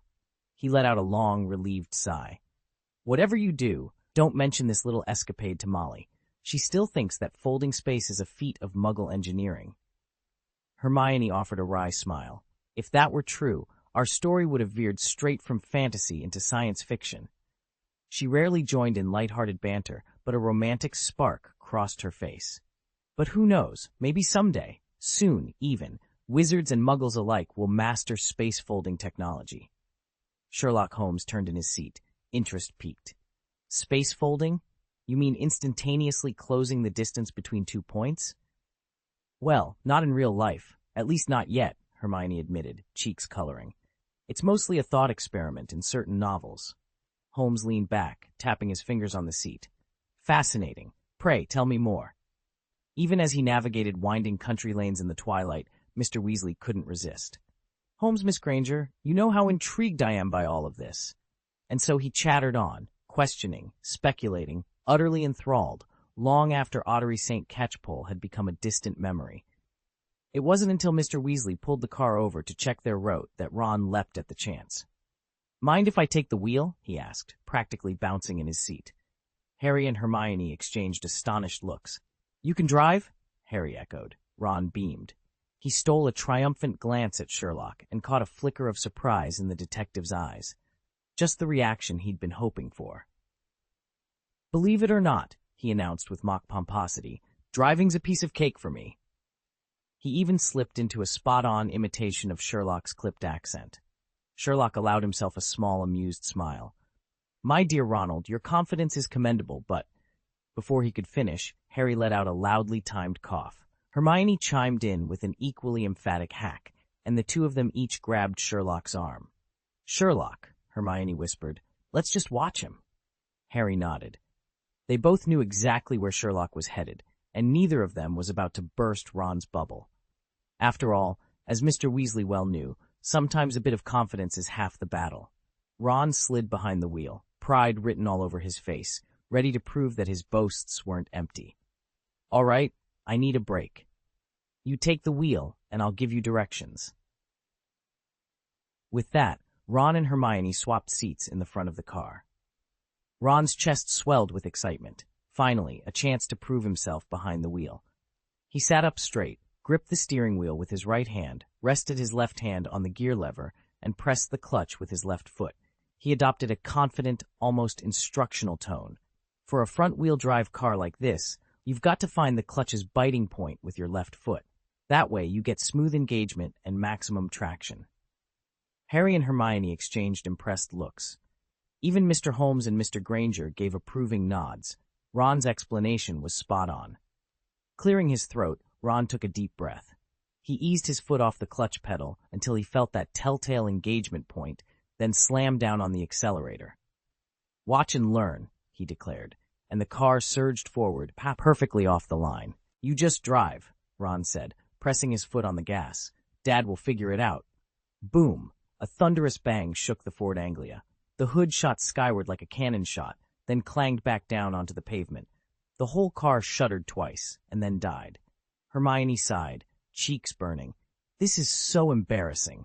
She let the words hang, too mortified to say more. Harry shot a look at Sherlock. Since when had his friend turned into a soothsayer? Was that ominous but he'd muttered earlier, predicting exactly this disaster?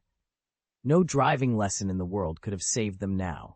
Sherlock and Hermione exchanged helpless glances, silently wondering how Ron had managed to wreck the car so spectacularly. Ron himself stared at the crumpled hood, his mind spinning. Who am I? Where am I? How did this even happen? They'd planned everything down to the minute. A strong hand settled on his shoulder, jolting him back to the present. Ron glanced to his left and caught his father's encouraging smile. In a tone that brooked no argument, Mr. Weasley said, You just drive on. I'll work out a solution. Without waiting for a response, he swung out of the car and bent over the hood. Mr. Holmes and Mr. Granger exchanged a quick look before hopping out to join him. The three of them crouched around the front end, heads close together. After a moment, Mr. Granger frowned and said, It looks like the engine's completely shot. Absolutely, Mr. Holmes agreed, shaking his head. In the Muggle world, replacing an engine would take days, if not weeks, especially out here in the middle of nowhere. Mr. Weasley straightened, a confident gleam in his eye. No need to worry, gentlemen. You have a way to fix it? Mr. Holmes asked, surprise evident in his voice. Just leave it to me, Mr. Weasley replied with a self-assured nod. Without another word, he set to work, leaving Mr. Holmes and Mr. Granger staring in bewilderment, wondering what his next move would be. They watched as Mr. Weasley drew his wand, aimed it at the battered car, and began murmuring, Reparo, Scourgify. Ron and his 3 companions remained inside. They knew there was nothing they could do to help. Don't worry, Ron, Harry said. The grown-ups will have it fixed in no time. Exactly, Hermione added. It might be a lost cause for muggles, but this is our world. Look, your father's already hard at work. Harry and Hermione volleyed reassuring words back and forth, but Ron still looked glum. Sherlock, for his part, sat perfectly still and silent. Harry had half hoped Sherlock might offer some comfort, but knowing his friend's blunt style, he wisely decided not to press him. Anything he said might only make Ron feel worse. True enough, after about half an hour of focused spell work, Mr. Weasley stepped back with a proud smile. There, good as new, he announced. As if in answer, the engine rumbled to life, purring smoothly like it had just rolled off the assembly line. Ron threw his head back and whooped. That's incredible. Hermione's eyes were wide with amazement.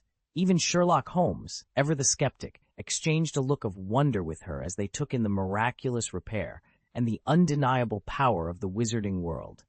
In the Muggle world, fixing a problem like that would have taken days. Yet within half an hour, Mr. Weasley had the car running smoothly again, with nothing more than a few well-placed charms. Magic truly is amazing. With the engine purring and buoyed by his friends' cheers, Ron found his confidence at last. He did have talent. Once he relaxed and stopped trying to show off, he coaxed the car back to life without a hitch. Having learned from his earlier mistakes, he drove more cautiously this time, easing the Anglia forward in slow, steady increments until it settled into a comfortable rhythm. Inside the car, everyone let out quiet sighs of relief. They'd been half expecting another stall, or worse, a third outright failure, and were grateful Ron had mastered the restart. After all, Devon and Godric's Hollow may both sit in Cess, out west England, but they're nearly 100 miles apart. There was no way they wanted any more breakdowns on that journey. Thankfully, the Weasleys' battered old Ford Anglia was far more than it looked. Underneath its shabby blue paint lay hidden enchantments that made it surprisingly sprightly. As they wound along country lanes, the car darted through rolling green fields like a nimble beetle, every bit as lively as if it had been new. Ron gripped the steering wheel with calm confidence, his eyes fixed on the open road ahead and a soft smile on his lips. Once he settled into a steady rhythm, he even managed to chat now and then with his father, who leaned back comfortably in the passenger seat. In the back, Hermione refused to drift off this time. Instead, she stared out the window at the passing scenery, the gentle breeze playing through her thick, curly brown hair and lending her a youthful glow. Mr. Granger caught sight of his daughter's absorbed expression and allowed himself a quiet nod of satisfaction. She's really growing up, he thought. Just then, Hermione turned in her seat and addressed the young man beside her. Sherlock sat perfectly still, fingertips tapping a measured beat against his knee, as his eyes flicked between her and the road. "Sherlock," she asked, curiosity bright in her voice, "do you know how to drive?" Sherlock paused, his brow lifting in intrigue. The car hummed beneath them as everyone waited for his answer. Hermione peered at the sleek, unfamiliar vehicle before them. "Can you drive that?" she asked Sherlock Holmes. He shrugged lightly. "I can drive. Well, a bit." "Oh," Hermione raised an eyebrow but let it drop. After a moment she added, "So what do you expect we'll find at the Potter family's old house?" Sherlock's eyes gleamed with dry amusement. "Harry's grandparents, and a good deal of wreckage." Hermione blinked. "His grandparents aren't." Then she caught herself. "Oh, you mean their portraits." Harry Potter, riding beside them in the back seat, said nothing, but his heart raced. Ever since his encounter with the Mirror of Erised last year, when he saw his long-lost family reflected as if they were right beside him, Harry had committed their faces to memory. He hadn't spoken of it out loud, but every smile, every gentle glance had been burned into his mind. Now, the thought of meeting them again, even only as magical portraits, filled him with a joy he'd scarcely dared to hope for.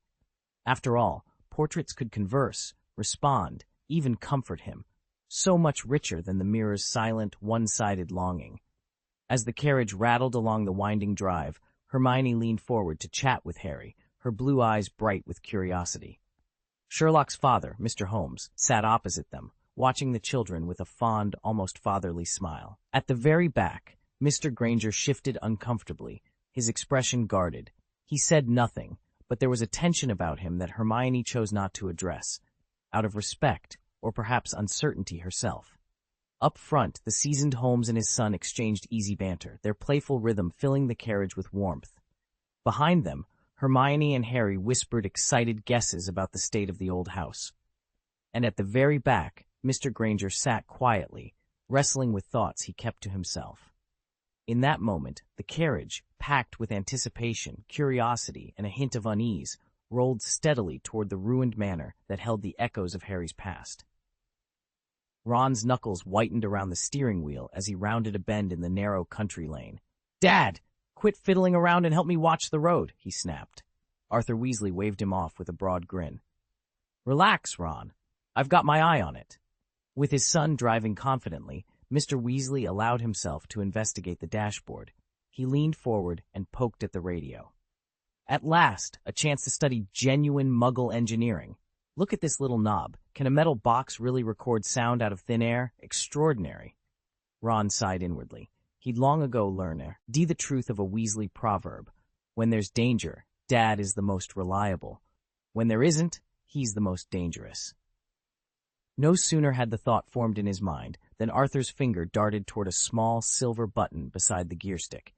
Before Ron could shout a warning, the button clicked. Suddenly, the car shuddered. The engine's hum turned into a soft whir as the wheels folded neatly into the chassis and the ground slipped away. In an instant, the car lifted clear of the road and hovered several feet above the meadow below. "Oi, Dad! What have you done?"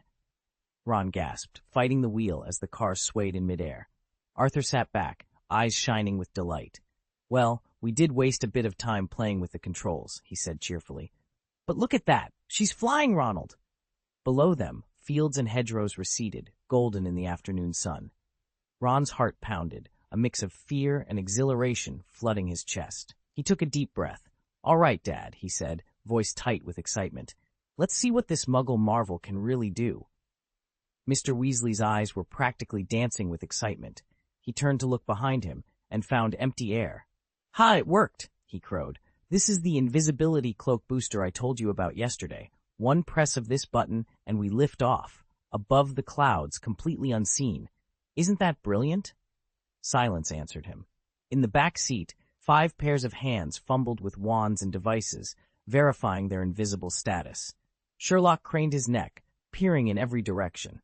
The car, and everyone inside, had vanished from sight. He'd felt this before when Harry slipped on his invisibility cloak, but enchanting an entire vehicle was an altogether grander achievement. Mr. Weasley truly was a man of ideas. A collective thrill rippled through the passengers. Though they couldn't be seen, their senses were alive. The hum of the engine, the soft rush of air, the subtle change in angle as the car rose. It felt like riding a dragon, supremely exhilarating. Yet despite its flight, the car still traced the winding road below. They banked around hidden bends and climbed gentle hills, suspended above the world but bound to its curves. And all the while, no one on the ground suspected a thing. Flying through the sky felt entirely different. Once you set your course, you could head straight for your destination. After all, anyone with a smattering of geometry knows that the shortest path between 2 points is a straight line. Even at the same speed, flying this direct route would take less time than winding over roads. And here, at altitude, they were actually moving faster than they ever could on the ground. It truly felt like another world. Below them stretched a soft sea of clouds, their car's wheels skimming its surface as dazzling sunlight painted the sky an endless, crystal blue. "This is almost like flying in an airplane," Mr. Holmes finally exclaimed, breaking the awed silence. "There are differences," Mr. Granger replied, his voice brimming with excitement. "An airplane may be faster, but this is a flying car." Before Holmes could respond, he felt a small hand clamp tightly around his arm. Startled, he glanced down to see Hermione's pale face turned up at him. Sherlock's brow furrowed. This height was clearly more than she'd bargained for. Her hands trembled so badly that Sherlock couldn't mistake it for anything but a fresh bout of acrophobia. He frowned and leaned forward. Red. He'd barely spoken the first syllable when a gloved hand clamped over his mouth. Sherlock's eyes widened in surprise. If they simply wanted to keep him quiet, surely there were less dramatic ways to do it? He'd never encountered such theatrics, even among the most obstinate criminals. Silently, he assessed the situation. The forced hush only raised more questions. Who had dared, and why use violence to stifle a single word? Chapter 155, Where the Dream Begins. Hermione had never gotten over her acrophobia. A year ago, she'd enlisted Sherlock's help, spending endless afternoons practicing Quidditch drills until her panic at heights had all but vanished. Yet now, seated in this airborne carriage, soaring far above any broomstick's reach, her old terror roared back to life. Sherlock occupied the seat to her left, Harry to her right. The instant she realized how high they'd risen, Hermione's hand flew to Sherlock's arm, gripping it as if her very balance depended on him. He opened his mouth to call her name, concern etched on his face, but before a word could escape, Hermione pressed her palm to his lips, silencing him. Hermione prided herself on her composure and strength of will. If only Mr. Granger and Sherlock were here, she told herself, she might have managed this quietly. No one else would ever know her shame. But tonight she wasn't alone. A circle of family friends and respected elders surrounded them all, and Hermione could feel their eyes, even if they weren't looking directly at her. The last thing she wanted was for them to glimpse the panic she'd fought so hard to conquer. Unaware of the turmoil churning behind her calm exterior, Sherlock merely regarded her reaction as an overblown response. To him, acrophobia was a trivial hurdle, certainly no reason for Hermione to risk drawing unwanted attention. And so, as the carriage continued its climb, he squeezed her hand gently, oblivious to the storm of emotion Hermione strove so desperately to hide. Sherlock said nothing. He knew better than to speak when the others clearly didn't want him to, and truth be told, he wasn't the one in pain. If Hermione chose to push through it, he would see no reason to complain. Except for Sherlock, no one else had any inkling of Hermione's condition. After a few tense minutes, the flying Ford Anglia materialized out of the low-hanging clouds. "What a nuisance," Mr. Weasley muttered, prodding the car's concealed button with exaggerated impatience. The car blinked out of sight. Moments later, it reappeared. He jabbed the button again, and again the Anglia vanished, only to pop back into view seconds later. Jab, vanish. Jab, reappear. Jab, vanish. Finally, exasperated, Mr. Weasley threw up his hands. "Forget it. Let's land. We're not far from Godric's Hollow."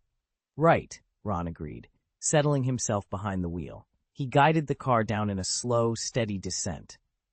As soon as they began to drop, Hermione quietly slipped her hand from Sherlock's arm, though her entire body remained taut with tension. Only when the car had nearly touched the treetops did she permit herself a long, shaky breath. She had very much underestimated how unnerving that would feel. Hermione could hardly believe her acrophobia had been triggered by a car ride. Ridiculous, she thought, as she stole a quick look around. Thankfully, no one seemed to have noticed her momentary panic. Everyone's attention had been fixed on Mr. Weasley and his strange button anyway. She let out a silent sigh of relief and glanced at Sherlock. He was calmly studying the view outside, as if nothing unusual had happened, which only made Hermione feel both thankful and a little sheepish. When the car finally descended from the sky back to solid ground, the entire group exhaled in unison. Their remarkable journey had come to an end. Before them lay a landscape quite unlike the cozy cottages of St. Catchpole Village. Ancient, undisturbed, and vast. Fields of grass rolled away on either side of the road, interrupted only by clusters of sheep grazing lazily in the sunshine. Far off, mountain ridges rose and fell like the backs of sleeping giants. In the back seat, Harry, undeniably the centerpiece of their travels, sat quietly, the afternoon light accentuating the lightning-shaped scar on his forehead. He watched the unfolding scenery with a thoughtful expression, as if the gentle hills and wandering sheep stirred a complicated storm of memories and emotions within him. Harry pressed his palm against the cold carriage window, smudging the glass as his breath caught in his throat. His heart pounded with a mix of nerves and excitement. At last, he was approaching home. But could this place truly deserve the name? Privet Drive had never felt like home. Even Hogwarts and Sherlock Holmes's snug Baker Street flat had offered more warmth than number 4. Yet Godric's Hollow, this was where his story began. As the car rolled into the village, Mr. Weasley's easy chatter fell away into a respectful silence. Under his quiet guidance, Ron steered the car into a roadside clearing by the old churchyard. One by one, they climbed out, linking shoulders in a silent show of solidarity. To the handful of villagers who happened to be about, the procession was nothing short of magical, strangers in colorful robes, emerging as if from some far-off land. "Are they from India?" a nearest muggle whispered to his friend. Harry paid no heed. His eyes were fixed on the thatched roof cottages lining the narrow lane, the weathered stones of the church, and the ancient headstones that leaned among overgrown ivy. Here, beneath the quiet arches of the churchyard, lay the roots of everything he had faced, and everything he still must face. Only Mr. Weasley wore a knowing smile. He had walked these paths before, and remembered the hush that always settled over the hollow. Today, he stood ready to guide Harry and their friends into the heart of the village, where nostalgia and destiny would meet at last. They arrived in the village just after sunrise. For Harry, it felt like returning to a place he'd once known, though in truth, he'd been too young to remember anything of his infancy here. For everyone else, it was their very first visit. At the heart of the village lay a tidy little square. Dominating its center was a stone monument that looked more like a war memorial than anything else. Around the edges of the square were 3 modest establishments, a post office, a pub, and a small church, each with its tidy signboard swinging gently in the morning breeze. Harry, Mr. Weasley, who had been leading them down the cobbled lane, suddenly grew serious. The familiar twinkle in his eyes faded as he turned back to Harry. "Come with me." Harry followed him wordlessly, flanked by Hermione, Ron, Ginny, and the others. They stepped onto the square and came to a halt before the monument. The group fell silent, puzzled by Mr. Weasley's abrupt stop, until, quite astonishingly, the memorial itself began to change. With a sound like shifting stone, the obelisk of names dissolved. In its place rose 3 full-size statues, carved with exquisite detail. Harry felt his heart pound. He knew these figures all too well. A tall man with unruly hair and round spectacles. Beside him, a woman whose long hair framed a face both gentle and radiant, and cradled in her arms a baby boy, peaceful and content. Harry's breath caught in his throat. He remembered Sherlock's words, spoken late one night in Baker Street. "Blood ties can reach beyond time, Harry. Some bonds endure where even magic falters." In this quiet village square, before these silent sentinels, Harry finally understood. "Don't fixate on the Mirror of Erised," Sherlock had advised. "There are other ways to see your family." Harry understood. He stepped forward, just as he had before at the mirror, drawing as close as he dared to the 3 marble statues. He studied his parents' faces, the gentle curve of his mother's smile, the proud set of his father's jaw, and then his own baby-likeness, featureless and unscarred. In that smooth stone visage, Harry felt something stir deep inside him, as if a long-buried joy were awakening. A faint, shivery magic seemed to hang in the air around the figures, a lingering echo of the love, courage, and sacrifice they embodied. Harry stood perfectly still, drinking it in. No one pushed him on, no one needed to. All were content to watch him in respectful silence. Sherlock regarded the makeshift family with a tightening in his brow. By now he understood Harry Potter, the wizarding world's great hero, perhaps even better than Harry did himself. Deep down, Harry didn't want fame or glory. All he had ever longed for was to sit beside his mother and father and be an ordinary little boy. But the moment Lord Voldemort marked him as the prophesied one, the wheels of fate had already begun their inexorable turning. After what felt like hours, Harry finally shook off his daze and looked around sheepishly. "Sorry." "It's all right, Harry," Mr. Weasley said with a warm smile, gently patting Harry's head. "Let's keep moving." Harry nodded, cast one last longing glance at the stone figures beside him, and hurried to fall in step behind Mr. Weasley. The rest of the group, everyone except Mr. Weasley, wandered more slowly, eyes wide with fascination as they took in the strange surroundings. After a few more paces, Sherlock stopped and turned back. Sure enough, the cluster of statues they had just passed had been replaced by a solemn war memorial. They reached the church doors and peered beyond.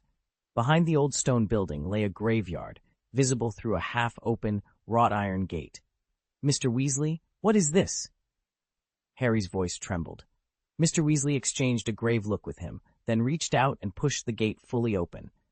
The narrow path leading up to the church was choked with weeds, proof that no one had set foot there in a very long time. All around them, neat rows of headstones stood upon a pale, silvery blue carpet of grass, each stone etched with the names of ancient wizarding families. The air was eerily still as the group passed through the gate into a forgotten corner of magical history. The gravestone closest to them bore a simple inscription, "Abbott Family." "Ah, the Abbotts, one of the sacred 28 pure-blood families," Mr. Weasley remarked softly. "And, well, our name's on that list too." Sherlock caught the faint tremor in Mr. Weasley's voice, the unspoken regret that came with belonging to that elitist roster. They moved on, dark footprints trailing behind them on the damp grass. At every few paces, someone would pause to study a name: Avery, Bulstrode, Burke, each another pillar of the sacred 28. Sherlock's gaze roamed over the aged stones until he halted before a tall slab of black granite. Its surface was cold and mottled with moss. Carved across the top was the name, Kendra Dumbledore. Below it, in finer letters, the words Mother of Ariana. At the foot of the monument was an epitaph that seemed to vibrate with sorrow. "Where your treasure is, there your heart will be also." Hermione, noticing Sherlock's intense scrutiny, leaned in to read the inscription for herself. "Where your treasure is, there your heart will be also." Hermione read the inscription aloud, her brow furrowed in puzzlement. "Sherlock, what does this mean?" Sherlock leaned in, studying the dates carved beneath the epitaph. "This is the burial site of Kendra Dumbledore and her younger daughter Ariana. The dates match, and that inscription, 'Where your treasure is Albus Dumbledore's own handwriting." "That's right, Mr. Weasley confirmed with a sigh, stepping forward. "The Dumbledores once lived here in Godric's Hollow. After Kendra died, Albus inherited headship of the family." The group fell silent. They lingered by the twin headstones, then continued deeper into the graveyard, threading between rows of weathered stones. Here lay the Abbotts, there the Prewetts. In some plots, tombstones spanned centuries, a silent record of families that had either died out or moved away, as the dates plainly showed. At last, 3 rows beyond Kendra and Ariana's graves, something new came into view, a pristine white marble tombstone, stark against the aged markers around it. Its polished surface gleamed in the fading light, as though daring them to uncover the mystery it concealed. "Grandpa, Grandpa!" Harry's voice wavered as he stood before the newly carved white marble headstone. In this old cemetery, its pristine finish made it stand out among the weathered stones around it, the inscription etched so clearly that no letters had yet faded. A weight settled on Harry's chest, grief made almost tangible. He swallowed hard, gathering his courage, and knelt to read the epitaph. James Potter. Born March 27, 1960, died October 31, 1981, Lily Potter. Born January 30, 1960, died October 31, 1981. Beneath their names, a final line promised, "The last enemy that shall be destroyed is death." Harry traced the words with his finger, reading them aloud in a trembling voice. "The last enemy that shall be destroyed is death." He paused, brow furrowed, as the meaning of the phrase collided with the reality before him. Mr. Weasley, standing quietly at his side, placed a gentle hand on Harry's shoulder. "It's an old saying," he explained, his tone soft and reassuring. "It means that although death may claim our bodies, it cannot take everything from us. Love endures beyond the grave." Harry closed his eyes, the chill autumn air brushing against his face. He wanted to believe that they were still here in some way, that Lily and James could live on in memories, in magic, in the hearts of those who loved them. And as he opened his eyes again, he nodded, determined to hold on to that hope. Harry had always thought that death was simply an end. Once you were gone, that was it. But standing here, he realized how hollow those words sounded against the reality of his parents' graves, their remains long since returned to Earth. He'd never met them, yet sorrow hit him like a physical blow. Hot tears streamed down his cheeks, each one splashing onto the grass. Trying to wipe them away felt pointless. He pressed his lips together and let them fall. 10 years had passed since their deaths. Perhaps now only dust and brittle bones lay beneath the stones. Still, Harry's heart pounded with one clear message: "My parents, I'm here." He closed his eyes and drew in a shaky breath, fighting to calm himself, and failed. Finally, a quiet sigh broke the silence. Mr. Weasley raised his wand and traced a circle in the air. In an instant, a wreath of deep red roses unfurled before them. Mr. Holmes and Mr. Granger exchanged startled looks, but wisely kept their applause to themselves. Harry met Mr. Weasley's kind gaze and gave him a grateful nod. Gently, he lifted the wreath and laid it on the grave marker. He stood there for a moment, fingertips brushing the cold stone, before straightening his shoulders. The weight in his chest had not fully lifted, but a small measure of peace settled over him now that he'd come to say goodbye. As soon as Harry rose to his feet, he felt an overwhelming urge to leave. Noticing his hesitation, Mr. Weasley urged him on. "Come on, Harry, let's get you home." Harry fell into step behind Mr. Weasley, determined not to look back. He feared that one glance in the other direction might draw him back to that place. Sherlock, however, moved more deliberately, his eyes sweeping across the grounds. Suddenly he halted in front of a weather-worn tombstone, its surface cracked and draped in moss. The name etched on it had faded almost beyond recognition, but it wasn't the name that held Sherlock's attention. Beneath it lay a curious symbol, intricate and oddly compelling. Though he couldn't explain why, he felt an unmistakable pull toward it. "Hermione? Ron?" Hermione's voice broke into his thoughts. She and Ron had noticed him lingering and hurried over. "Sherlock, what's wrong?" Ron asked. "Nothing," Sherlock replied, shaking off the sensation. "It was just a fleeting impulse, no reason to stay here longer." Still, he made a mental note of the grave's location before falling in step once more with the others. They passed the humble graves of Kendra and Ariana Dumbledore one more time, edging back toward the old church and the tiny gate that now lay out of sight. Once everyone was clear of the churchyard, Mr. Weasley, too, took the lead and guided them through the winding lanes of Godric's Hollow, pausing occasionally to point out landmarks and share a bit of local history. "Godric's Hollow isn't just a name," he began, his tone fond and a little proud. "Much like Diagon Alley takes its name from its winding diagonal path, this village is named for its most famous native son, Godric Gryffindor, one of Hogwarts's 4 founders, born here over 1,000 years ago. Despite the name Hollow, it's really more of a village than a ravine or glen.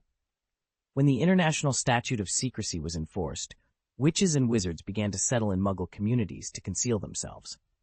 Godric's Hollow, with its small size and discreet location, naturally became a semi-wizarding enclave.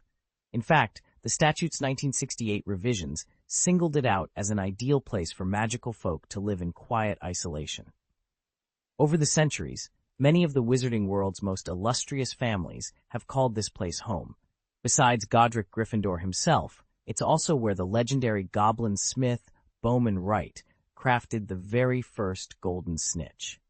The group fell silent as they absorbed the history, leaves crunching beneath their feet and the soft glow of lanterns guiding them deeper into the village's storied streets. Godric's Hollow needed no introduction. Its winding lanes had once sheltered Quidditch champions, the Dumbledore family, and Bathilda Bagshot, the venerable author of A History of Magic, earning it a hallowed place in wizarding lore. Yet today, of all the famous names linked to this village, none shone brighter than Harry Potter's. The reason, of course, needed no explanation.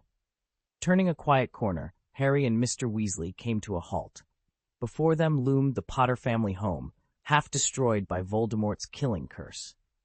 Charred stonework sagged in places, broken windows gaped like empty eye sockets, and thick weeds choked the once neat garden. The ruined walls seemed to whisper of the terrible night they had seen. Mr. Weasley laid a hand on Harry's shoulder.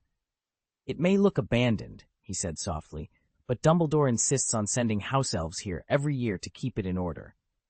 Harry's throat tightened. He managed a small nod, gratitude shining in his eyes. "Thank you," he whispered, knowing those elves were preserving more than just bricks and mortar. They were honoring memory itself. Behind them, Sherlock's sharp gaze flicked from Mr. Weasley to the battered facade, taking in every scar and silence. Though the house stood in ruins, its very survival spoke of an unbroken hope that even darkness could not destroy. Albus Dumbledore's thoughtful gesture had won him even more gratitude that day, and the Weasleys' unwavering support for him shone through plainly. Mr. Weasley strode to a nearby door and pulled it open. Inside, the chamber was choked with tangled weeds, but tucked among the greenery was something far more striking, a simple wooden plaque. Its letters glowed softly in the dim light, bearing an inscription that immortalized the Potter family. Mr. Weasley stepped forward and in a hushed voice explained, "Dumbledore arranged this. He wanted James and Lily to be remembered because their sacrifice meant so much." Harry felt a fresh surge of emotion. He had cried at his parents' graves before, but seeing their names honored here, he could no longer hold back. He sank to his knees, tears spilling down his face. Hermione knelt beside him. Gently she began to recite a poem. "Do not stand at my grave and weep. I am not there. I do not sleep. I am 1,000 winds that blow across the endless sky. I am the diamond glints on snow. I am the sunlight on ripened grain. I am the gentle autumn rain. When you awaken in the morning's hush, I am the soft uplifting rush of quiet birds in circled flight. I am the soft star that shines at night." Her voice was soft but steady, and for a moment the only sound in the overgrown chamber was the echo of those words and the quiet strength of remembrance they carried. Hermione's lip smoothed almost without her realizing it. "Do not stand at my grave and weep. I am not there. I did not die." She couldn't remember where she'd first read the brief poem, but seeing Harry's grief-stricken face moved her to recite it softly. Harry turned, his eyes bright with gratitude. "Thank you, Hermione."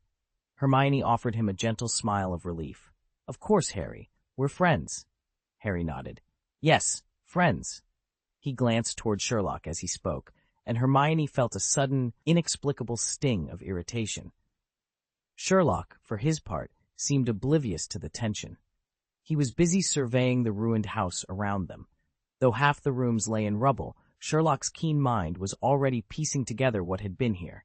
He noted the small entryway through which they'd entered, imagining how it must once have offered a welcoming transition into the heart of the home. Beyond it, the living room.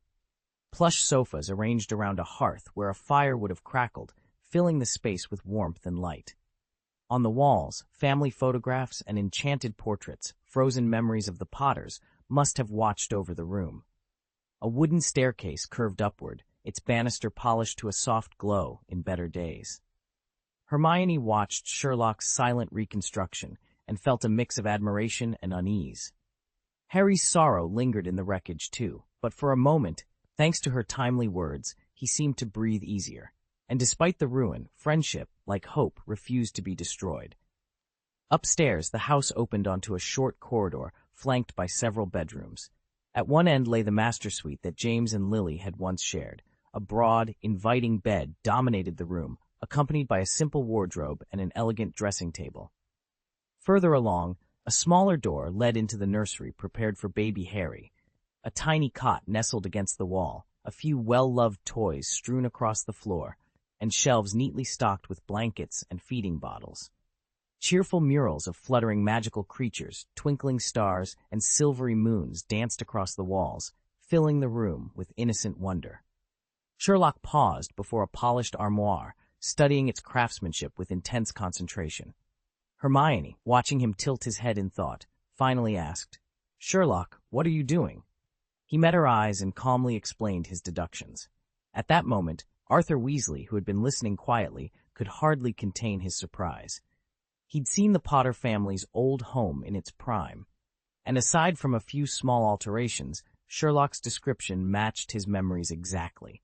Every piece of furniture, every fixture, looked as if it had just been purchased. It was clear, as Mr. Weasley had mentioned earlier, that the house elves must have spent countless hours keeping the place spotless year after year. A soft, pulsating glow suddenly filled the corridor, and with it came a voice, clear and incredulous. "James, is that you, James?" Everyone spun toward the row of empty frames Sherlock had just pointed out. Only moments before, they'd stood bare against the wall. Now, a new portrait hung in their place. A man in flowing wizard's robes gazed back at them, his dark hair and familiar features a mirror of Harry's own, only more weathered, more distinguished. Sherlock's eyes lit up with recognition. This had to be James Potter's father, Harry's grandfather. The man in the painting spoke again, his tone shifting from confusion to delight. "No, you're not James. You're Harry, aren't you?" His voice trembled, but joy glowed in his eyes. Harry's heart pounded so loudly, he feared it might echo off the stone walls. He swallowed, then nodded. Yes, I am Harry, Harry Potter." The portrait seemed to lean forward. "I'm your grandfather, Fleamont Potter," the elder wizard said warmly. "Come here, child. Let me have a proper look at you." "Grandpa, Grandpa," Harry whispered, tears pricking at his eyes. A yearning he had never fully acknowledged welled up inside him, and before he knew it, he was stepping toward the painting. Fleamont's outstretched hand shimmered with soft light, inviting Harry closer. As Harry drew near, the barrier between canvas and corridor rippled, and in that moment, 2 generations of Potters reached out to bridge the gap between past and present. Arthur Weasley watched the touching reunion unfold and gave a subtle nod. Immediately, everyone else fell back, granting Harry and his grandfather the privacy of the moment. "What a rare reunion," Arthur murmured to himself, his eyes shining with emotion. Harry looked so much happier now. Standing just outside the circle, Arthur turned to address the others. "You should know," he said softly, "that old Mr. Potter passed away before Harry was born. By the time Harry arrived, both he and Mrs. Potter had already become portraits." Sherlock frowned, curiosity evident on his face. "How did that come about?" he asked. Chapter 157, The Hidden Person. Sherlock paused, then asked, "Are you suggesting they all died of the same thing?" Mr. Weasley shook his head. "They succumbed to dragonpox, a deadly illness that affects only wizards. In fact, besides Harry's grandparents, the Goldstein sisters lost both of their parents to it. You may not recognize the name, but the elder sister, Tina Goldstein, was the one who helped capture Gellert Grindelwald, and later married the magizoologist Newt Scamander. Oh, and your classmate's grandfather, Abraxas Malfoy, died from dragon pox as well." Dr. Granger, intrigued, leaned forward. "What are the symptoms?" Mr. Weasley replied. "Beyond leaving permanent scars, the disease turns the skin a deep, inky blue. In milder cases, victims develop green or purple rashes between their toes, and when they sneeze, sparks can actually fly from their nostrils." Dr. Granger blinked in astonishment. "That's remarkable." "How is it transmitted?" someone asked. "Dragonpox was first recorded in a wizard who worked closely with a Peruvian viper-toothed dragon," Hermione began, her voice steady and clear. "Audrey Ashworth, the earliest known wizard to die from the disease, passed away in 137 AD. Then there's Gunhilda of Gorsamore, a 12th century chaser who had to withdraw from a Quidditch match after contracting a mild case. She went on to develop the first treatment still in use today, though we've never fully eradicated the illness." Mr. Weasley's eyes widened in surprise. This year's Gryffindor was even more impressive than he'd thought.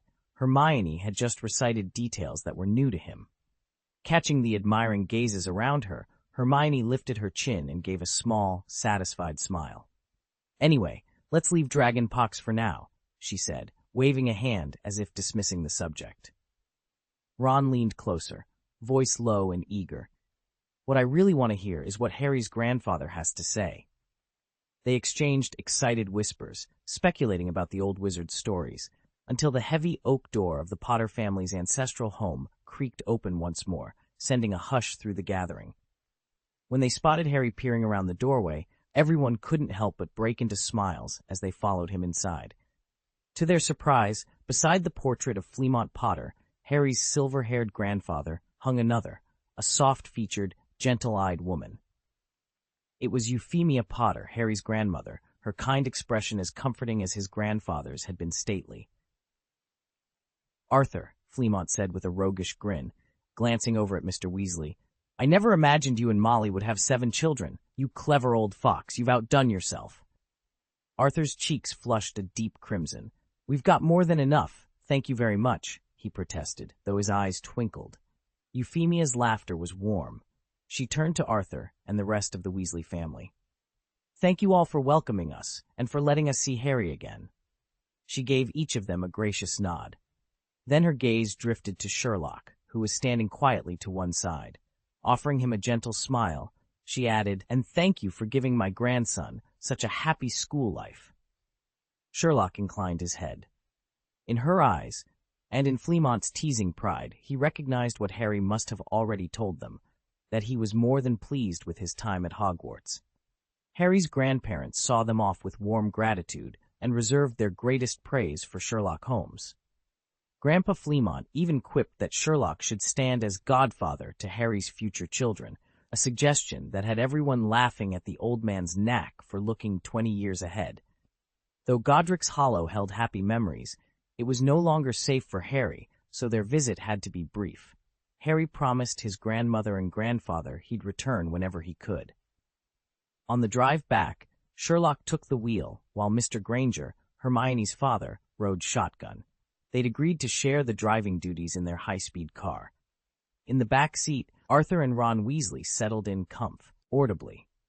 True to form, Ron peppered Harry with questions, and Harry was only too happy to share what he'd learned.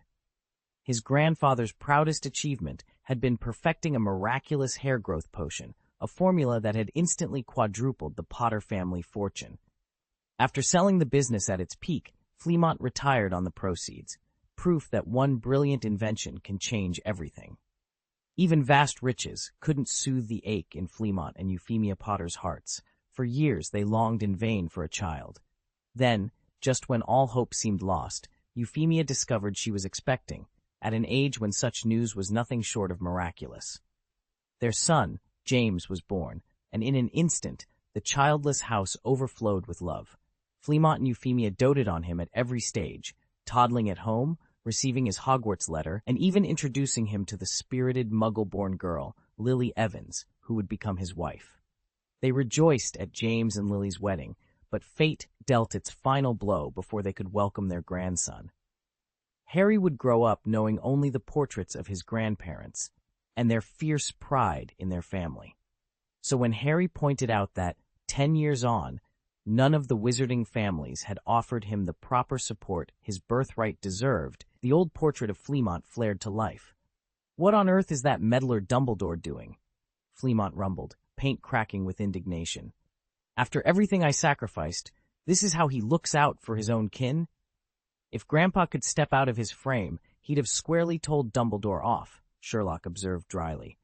He leaned back, hands steepled under his chin. "I've said it before. Albus still thinks you're thriving on Privet Drive." Arthur Weasley shifted uncomfortably in his chair as Sherlock spoke. He had been about to clarify a few points for the venerable headmaster. After all, Professor Dumbledore was born in the previous century, and his own varied experiences partly explained those old-fashioned opinions. But before he could say a word, Sherlock made an observation that silenced him. "From everything you've described," Sherlock said, leaning forward slightly, "it's clear your grandparents are still hiding something from you." Harry looked up, startled. "You mean?" Sherlock nodded. "Your account was almost too neat. You spoke confidently about your parents' lives and their friends, but you deliberately avoided mentioning one important person." He gave a faint, knowing smile. "Since they now exist only as portraits, their attempts at concealment aren't quite as foolproof as they once were."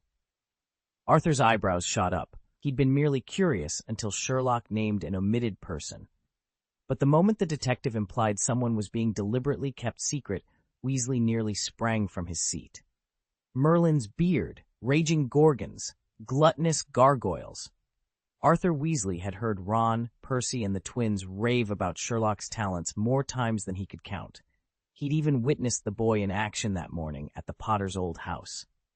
Yet nothing had prepared him for this moment. As Sherlock laid out his deductions, drawn from a mere third-person account alone, Arthur sat open-mouthed, utterly stunned. To glean so much from so little, the boy was nothing short of a miniature Dumbledore. But the real shock came next. Sherlock met their eyes and continued, "This gentleman must have been one of your father's closest friends. He kept his role hidden, perhaps because he couldn't arrive in time to help, or maybe because he knew what was happening and stood by. Or," he paused, his expression turning grave. Then, in a quiet voice, he pronounced the single word, betrayal. Silence fell. Even Sherlock's father, Mr. Holmes, and Hermione Granger, who had been chatting animatedly in the front seats, went completely still. The air in the car suddenly felt heavy. After a long beat, Sherlock cleared his throat. "I'm working with limited information, so that's as far as my deductions can go. If you need more details, you'll have to question those involved yourselves. But I doubt they'll ever tell you. As elders, if they choose to keep something hidden, they'll never admit it willingly." Mr. Weasley was at a loss for words. Can only deduce this much? How on earth had Sherlock guessed so much already? It was absurd. Thank goodness the boy hadn't been with Harry at the old Potter estate earlier, or the thought sent a chill down Arthur's spine. He cast a furtive glance at Mr. Holmes, still focused on the winding road ahead. "Your son is extraordinary. Do you even realize it?" Sherlock shifted in his seat and turned his head, his sharp gaze flicking over Ron before settling squarely on him.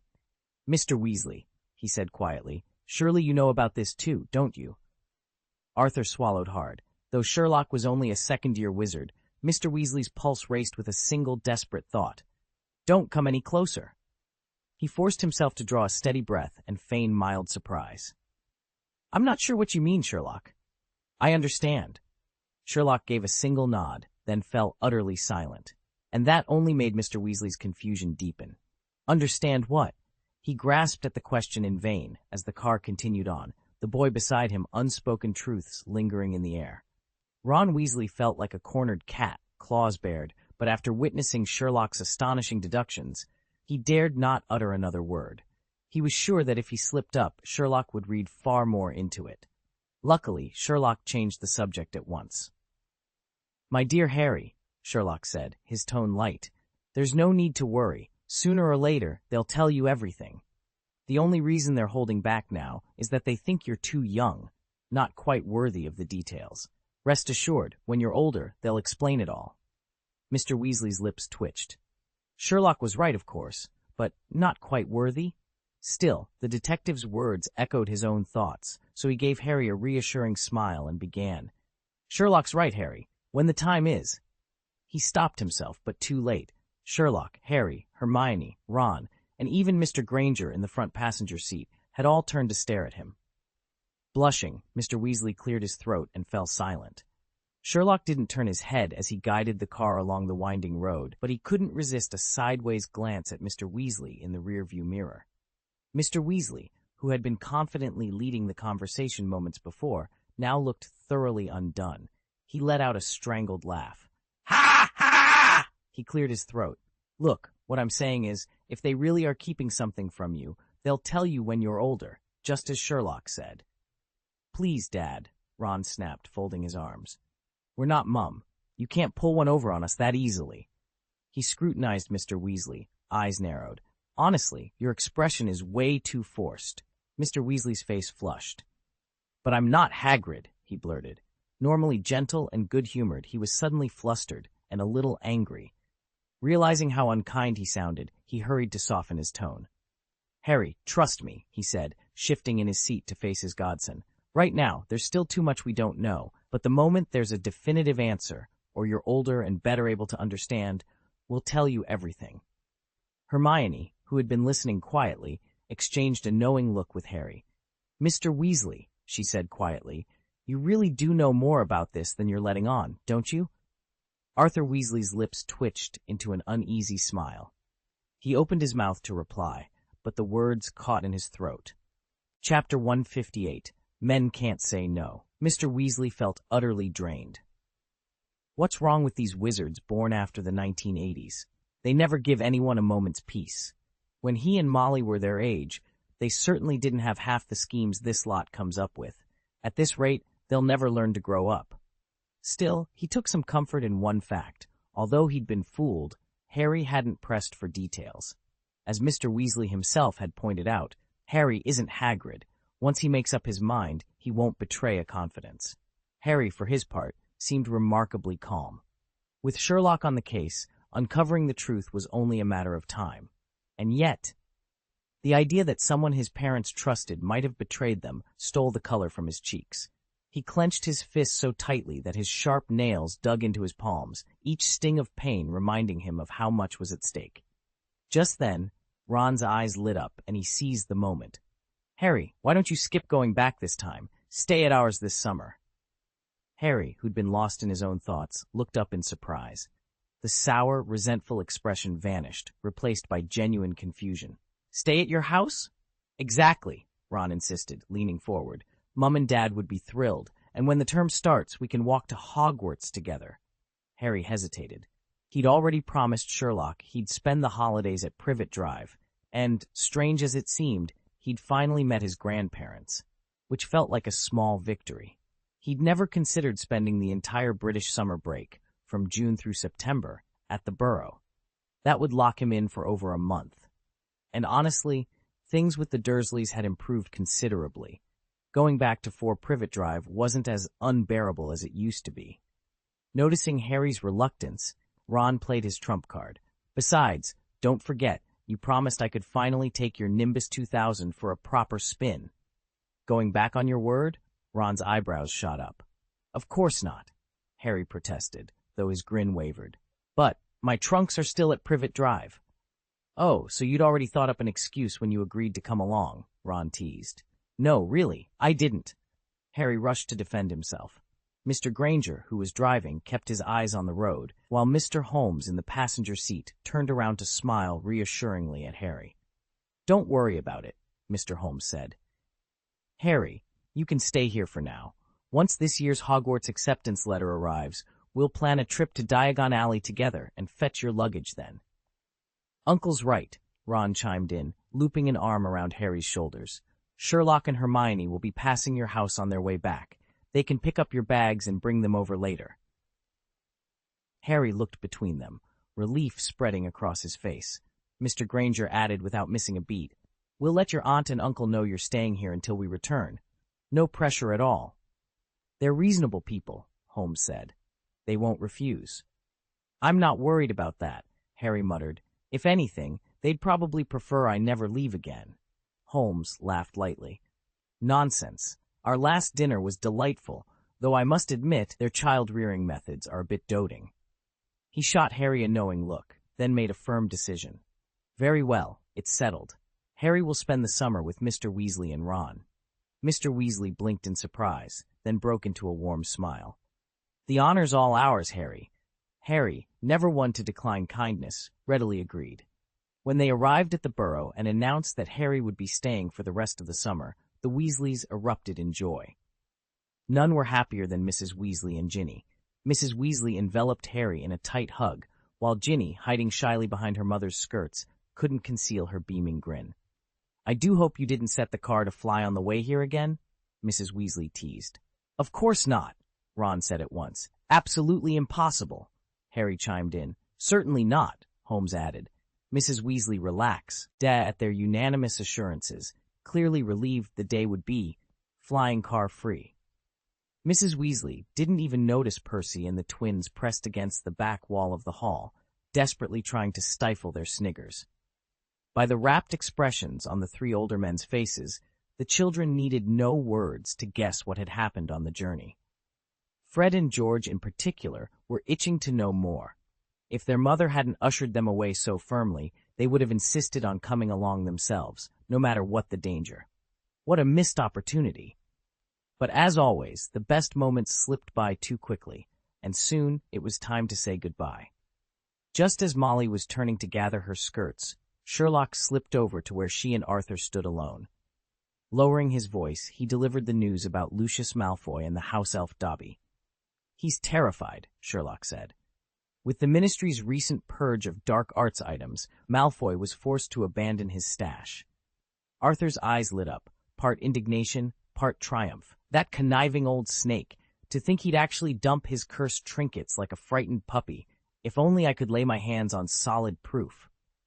"Be careful, Arthur." Molly's voice was soft but firm. She laid a hand on her husband's arm. "The Malfoys don't take kindly to being crossed. Don't bite off more than you can chew." Arthur let out a hearty chuckle, brushing aside her concern. "What? You don't think I can handle Lucius Malfoy? After all these years, I'm not about to let him intimidate me." Molly's frown deepened, but there was no stopping Arthur once his mind was made up. Sherlock and Molly exchanged a quick glance. both grateful for Arthur's spirited courage, yet aware of the dangers that lay ahead. As they readied themselves for what would surely be a delicate investigation, the Weasley household felt charged with a new purpose. Soon, they would have to face Malfoy and expose his secrets, but for now, they simply steeled themselves for the task, united and determined. Arthur's face turned as red as his hair the moment Molly voiced her concerns. A man couldn't stand being called incompetent, especially by his own wife. "I didn't mean you're incapable," he began, bristling. Molly slipped an arm around his waist and spoke softly. "Arthur, I'm not questioning your abilities. What I'm saying is, we ought to warn the children. Those dark artifacts you know who left behind. If any make their way into Hogwarts, it could be disastrous." Arthur huffed. "But Sherlock said Dumbledore has already taken precautions. Malfoy won't get anywhere with them." Molly's voice grew firmer. "That's you-know-who you're talking about. Do you really want our kids falling under his spell?" Hearing the unspeakable name, Arthur's indignation drained away. He closed his eyes, took a steadying breath, and nodded. "You're right, Molly. Tonight, I'll sit them down and remind them. Never trust anything that can think for itself unless you can see where it keeps its brain." Molly's tension melted into relief, and she gave his hand a reassuring squeeze. "That's exactly what I wanted to hear." And with that, the Weasleys stood united, resolved to keep their children safe from whatever shadows lurked in the wizarding world. Molly turned to Sherlock and threw her arms around him. "Thank you so much. You're a good boy. I suppose I'll have to get you another gift." Arthur frowned. "Wait, Molly, do you mean—" "Oh, Arthur," Molly said, exasperated. "Can't you see? Your last mistake has insulted the Malfoy family, and they won't let it go. Sherlock was only reminding you of the trouble they'll cause, and of our children's safety." Arthur's face went as red as his hair. "Blast it, I never even thought of that. Sherlock, thank you." He gave Sherlock a grateful hug, then turned to his wife with a warm smile. "And you, my dear Mollywobbles." Molly's cheeks burned. "Arthur, there are children here." But once they were alone, she couldn't help but smile inwardly at that nickname. She loved how Wobbles hinted at something unsteady, something deliciously intimate, just between them. She stole a glance at Sherlock. His face remained perfectly calm, and she let out a relieved sigh. Molly gave Harry an encouraging smile. Good, she thought. The boy's still too young to catch on to what this really means.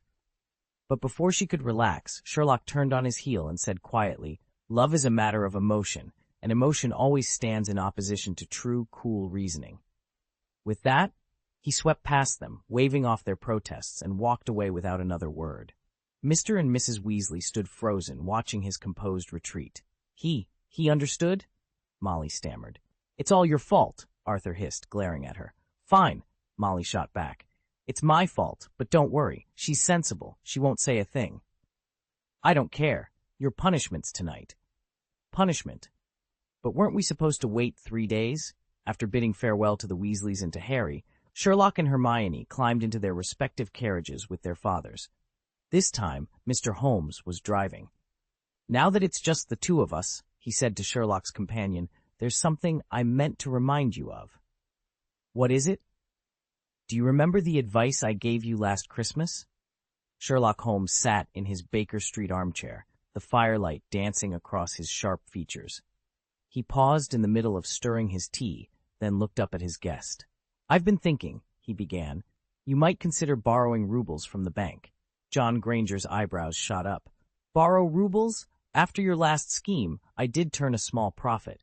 Holmes waved a dismissive hand. "Not alone this time, my friend.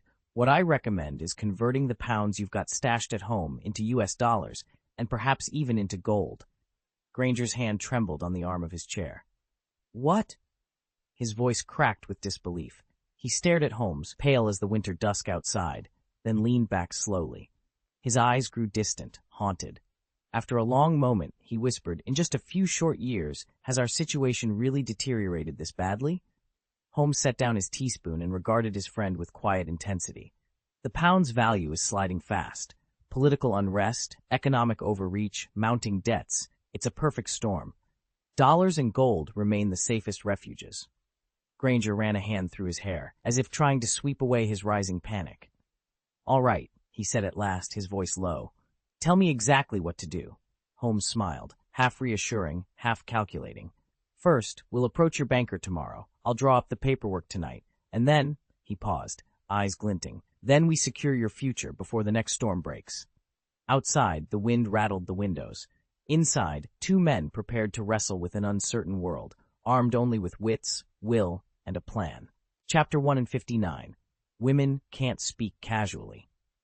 As the 1990s dawned, Britain, once the world's preeminent superpower, found its economy slipping into decline. Home prices stagnated, unemployment climbed, and punishingly high interest rates choked off any hopes of a swift recovery. Meanwhile, the drive toward deeper European integration was gathering steam. And in 1990, the United Kingdom made a fateful decision. It would join the European exchange rate mechanism. The ERM was conceived by member states of the European community to stabilize their currencies and foster closer economic ties. Under its rules, each participating nation pegs its currency to the German Deutsche Mark and agrees to keep exchange rate movements within a strict band. National central banks, in turn, pledge to buy or sell foreign currency or adjust domestic interest rates as needed to maintain that stability. On paper, Britain's entry looked like a shrewd move, an invitation to foreign investors and a commitment to fiscal discipline. Yet the reality proved far more complicated.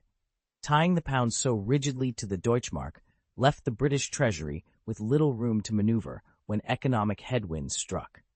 Every uptick in unemployment, every slump in real estate values, threatened to push the pound outside its permitted range. And as the early 1990s unfolded, those pressures would mount in ways that no one had predicted. Chapter 7. The collapse of the Berlin Wall and the subsequent reunification of East and West Germany unleashed a torrent of Western capital into the former East Germany. Almost overnight, prices began to rise as the influx of investment stoked inflation. With its mandate squarely fixed on price stability, the Bundesbank had no choice but to raise interest rates. Higher rates strengthened the Deutsche Mark, and that strength rippled across Europe. Britain, locked into the exchange rate mechanism, felt the fallout immediately. Politically, Westminster wanted to spur growth, which under ordinary circumstances would have meant cutting rates. Instead, the British pound was compelled to follow the Deutsche Mark's lead. Interest rates climbed yet higher, simply to defend the ERM parity. The result was a strangling of British consumer spending and business investment. Exports, suddenly unaffordable to many foreign buyers, slumped as the pound became glaringly overvalued. In London's financial district, the mood was grim. But among the wary speculators and anxious bankers, there was one man who saw opportunity in the turmoil.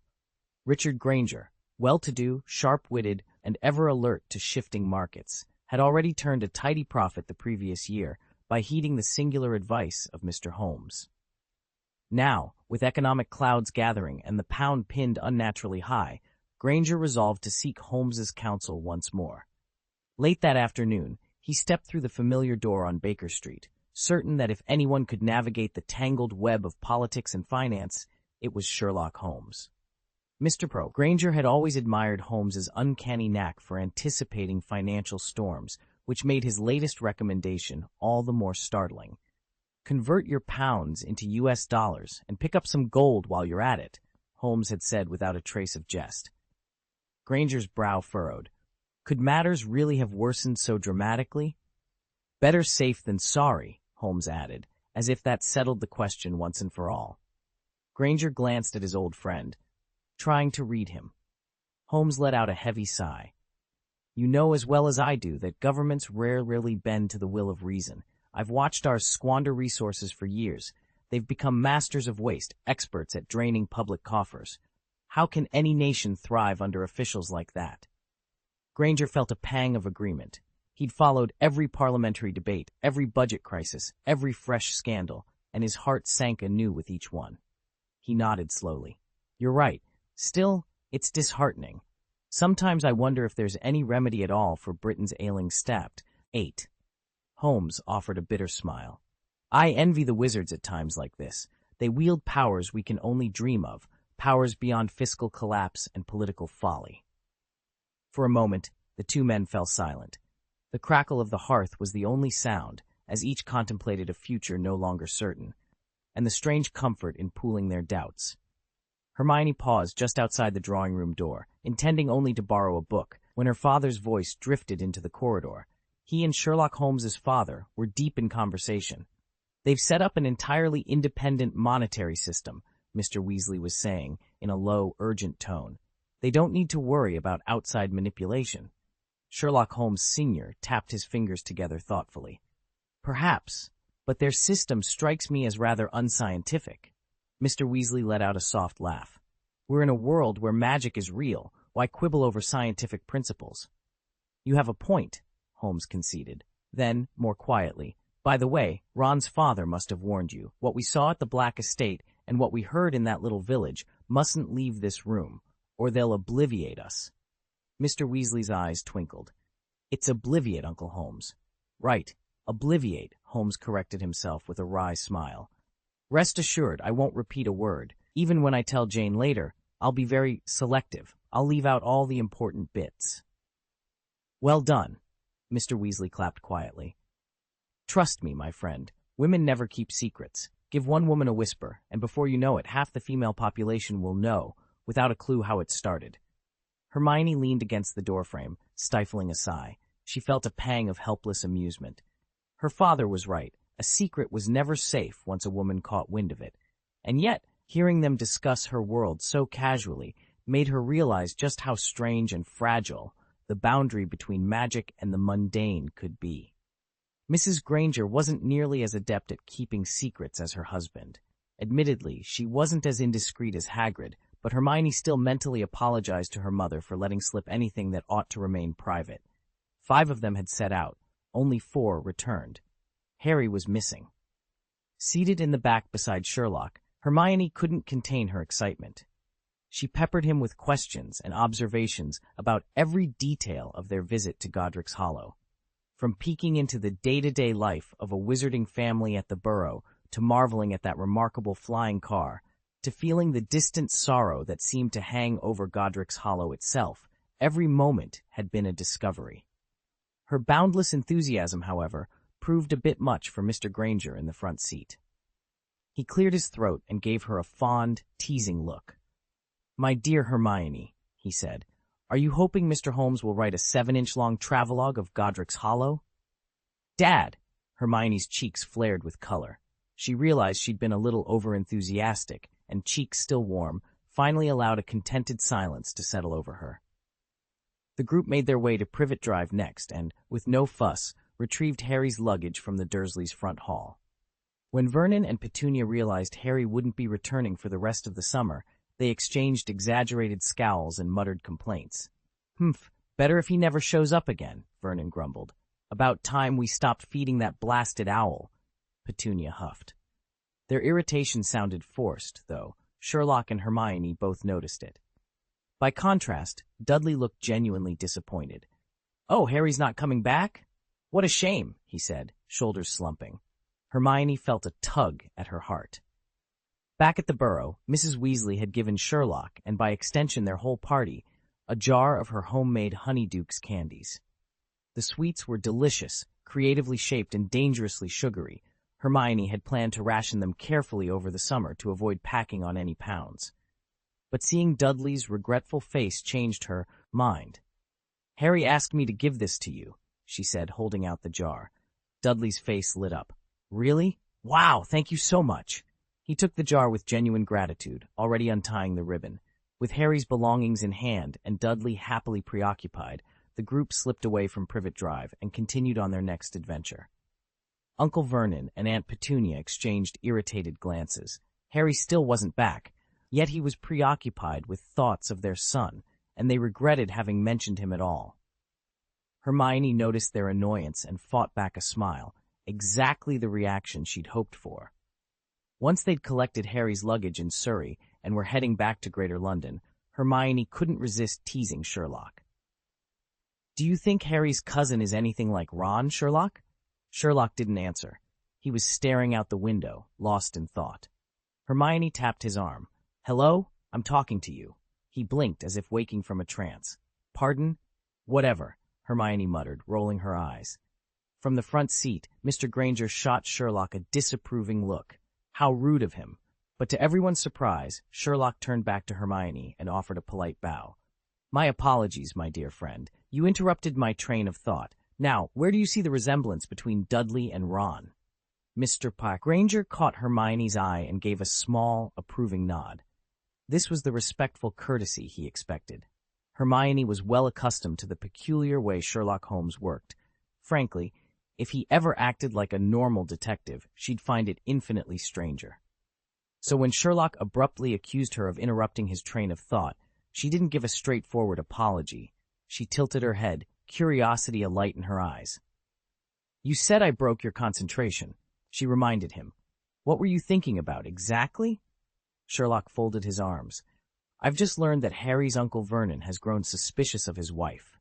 Suspicious? Suspicious of what? Hermione glanced over at her father. Sherlock's lips curved into a thin smile. He thinks there's something going on between Aunt Petunia and Professor Snape. At that, Holmes himself took a cautious sip of tea and immediately spat it back into the cup. Hermione and Mr. Granger exchanged utterly bewildered looks. After a heavy silence, Hermione found her voice again. Sherlock, you can't just invent gossip like that. Everyone knows Snape had feelings for Lily, Harry's mother. How on earth could he be involved with her sister? She trailed off, shaking her head. No matter how she tried, she couldn't reconcile those two names in the same sentence. Of course they're not related, Sherlock said calmly, but my deduction isn't baseless. Hurry up and tell us, Hermione pressed, leaning forward. Holmes and Granger, too, perked up. The mystery sounded too good to ignore. Do you remember our last trip to Privet Drive? Sherlock asked. You mean the visit with Harry? Holmes offered. No, earlier when Professor Snape came by. Oh, right, Granger said, nodding. I remember that. When Snape was seeing us off, Mr. Dursley shot his wife a very odd look, and you just mentioned that Snape greeted Aunt Petunia by name when he arrived. Exactly. Well, shortly after Lily received her Hogwarts letter, Aunt Petunia once wrote to Professor Dumbledore, asking if she too might attend Hogwarts. Dumbledore politely declined. Before Hogwarts, Snape and Lily were next-door neighbors. Once you put those facts together, Aunt Petunia's thoughts become clear. Seeing Snape again after all these years would have reminded her of the hopeful letter she penned in her youth. Dumbledore's soft-spoken response concealed an icy refusal that shattered her hopes like a knife to the heart. Ever since you first told me about this, I've been watching Mr. Dursley closely. From the look on his face lately, it's clear he's noticed how strangely his wife reacted when she saw Professor Snape. Sherlock fixed his gaze on Hermione and spoke deliberately. My dear Hermione, I've told you before that it's always dangerous to draw conclusions when the evidence is lacking. Hermione nodded. I know. Unfortunately, Mr. Dursley doesn't agree. So? Sherlock prompted. Did he jump to the wrong conclusion? Hermione pressed him.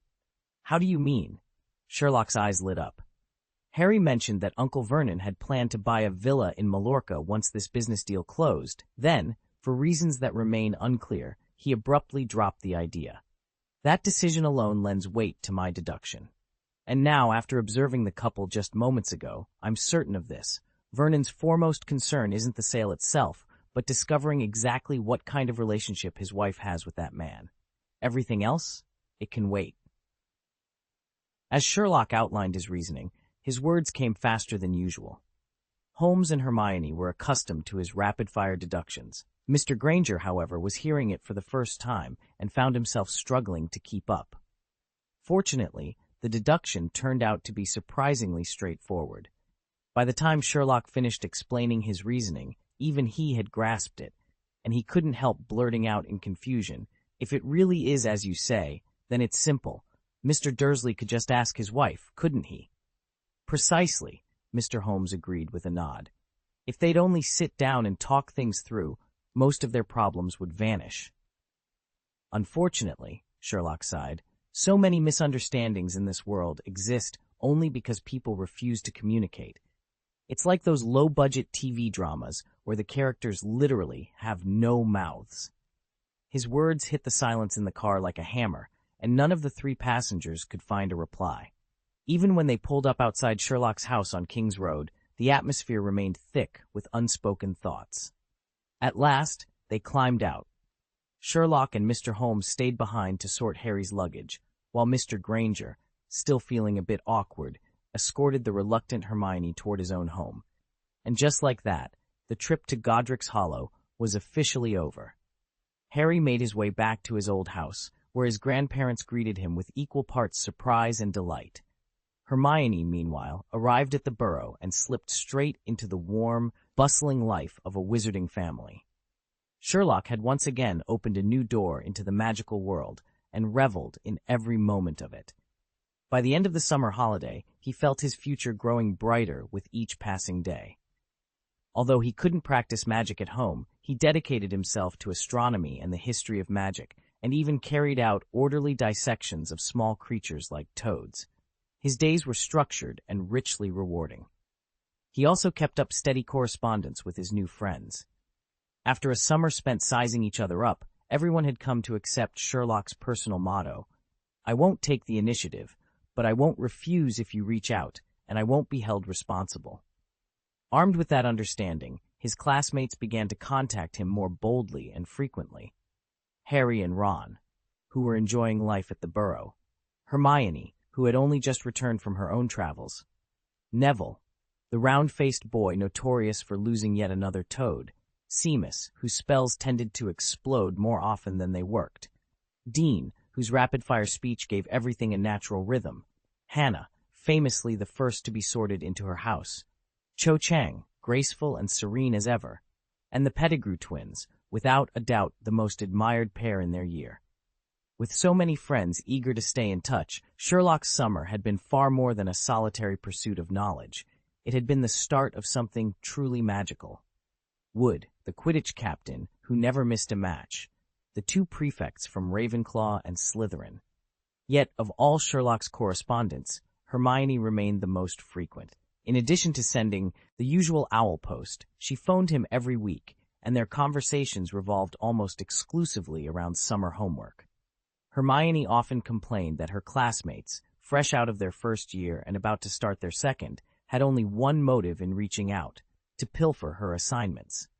Still, no matter how she chided them, Hermione inevitably shared her essays and potion plans, earning glowing feedback each time. Even more surprising was Gemma Farley, the Slytherin prefect, who contacted Sherlock more often than Harry or Ron and ranked second only to Hermione. Their chats were endlessly stimulating. Gemma was older, incredibly well-informed, and full of lively insights. So persuasive was she, in fact, that they dropped the formal Mr. Holmes and Prefect Farley in favor of plain Sherlock and Gemma. Sherlock couldn't help noticing how this mirrored the rapport he'd developed with Hermione. And since Harry had moved into the burrow, Ron naturally found himself drawn into their circle as well. Harry and Ron had become two of Sherlock's most frequent correspondents, second only to Gemma Farley, in their quest to uncover the identity of the mysterious, hidden person. Harry did almost all the writing, while Ron would sneak in a few enthusiastic sentences at the bottom of each letter. In his latest update, Harry couldn't help but gush over the Weasley household. All the older brothers were brilliantly talented and so articulate, and life at the burrow was somehow even more cheerful than home. He was positively delighted to be staying there. Yet the excitement of the new surroundings hadn't loosened all lips. Both Mr. and Mrs. Weasley remained stubbornly tight-lipped, offering no hints about the stranger they suspected was lurking in the wings. Harry's messages to Sherlock grew increasingly impatient. Despite hours spent checking every nook and cranny of the burrow, they still had no clue as to who or what might be watching them. On a lighter note, Harry reported on Ron's little sister, Ginny. Every time he entered the room, she managed to knock something over: a vase, a stack of letters, once even a teapot. And whenever he tried to strike up a conversation with her, her cheeks would flame a shade deeper than her naturally fiery hair. If he lingered just a moment longer, even the roots of her ginger locks seemed to redden. Each time, Harry admitted, he found himself as crimson as Ginny, wishing the floor would open up and swallow him whole. With every letter sent off to Sherlock, the trio held their breath, hoping that at last the great detective would spot the missing thread that they themselves had overlooked. He'd asked Sherlock for advice. Sherlock's answer was as blunt as ever. Do whatever you must. Just ignore her. Outside his three closest contacts, Sherlock's correspondence was sparse and straightforward. The occasional question about summer homework, a remote consultation, or a routine invitation to collaborate. Before he knew it, a month had slipped by. Kensington and Chelsea, 128 Kings Road, second floor. Master bedroom. A black and white eagle owl swooped in through the open window, an envelope gripped in its talons. It swept around the room once, and then dropped the letter neatly into Sherlock's waiting hand. The sight stopped him in his tracks. Exactly 1 year ago, an identical owl had delivered his acceptance letter to Hogwarts School of Witchcraft and Wizardry. From that moment, the science-driven young man's life had been upended by magic. The revelation had been shocking at first, but once he'd learned to embrace his new reality, it proved undeniably exhilarating.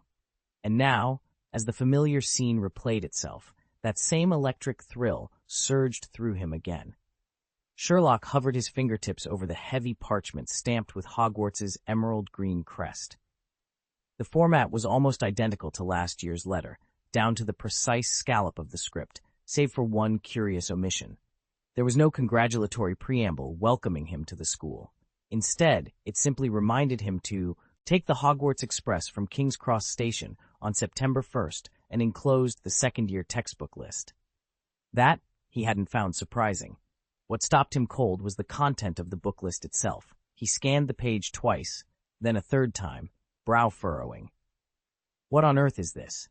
Before he could puzzle it out, the landline on his desk rang, its sudden shrillness snapping him back to the present. He lifted the receiver.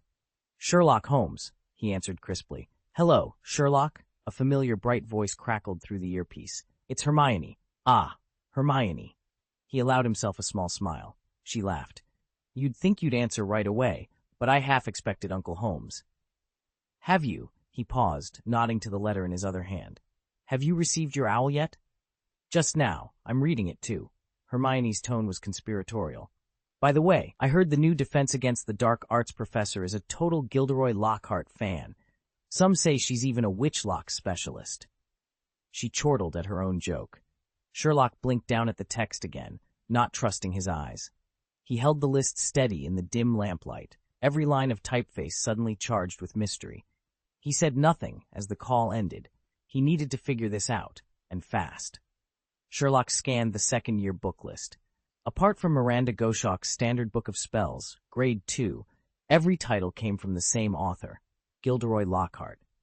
Break with a Banshee, Gadding with Ghouls, Travels with Trolls, Voyages with Vampires, Wanderings with Werewolves, A Year with the Yeti, Holidays with Hags. He hadn't yet opened any of them, but the sensational titles left little doubt. These were lightweight adventure novels, not the serious Defense Against the Dark Arts manuals he'd expected. Even by Sherlock's own unconventional standards, the choice struck him as absurd. He imagined fellow students squirming through Lockhart's flamboyant anecdotes instead of mastering real defensive techniques. So, you know Lockhart's books? Hermione's excited voice snapped him out of his thoughts. He turned to see her watching him, bright-eyed and expectant. He'd never claimed expertise in popular wizarding fiction. Puzzled, he delved into his memory attic, rifling through mental shelves. After a few seconds, tucked away in a dusty corner, a faint recollection surfaced. When Sherlock first wandered into Diagon Alley the previous year, he'd been looking for more than just Hogwarts textbooks. He wanted to dive deeper into the magical world. Browsing the crowded shelves of Flourish and Blots, he overheard the shopkeeper raving about an author named Gilderoy Lockhart. According to the bookseller, Lockhart's memoirs had sold out almost as soon as they hit the shelves. As a consolation, Sherlock was steered toward Bear Grylls' survival handbook instead. At the time, he barely registered the recommendation, and after discovering that Grylls' guide was surprisingly practical, Sherlock promptly filed the whole Lockhart episode away in a dusty corner of his mind. Who would have guessed that, having missed out last year, Lockhart would make such a spectacular comeback this season? Of course I know him, Sherlock said with a faint smile when Hermione asked. Hermione's eyes lit up. Gilderoy Lockhart is a household name in the magical community. He's an Order of Merlin, 3rd class, recipient, an honorary member of the Dark Arts Defense League, and he's been voted Witch Weekly's most charming smile 5 years running. Just this year, he also captured the title of Britain's most dashing wizard. He spoke of Lockhart as if he were a close friend, a former Ravenclaw who'd graduated top of his class at Hogwarts, then gone on to become a celebrated author whose bestsellers swept the wizarding world. He'd even invented the much-talked-about Alchemy egg yolk shampoo, fabled for locking in shine, but sadly never mass-produced for everyday witches and wizards. Hermione rattled off Lockhart's resume with perfect ease, running through every headline and obscure trivia until, at last, she looked up and smiled. "Sherlock, do you remember the Christmas gift I gave you last year?" He paused, recalling the slim volume tucked away on his shelf. "Charm Your Way to Success?" Her eyes lit up. "Exactly. That one's by Lockhart, too. It's just a pity I gave you the paperback edition. You missed out on his glamorous author photo." Hermione flushed, a brief pang of guilt crossing her features as she realized she'd robbed him of the full Lockhart experience.